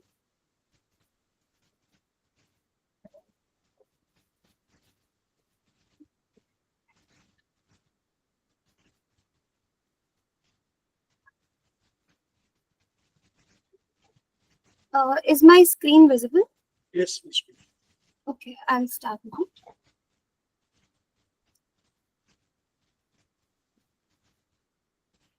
Good afternoon, everyone. Respected chair, dignitaries, and participants. My name is Nandini Sharma.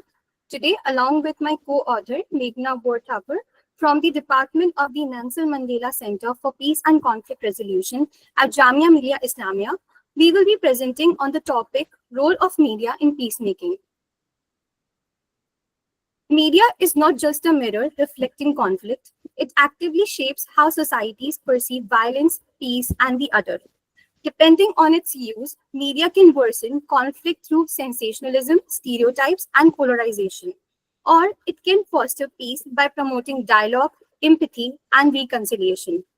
The Norwegian scholar John Galtung, who pioneered peace journalism, reminds us that media is never passive.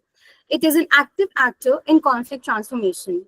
By humanizing adversities, addressing root causes, and highlighting peace initiatives, media influences public opinion, political strategies, and peace processes. One of the most powerful tools media uses is storytelling. Stories appeal to emotions, build empathy, and help communities find common ground through shared narratives. They amplify the voices of marginalized groups and can transform harmful narratives into constructive ones, especially important in post-conflict healing and reconciliation. But storytelling is also a double-edged sword. When misused, it spreads propaganda and deepens polarization. Social media has accelerated this dynamic, rapidly spreading both peace messages and disinformation. The takeaway is clear: media and storytelling can divide or unite societies. The responsibility lies in how they are used.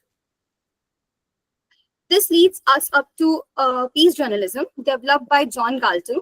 Unlike traditional war journalism, which frames stories in terms of winners and losers, peace journalism avoids sensationalism and focuses on the root causes of conflict.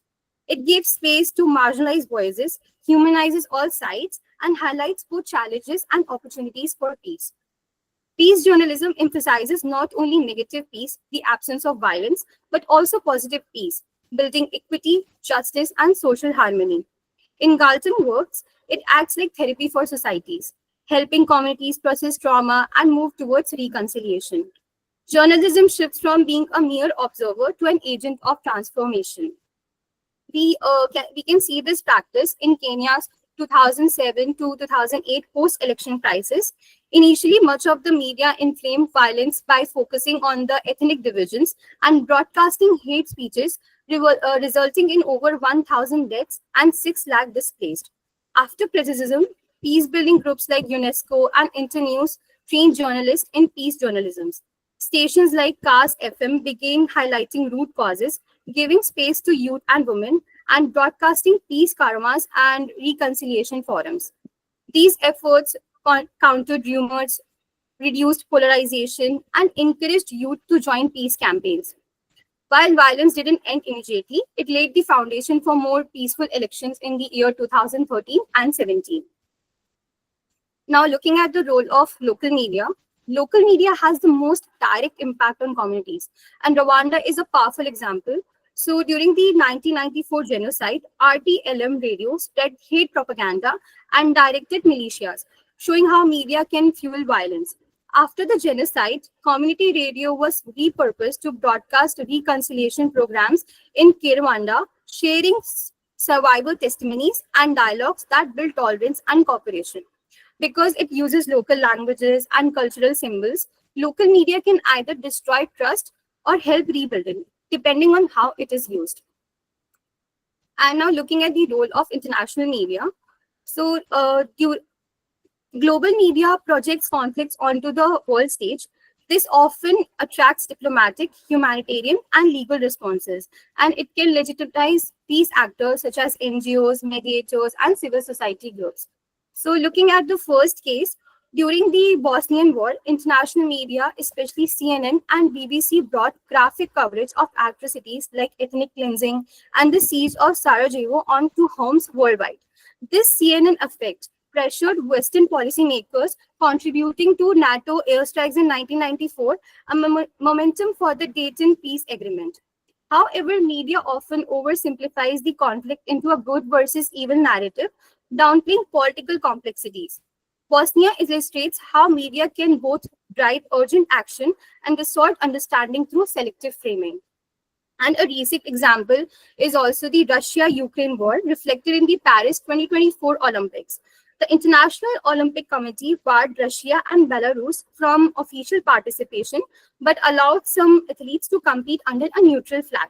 This decision drew sharp criticism from Ukrainian leaders, especially from President Zelensky, calling it morally unacceptable. International media amplified this debate, and some of the news outlets like Le Monde labeled the International Olympic Committee's move irresponsible, while the Kyiv Independent warned Russia could exploit the games for impunity. The media also highlighted Ukrainian athletes as symbol of resilience, showing how international coverage frames global events as sites of morality and accountability. Now, I would like my co-author Meghna to continue from here. Thank you, Nandini. Am I audible? Yes, yes. Okay, so Try to conclude it within 2-3 minutes. Try to conclude it within 3 minutes.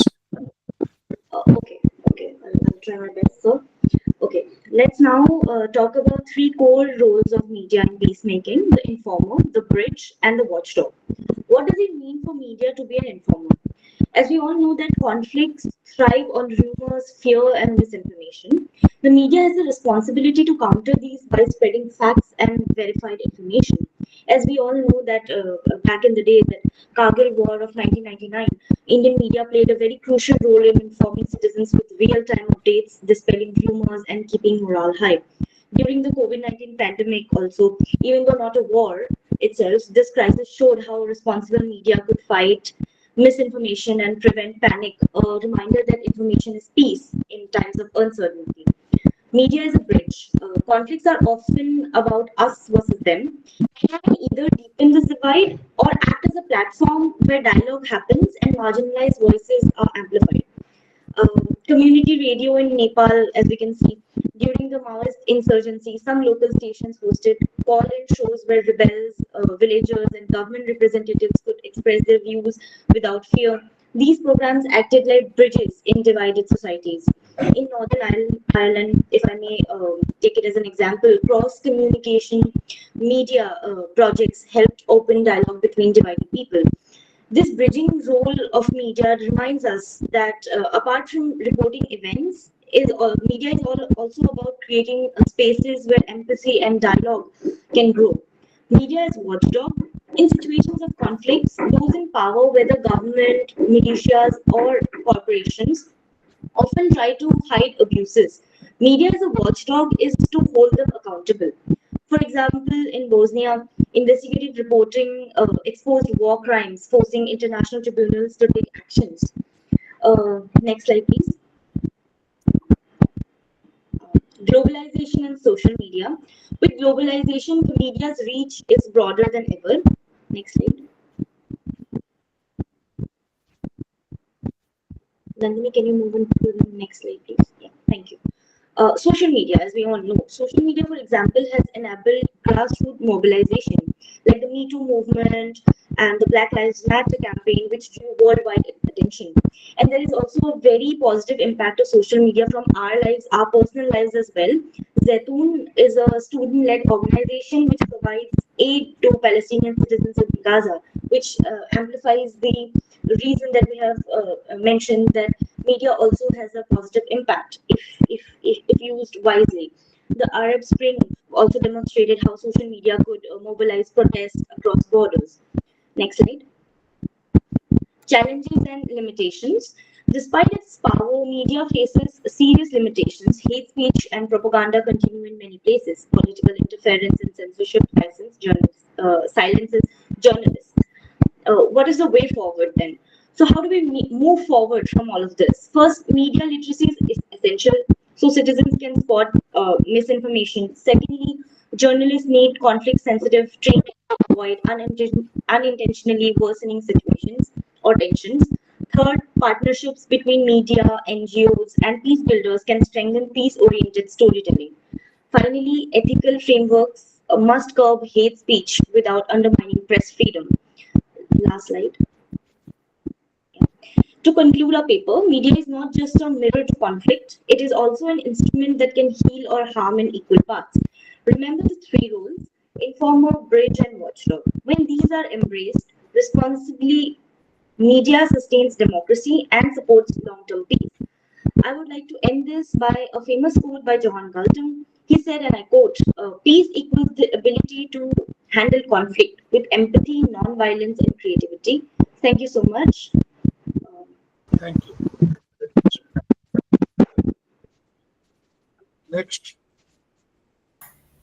Next, Kamalesh Nashkar. Are you here, sir? Yes, sir. Okay. I'll just present my.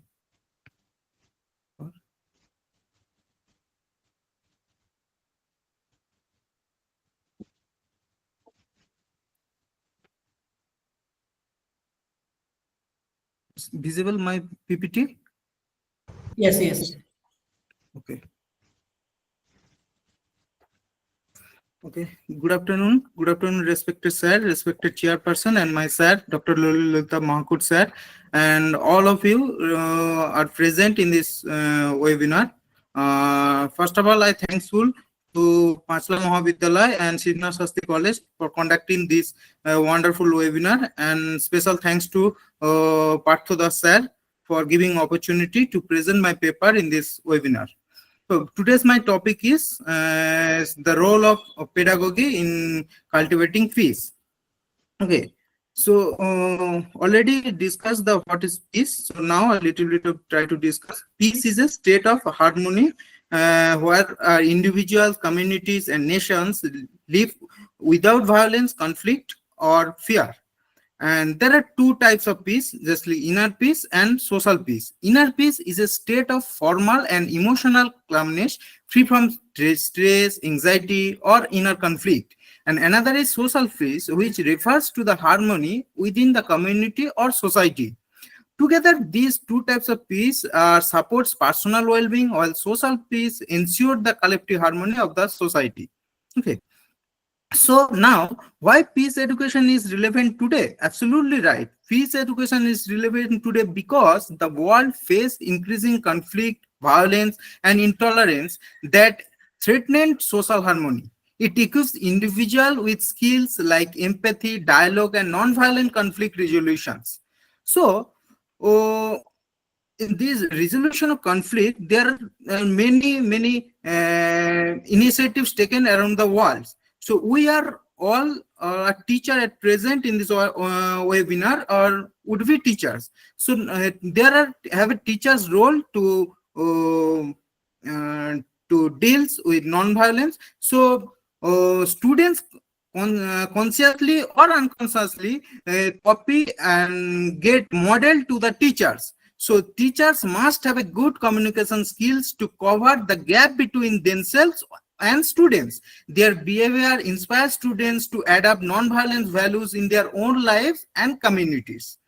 So how teachers to maintain peace among the students or build the capacity for peace related activity? So there with the peace pedagogy. Peace pedagogy is an educational approach that uses teaching methods to promote peace, non-violence, empathy, and respect among learners. So there are so many teaching methods that helps to develop different skills, which is helps among students to build peace among them, not only our personal life but also their social lives. Just like dialogue based learning, group discussion, cooperative learning, experiential learning, storytelling, and brainstorming. Okay.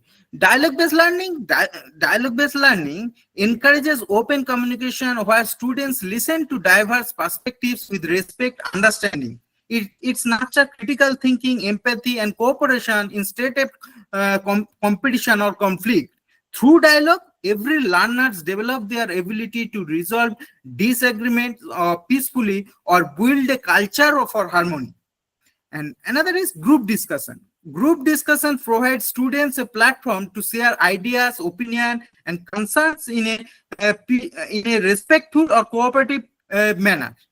And this group discussion activity foster mutual understanding, tolerance, and empathy among participants.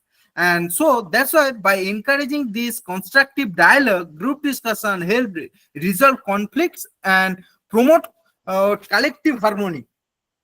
And next is cooperative learning. Cooperative learning involves students working together in a group or to achieve shared goals through mutual support and collaborations. And this method builds trust, empathy, and respect for diverse perspectives. By learning to value teamwork over competition, students develop peaceful attitude and conflict resolution skills. And next is experiential learnings. Experiential learning engages learners in real-life activities and reflections that promote empathy, cooperation, and non-violent problem solving. By learning through direct experience, students internalize values or respect, justice, and harmony. This approach helps them practice peaceful behavior in everyday life and society. So next is storytelling. Storytelling uses narratives to convey value of empathy, tolerance, and nonviolence. In an engaging way, it helps learners connect emotionally with diverse perspectives and experience. Through stories, students are inspired to create a peaceful behavior and foster harmony in society. And next is brainstorming. Brainstorming encourages learners to generate creative ideas, collectively resolve conflicts, and promoting harmony. It involves every participant's voice, fostering respect and inclusivity. Through open thinking and collaboration, brainstorming nurtures peaceful problem-solving skills. So, so now we try to conclude. Pedagogy for peace empowers learners with values, skills, and attitudes that promote harmony, empathy, and nonviolence and conflict resolution. By integrating dialogue, cooperation, and critical reflection, it nurtures both inner peace and social peace. Ultimately, it builds a formation of for a just, tolerant, and sustainable society.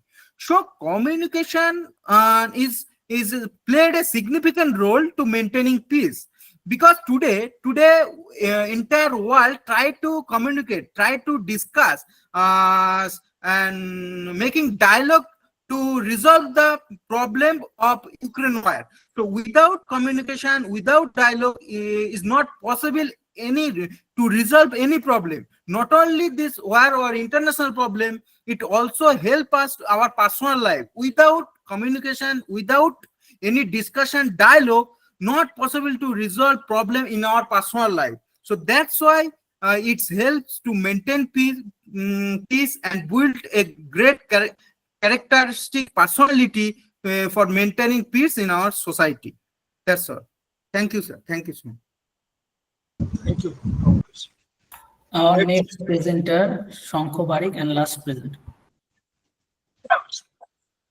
Am I audible, sir? Yes, sir, audible. Yes.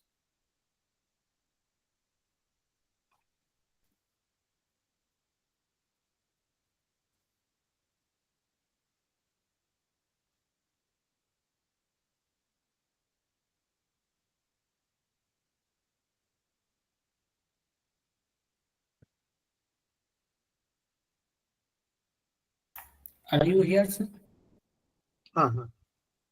Oh. Okay, sure. Thank you, sir. I convey my heartiest respect to all of you. Screen visible, sir? Yes, visible. Sir. Title of my paper is Dynamic Peace, Sri Sri Thakur Anukul Chandra's Approach to Learning to Live Together. I divided my paper in two parts. Part one is Anukul Chandra's integral philosophical approach to live together, and part 2, how to form habit for peacemaking, peacekeeping, peace building culture among the stakeholders of education, that is teachers, students, and parents. Anukul Chandra Chakraborty, he was a man of late 19th century and first half of 20th century. He popularly known as Sri Sri Thakur Anukul Chandra. Educationally, he was a medical person, and in his early young age, he became a spiritual guru and founder of Satsang. Satsang refers life-enhancing organization.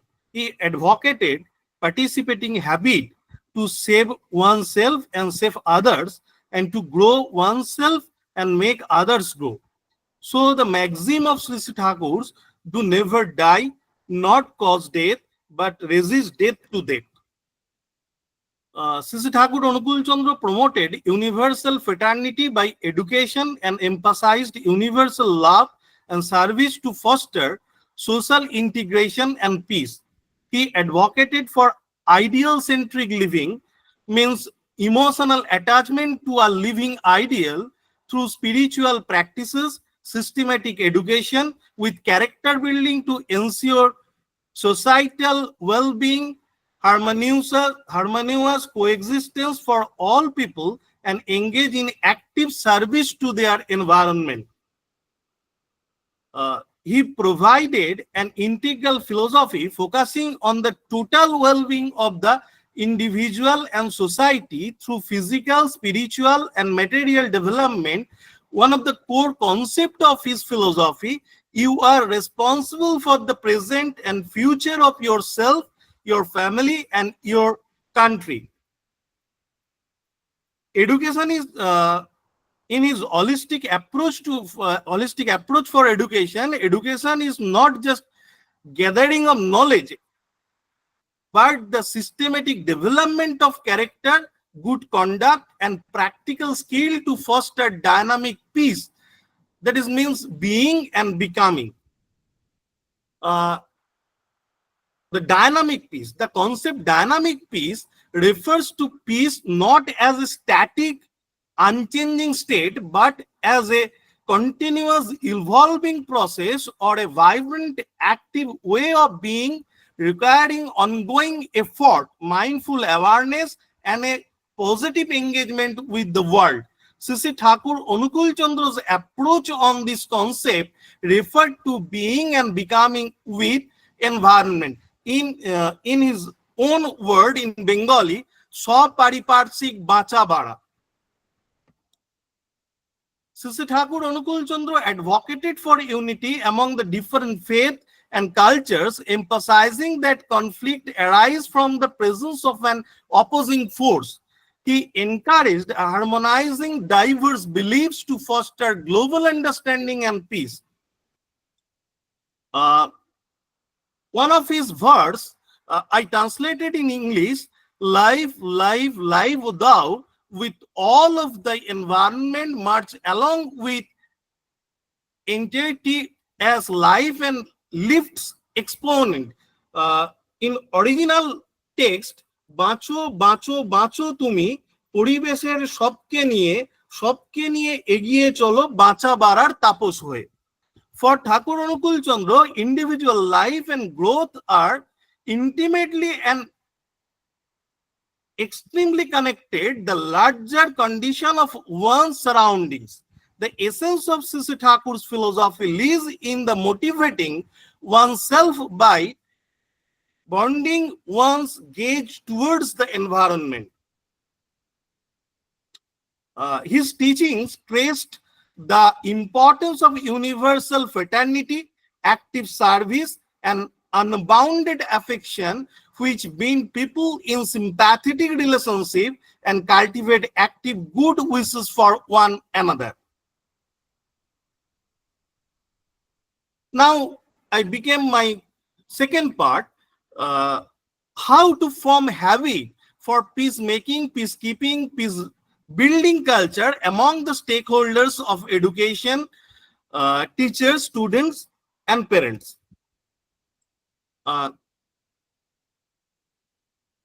তিনি যেটা বলতে চাইছেন সেটা হচ্ছে যে শিক্ষাটা শুরুই হচ্ছে বাড়ি থেকে। তাই parental guidance for fostering peace culture is very important. I quote, তিনি বলছেন সব সময় লক্ষ্য রাখতে হবে ছেলেদের জীবনে যাতে কিছুতেই অশ্রদ্ধা, দোষ দৃষ্টি, অনৈক্য বুদ্ধি ইত্যাদি শিকড় গেড়ে না বসে। ছেলেদের সামনে পরনিন্দা, পরচর্চা যত না করা যায় ততই ভালো। সুকেন্দ্রিক উদারতা ও সেবা সহানুভূতির দৃষ্টান্তই যেন তারা বাবা মার চরিত্রে দেখতে পায়। তাই বাবা মা ছেলেপিলের সামনে কি আচরণ করছে এটা অত্যন্ত গুরুত্বপূর্ণ পিস কালচার ডেভেলপ করার জন্য। ভালো ছেলেকে আমরা সাধারণত যারা পড়াশোনা ভালো পারফর্ম করে, একাডেমিক্যালি যারা সাউন্ড, রেজাল্ট যাদের ভালো, তাদেরকে আমরা ভালো ছেলে বলে দাগিয়ে দেওয়ার চেষ্টা করি। কিন্তু শ্রী ঠাকুর অনুকূল চন্দ্র তার ফিলোসফিক্যাল ডিসকোর্সে বলছেন ভালো ছেলে আমরা তাকেই বলতে পারি যে পরিবেশের সবাইকে নিয়ে চলতে পারে। অর্থাৎ ছাত্রদের মধ্যে পরমত সহিষ্ণুতার অভ্যাস, tolerance, practice of tolerance, habit for practice of tolerance, এইটা ডেভেলপ করাটা অত্যন্ত জরুরি। ছাত্রদের প্রধান কাজটাই হচ্ছে আমি যে নলেজ অ্যাকোয়ার্ড করছি সেইটাকে কাজে লাগিয়ে আমি পরিবেশের সত্তা সম্বর্ধনা সেবার জন্য নিজের নলেজকে কিভাবে ইউটিলাইজ করতে পারি। পেডাগজি ফর পিস কালচার, এই প্রসঙ্গে একটি খুব গুরুত্বপূর্ণ কনভারসেশন শ্রী ঠাকুর অনুকূল চন্দ্রের সাথে দুমকা কলেজের principal Surendranath Jha in 1959 26 December তিনি একটা কথা জিজ্ঞাসা করছেন ঠাকুর অনুকূল চন্দ্রকে যে শিক্ষার ধারা কেমন হওয়া উচিত।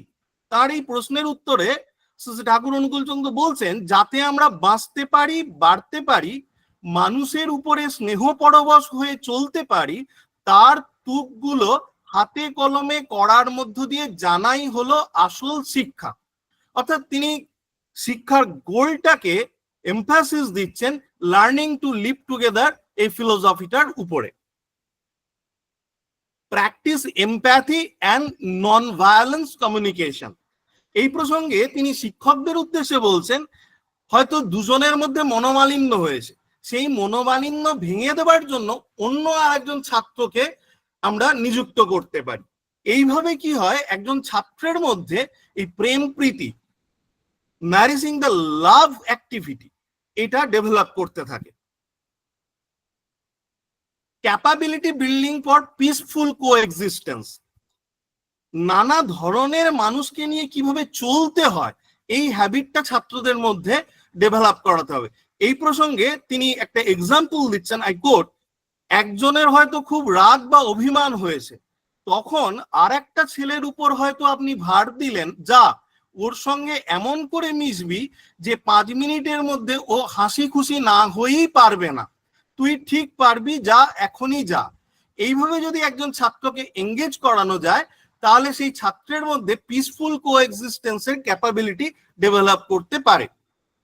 Teacher student relation for build piece culture, এটা খুব ইম্পর্টেন্ট যে একজন শিক্ষক ছাত্রের প্রতি কি ধরনের মন্তব্য করছেন বা কি ধরনের মনোভাব পোষণ করছেন। আই কোট, শিক্ষক যেন কোনো ছাত্রের প্রতি বিদ্বেষ ভাবাপন্ন না হন এবং কোনো ছাত্র যেন শিক্ষকের প্রতি বিদ্বেষ ভাবাপন্ন না হয়। ভালোবাসায় অনুসন্ধিৎসা উৎসারিত করে দেয়, বিদ্বেষ তাকে খর্ব করে।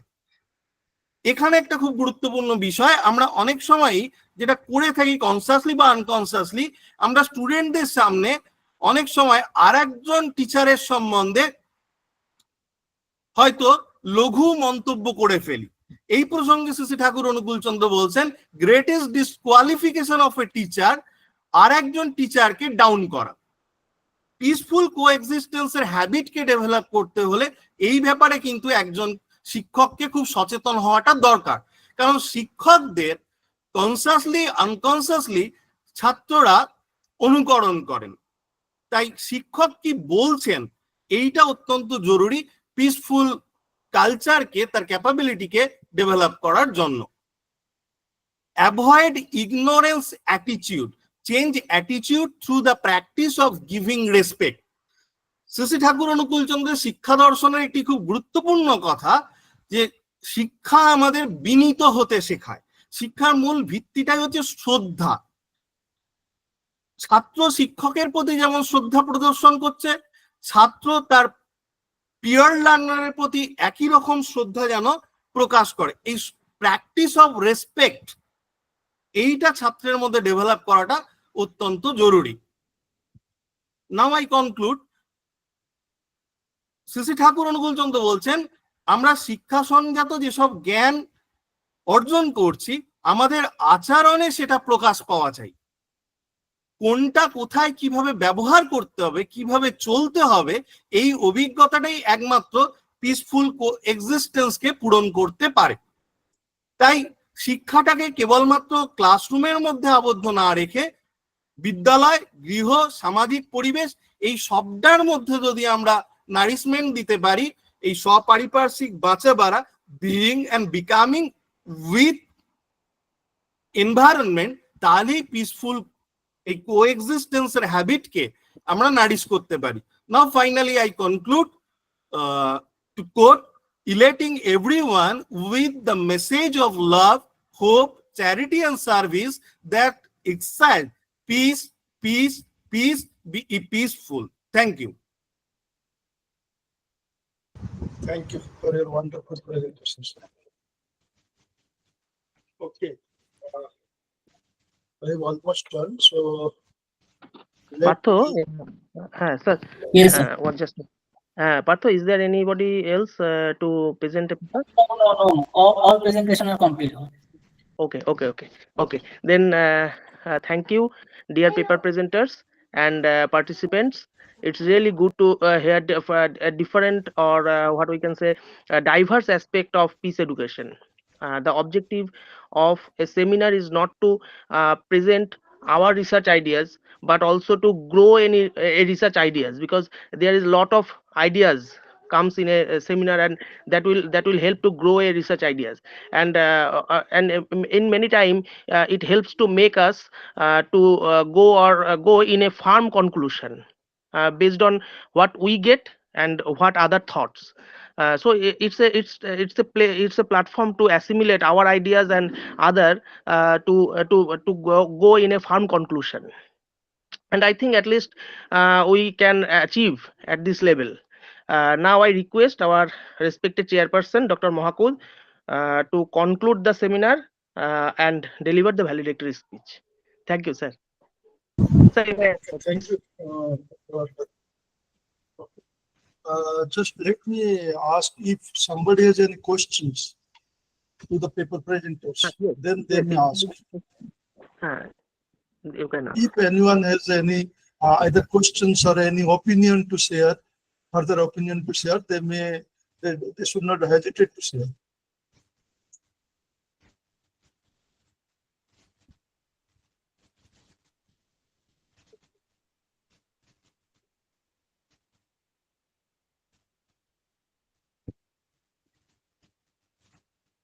I think there is no question. Okay, I think yes, actually, as it is already for 12 for 12, so we are exhausted. So anyway, let me first just give my observation regarding this session's presentations. What I found, that is 13 papers, totally 13 papers for paper presenters, and mostly I'm not going by name or the title of the papers. So most of the papers, except one paper that is empirical, that is quantitative survey based. Remaining papers are either conceptual or qualitative or theoretical papers. And among these, the themes, if I categorize different themes of the presentations, what I found, few papers are from literature, the contribution of literature towards peace building, and some and language also, the role of language in conflict resolution. And also we found one paper from media, role of media. It is nice one. And we also have papers like that, that is different philosophers, particularly Indian philosophers. The role of philosophy and philosophers. Categorically, they highlighted the Indian philosophers, starting from Tagore, Vivekananda, Swami Vivekananda, and lastly that Anukul Chandra. You may think, take it as a spiritual leader or philosopher, whatever may be. For me, he is also a philosopher. And some papers are from the pedagogical perspective. There are two or three papers, 3 or 4 papers from pedagogical perspectives of, that is peace building. One paper is on, that is the inclusive setup, that is inclusive education. And another one paper is on, that was also on from literature, that is text of Moishita Devi. So, however, all the papers are very unique and very nice, and all the presenters are very nicely, they have presented, they have identified different problems. So what I found, if you all will be sending your papers for publications, only my one request that while sending your papers, you should make it reference based. Though you know you all are seniors, still I am telling this one. And it may be theoretical paper, it may be some empirical paper or some statistical paper, but each paper has unique methodology to write. So if possible, you should mention your methodology also. That means whether you are making any text analysis or any document analysis or any just review paper, or your, even it may be case study, your own observations, your own experiences. So whatever may be, if you will highlight your objectives and the methodology, then it will be easier, and it will be easier to make it more public, more generalized. So further researchers can replicate your methodology. So that's why I'm telling this one. So however, all the papers, these are very outstanding and very nice, and within a few minutes, I think, so a few days, perhaps the organizers noticed it just 15 days, perhaps, I think, I 15 to 12 days, and within these 10 or 15 days, there are so many papers and very good papers and good presenters, quality presenters. What I found, quality presenters who have presented, they presented with their heart and soul. What I observed, and very nicely illustrated. Whatever their points, they have clearly illustrated. So thank you very much for giving me opportunity to be a part of this session, and really you enlightened me. Specifically, last paper, it was last but not the least. So though I am involved in this peace psychology, peace education, but today I found a new one, that is the Anukul Chandra's approach, that is from home to world, also world education.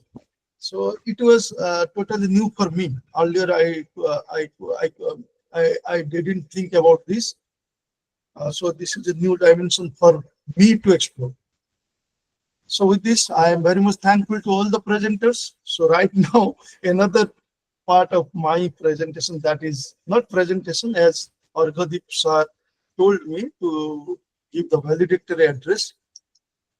So first of all, I would like to convey my heartfelt thanks to respected chief patron, the principals of both the colleges, distinguished speakers, and esteemed professors, and organizing committee members, participants, and fellow friends, fellow students and friends. Really, it is my privilege to stand before you at the conclusion of this enlightening 2-day national webinar on building peace through education, policies for a resilient future.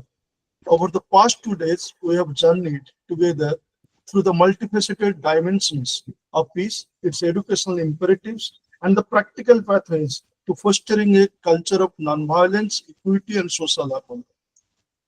Peace, as we have reflected upon during the sessions, is far more than the mere absence of conflict and war.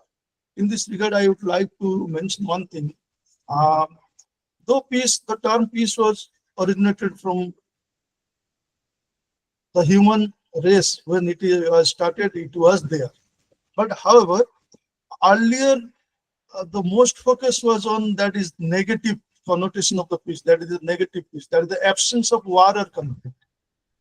Few of our presenters also mentioned. But present day is all about the positive side of the peace, that is the positive peace. It is not the mere the absence of conflict or war, rather it encompasses positive peace, an environment where justice, equality, human rights, and ecological balance are upheld. Our distinguished speakers have reminded us that true peace begins with the cultivation of inner calm, empathy, self-awareness, and non-violent communication, extending outward to the family, school, community, and global society. Throughout this webinar, we explored practical strategies to integrate peace education across curricula, teacher training, digital platforms, and co-curricular activities, underscoring the role of NEP, schools, NGOs, literature, language, linguistic approaches, media, local communities, and different agencies in fostering a resilient culture of peace. Our deliberations on experiential learning, role play, storytelling, dialogues, and service learning have reaffirmed that peace education must be active, inclusive, and context sensitive.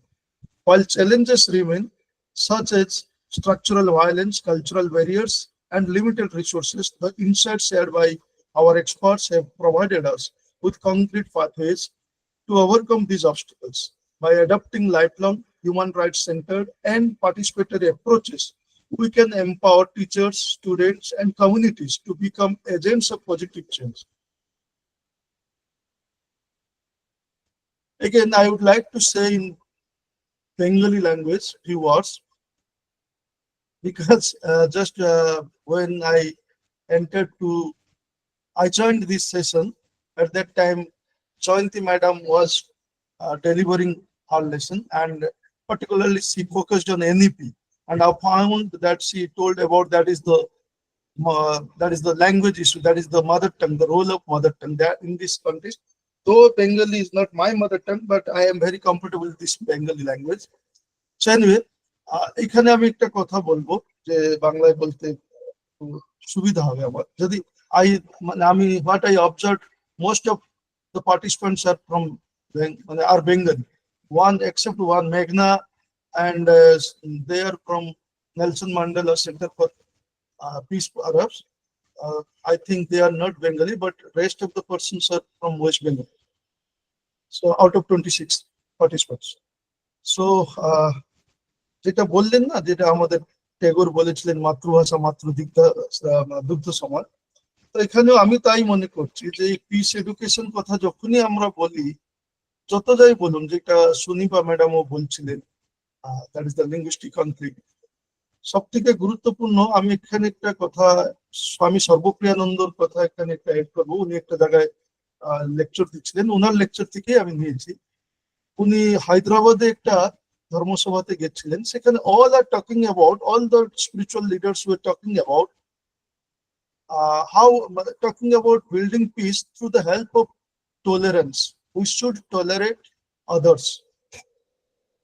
We should not be intolerant. আমরা হচ্ছে সবাই প্রতি সহিষ্ণু হওয়া উচিত উনি বলছিলেন, মানে বাকিরা বলছিলেন। তখন উনি যেরকম স্বামী বিবেকানন্দ ভেবে গেছিলেন কি আবার আলটিমেটলি কিছু বললেন, সেরকম তিনি কিন্তু অল অফ সাডেন চিন্তা করলেন, ওনার যা স্ক্রিপ্ট ছিল সেটাকে বাদ দিয়ে উনি কিন্তু ওই কথাতেই আলোচনাতে শুরু করলেন। এবং তিনি বললেন না, I should not be tolerate, মানে আমি অন্যের প্রতি সহিষ্ণু হব, এই কথাতে আমি বেশি গুরুত্ব দেব না। যখন আমি কথা বলছি অন্যের প্রতি, অন্য ধর্মের প্রতি আমি সহিষ্ণুতা দেখাবো বা আমি আই শুড টলারেট আদার্স, তা মানে সেখানে একটা ইনটলারেন্সের কথা থেকে যাচ্ছে। মানে তাহলে কি আমি ওকে সহ্য অ্যাকচুয়ালি করতে পারছি না? তাহলে আমাকে সহ্য করতে হবে। হ্যাঁ, যে কিছু কি নেগেটিভ ব্যাপার আছে তার জন্য আমাকে পজিটিভ হতে হবে। Rather I should love. উনি বললেন যে আমি কেন, আমি ওকে ভালোবাসবো। মা যেরকম প্যারেন্টস কখনো বাচ্চাকে সহ্য করে না। একজন মা দেখবেন একটা শিশু যত অব্দি না খেয়েছে তত অব্দি সে তার সঙ্গে আছে। আপনি বলবেন ধৈর্য আছে, কিন্তু তার সেটা হচ্ছে স্নেহ, তার সেটা ভালোবাসা। সো সর্বপ্রিয়ানন্দ বললেন তখন যে আমি ভালোবাসবো। আমি যদি ভালোবাসি তাহলে আর এই টলারেন্স এন্ড ইনটলারেন্স কথাই আসে না। হ্যাঁ, আমি কাকে সহ্য করতে পারি না, মানে সহ্য করতে যাব যাকে করতে পারি। সেরকমই being a teacher, being a common man, being a citizen of the uh, community, the society and the nation and the world. It may be global citizen, it may be local citizen, whatever may be. আমাদের প্রথম কাজ বোধে আমরা positive মাইন্ডে থাকা দরকার, যে আমরা অন্যকে ভালোবাসতে জানলেই বাকি সব কাজ হয়ে যাবে। যদি নিজেকে ভালোবাসে, সব থেকে বড় কথা, নিজেকে ভালোবাসলে সবাইকে ভালোবাসা যাবে, বাস্তব অর্থে। ওকে, তার থেকে বেশি আমি যাচ্ছি না, সেটা একটা কথা। এবং যেটা উনি বলছিলেন, লাস্ট বক্তা যা বলছিলেন, বা ঠাকুর অনুকূল চন্দ্রের কথা থেকে আমি যদি বলি, তো গুরুত্বপূর্ণ কথা কিন্তু that is charity begins at the home, তাই না? চ্যারিটি বিগিনস এট, সোনালদি গুড আফটারনুন, নান্দিদি, সোনালদি, সবাইকে আমার নমস্কার। ওকে, তো আমি যেটা বলছি যে charity begins at the home, বিদ্যাসাগরও শুরু করেছিলেন ওনার বাড়ি থেকে, অন্য কারোর উপরে এক্সপেরিমেন্ট না করে নিজের উপরে এক্সপেরিমেন্ট। কারণ আরেকটা এখানে দেখবেন, আমরা যখন পিস নিয়ে আলোচনা করছি, সব থেকে গুরুত্বপূর্ণ বিষয় এখন নিশ্চয় দেখুন, আপনি ইউনেস্কো হলো, ইউনিসেফ হলো, ইউনো হলো, কিন্তু বাস্তব পিকচারটা এক্ষুনি আমরা জানি, সে ইউনো হোক, ইউনেস্কো, যে হোক, আলটিমেটলি যে ক্ষমতাবান সেই কিন্তু ডিসাইড করছে পিস মানে কি। গোটা পৃথিবীর কথা যদি আমরা ভাবি, মানে ইউনো তৈরি হয়েছে পিস কিপিং জন্য, ওয়ার্ল্ড ওয়ার পরে শুরু হয়ে গেল, কিন্তু সেটাও যখন যেরকম তার সুবিধা, যে যখন ক্ষমতাবান সে সেইভাবে তাকে ডিফাইন করছে, সেইভাবে তাকে ইউজ করছে। এবং যারা হচ্ছে শোষিত, তারা শোষিতই হয়ে থাকে। মানে জাস্ট রিসেন্টলি আমাদের দেশের কথা ভাব, যে আমেরিকা হচ্ছে বললাম 50% তারিফ। সো কখন আমেরিকা বলছে ইন্ডিয়া ইজ বেটার, কখন বলছে পাকিস্তান ইজ বেটার। এখানে প্রত্যেকে আমরা এই যে সুবিধাবাদী পৃথিবীতে বসবাস করি, এটাকে ভুলে গেলে হবে না। তাহলে যেটা আমাদের হাতে এইগুলো নেই, it is not within our hand, because আমরা খুবই ছোট, সামান্য। আমাদের হাতে যেটা আছে, সব থেকে বড় কথা, আগে নিজের পিস এস্টাবলিশ করতে হবে, পিস উইদিন। কারণ খুব গুরুত্বপূর্ণ কথা, যদি পিসের উল্টোটা নেগেটিভ পিস কথা যদি ভাবি, war begins in the minds of men, it is in the mind of men that defences of peace must be created. কখন কোন যুদ্ধ, কারণ আমরা by default we are animal being, by default আমরা এখন নাহলে একটু সামাজিক প্রাণী হচ্ছে, বাস্তবে তো আমরা পশু। যে কোনো পশু বাই ডিফল্ট সে হচ্ছে সবসময় একটা সুপারিটি ইনফিরিটি এরকম একটা ব্যাপার থেকে কন্ট্রোল, যে যখন ক্ষমতায় আসে সেরকম মানে তার পাওয়ার দেখে। আমরা আমাদের মধ্যে যে ডিভিশন দেখছি, সে আমার ফ্যামিলিতেও যদি 3টে বাচ্চা হয় তার মধ্যেও ডিভিশন হবে, আস্তে আস্তে যখন স্প্রেড হবে কার কত ক্ষমতা আছে। কিন্তু গুরুত্বপূর্ণ বিষয় হচ্ছে, তার মানে কি যুদ্ধটা আমার মনের মধ্যেই তৈরি হয়, আমার মধ্যেই তৈরি হয়। ট্রাম্পের মাথার মধ্যে কখন তৈরি হচ্ছে ভারত ভালো, কখন হচ্ছে পাকিস্তান ভালো, আবার ও চাইলে আবার বলছে নোবেল প্রাইজ জন্য হচ্ছে কাজ করছে। সো যুদ্ধ নিজের একটা মানুষের মনের মধ্যে তৈরি হয়, সেরকম এই যুদ্ধ থেকে বাঁচার জন্য শান্তিও মানুষই নিজের মনের মধ্যে তৈরি করতে পারবে।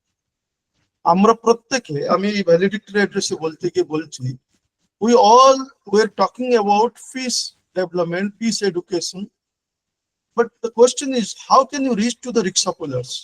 How can you reach to the persons who are involved in the terrorism, because they don't have any real education, because we all are confined to the school, that is the higher education schools and like this. Even Osama bin Laden is an engineer, was an engineer. So now the question, Laden was using the persons who have no educations.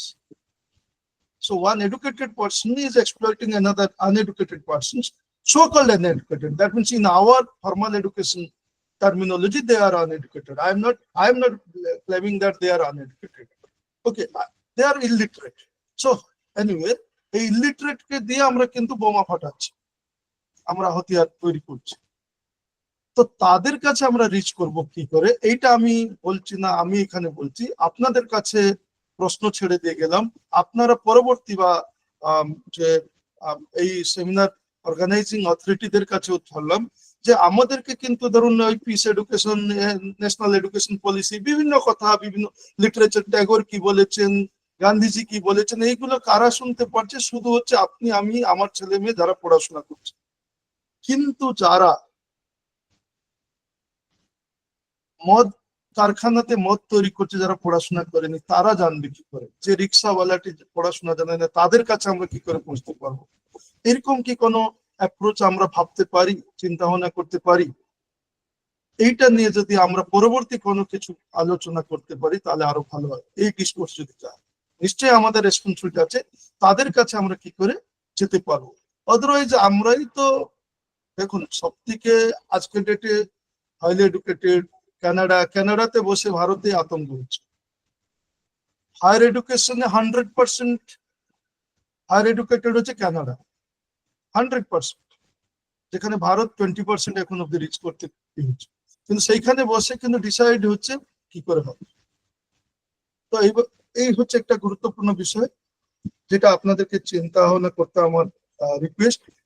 আরেকটা কথা যেটা আমি একটু গুলিয়ে যাচ্ছি জিনিসগুলো, যে এইখানে আমি জানি না লাস্ট ডে কি আলোচনা হয়েছে, মানে লাস্ট ডে পেপার প্রেজেন্টেশন।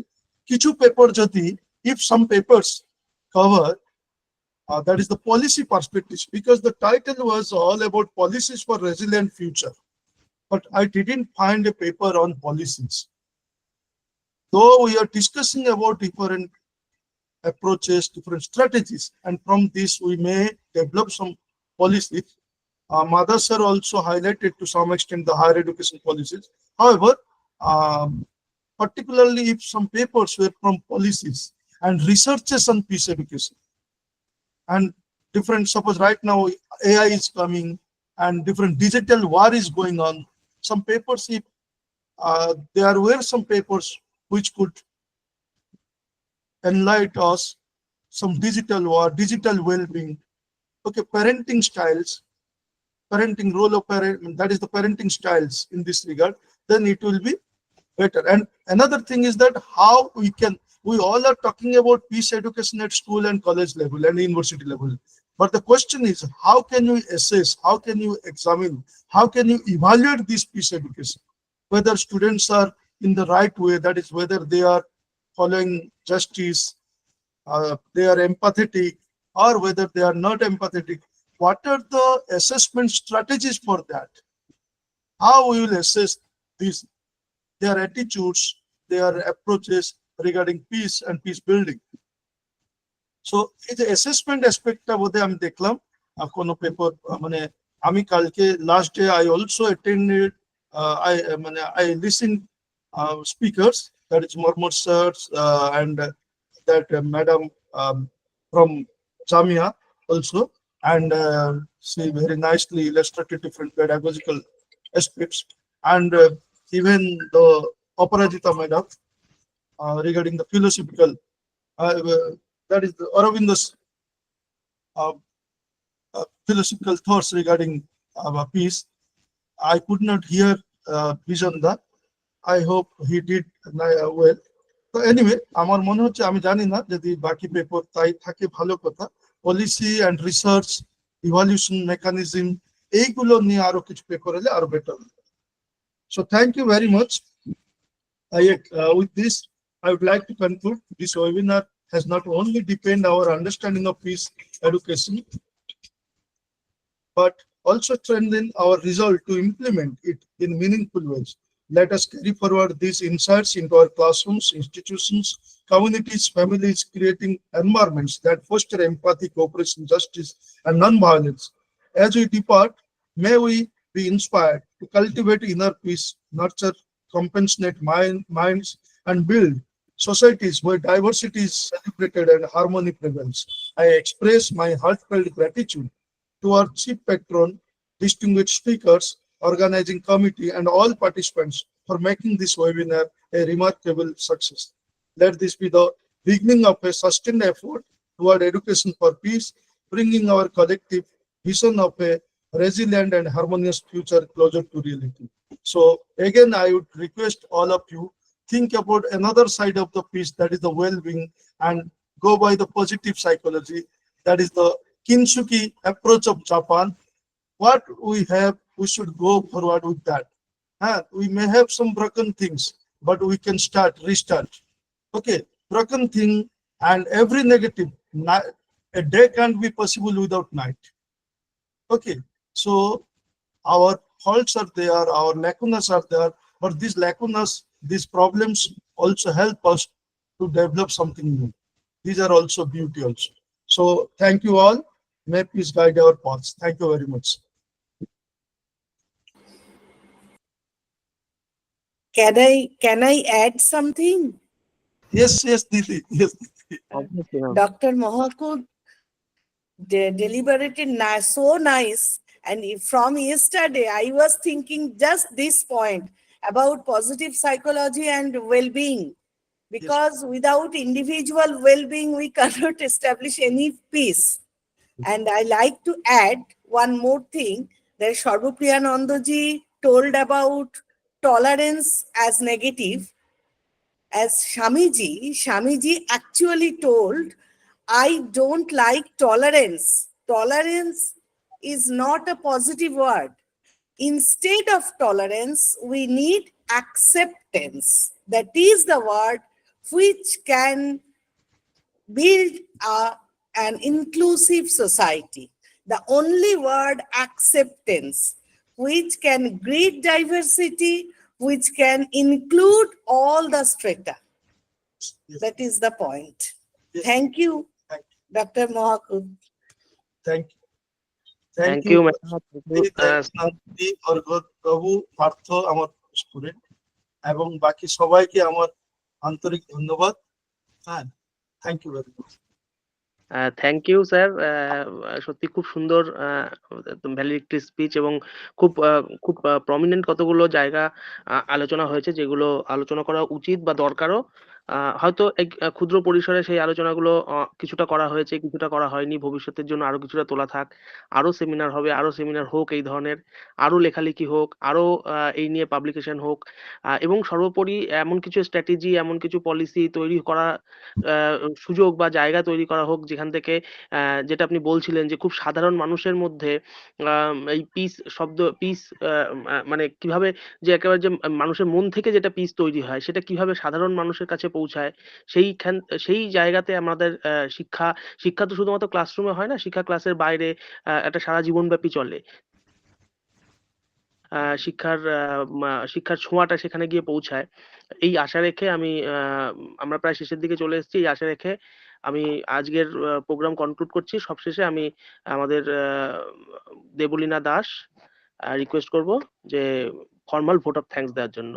তার আগে আমি নিজের অন্তরের থেকে সকলকে ধন্যবাদ দিচ্ছি। খুব সুন্দর প্রেজেন্টেশন হয়েছে এবং দুদিন ধরে খুব সুন্দর আলোচনা হয়েছে। একটা ফর্মাল ভোট অফ থ্যাঙ্কস এর ব্যাপার থাকে। আমি রিকোয়েস্ট করছি দেবলীনা দাসকে ফর্মাল ভোট অফ থ্যাঙ্কস এর জন্য। Debleena, please, over to you. Yes, thank you, Dr. Paul.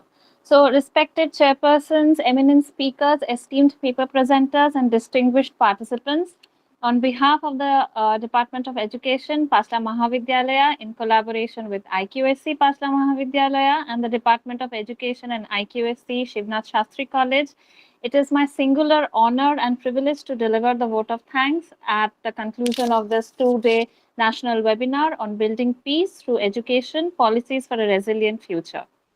Over the past 2 days, we have been enriched by thoughtful deliberations, simulating discussions, and deeply insightful academic exchanges in the role of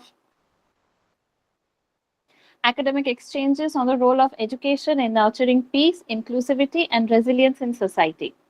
At the outset, I extend our deepest gratitude to our keynote speaker, Professor Mormor Mukhopadhyay, whose illuminating address provided a strong intellectual foundation for our program. We are equally grateful to our eminent speakers, Professor Koshiki from Jamia Millia Islamia, Professor Aparajita Mukhopadhyay from Jadavpur University, Professor Bijon Sarkar from University of Koldani, and Professor Jayanti Das from University of Calcutta for their erudite and thought-provoking lectures which enrich this academic gathering.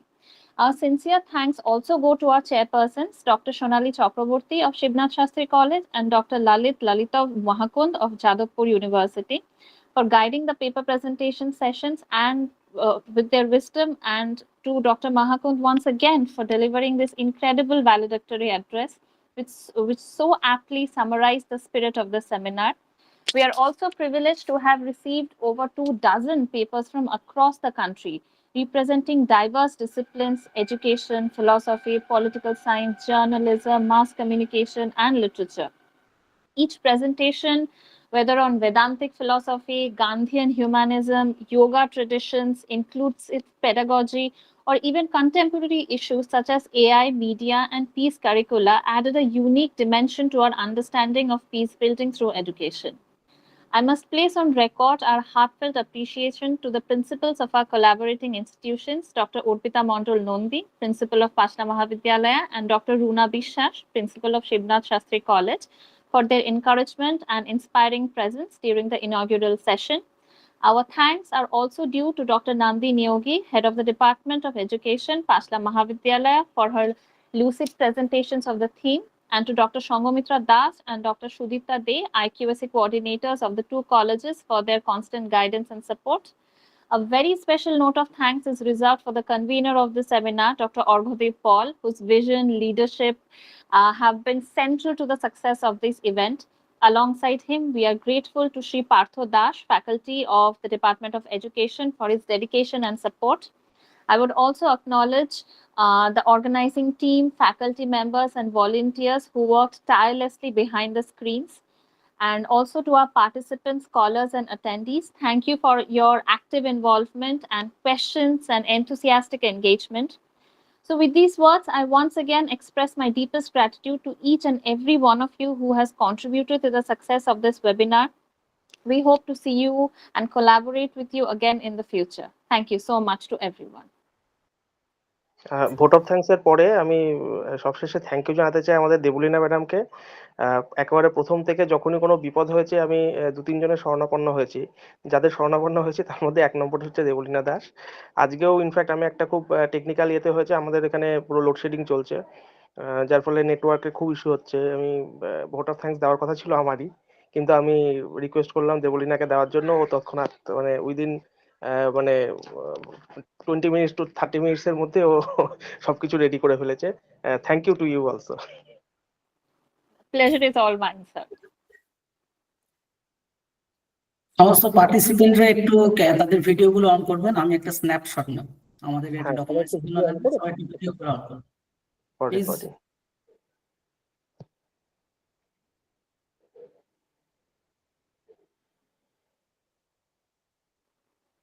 All of the participants are requested to turn their video camera on. Thank you.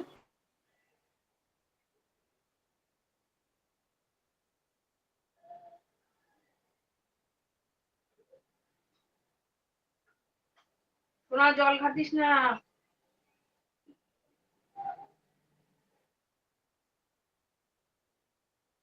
Thank you everybody. Thank you to all of you.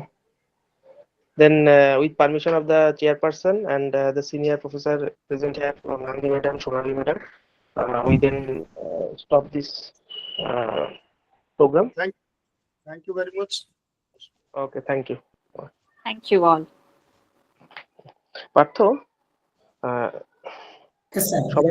সবাই leave হয়ে গেলে তারপরে ভিডিওটা on of করো। হ্যাঁ হ্যাঁ হ্যাঁ, ওকে okay sir, ভিডিওটা অফ করে দাও। আর ইয়েটা আমরা দেখছি, যেটা ফিডব্যাক ফর্মটা আমরা পারলে একটু গ্রুপেও দিয়ে দেবো যাতে সবাই ফিল আপ করে। ওকে ওকে, ঠিক আছে। শিবদা, ভালো লাগলো আপনাকে দেখে। চলে গেল নাকি শিবদা? শিবদা চলে গেছে। আচ্ছা, হ্যাঁ, না না আছে। হ্যাঁ আছে। আচ্ছা আচ্ছা, ঠিক আছে, থ্যাংক ইউ।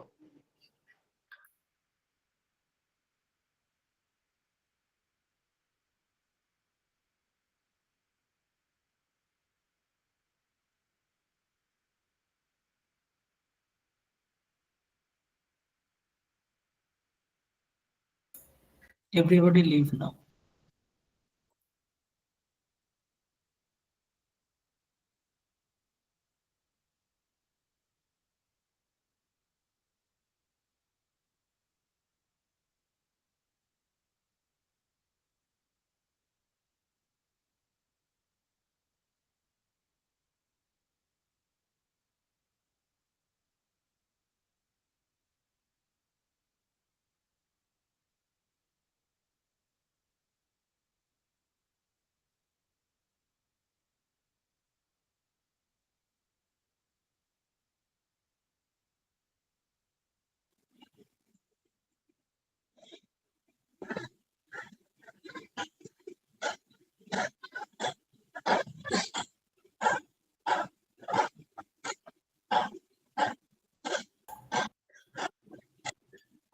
ম্যাডাম আপনার স্পিকার অন হয়ে গেছে।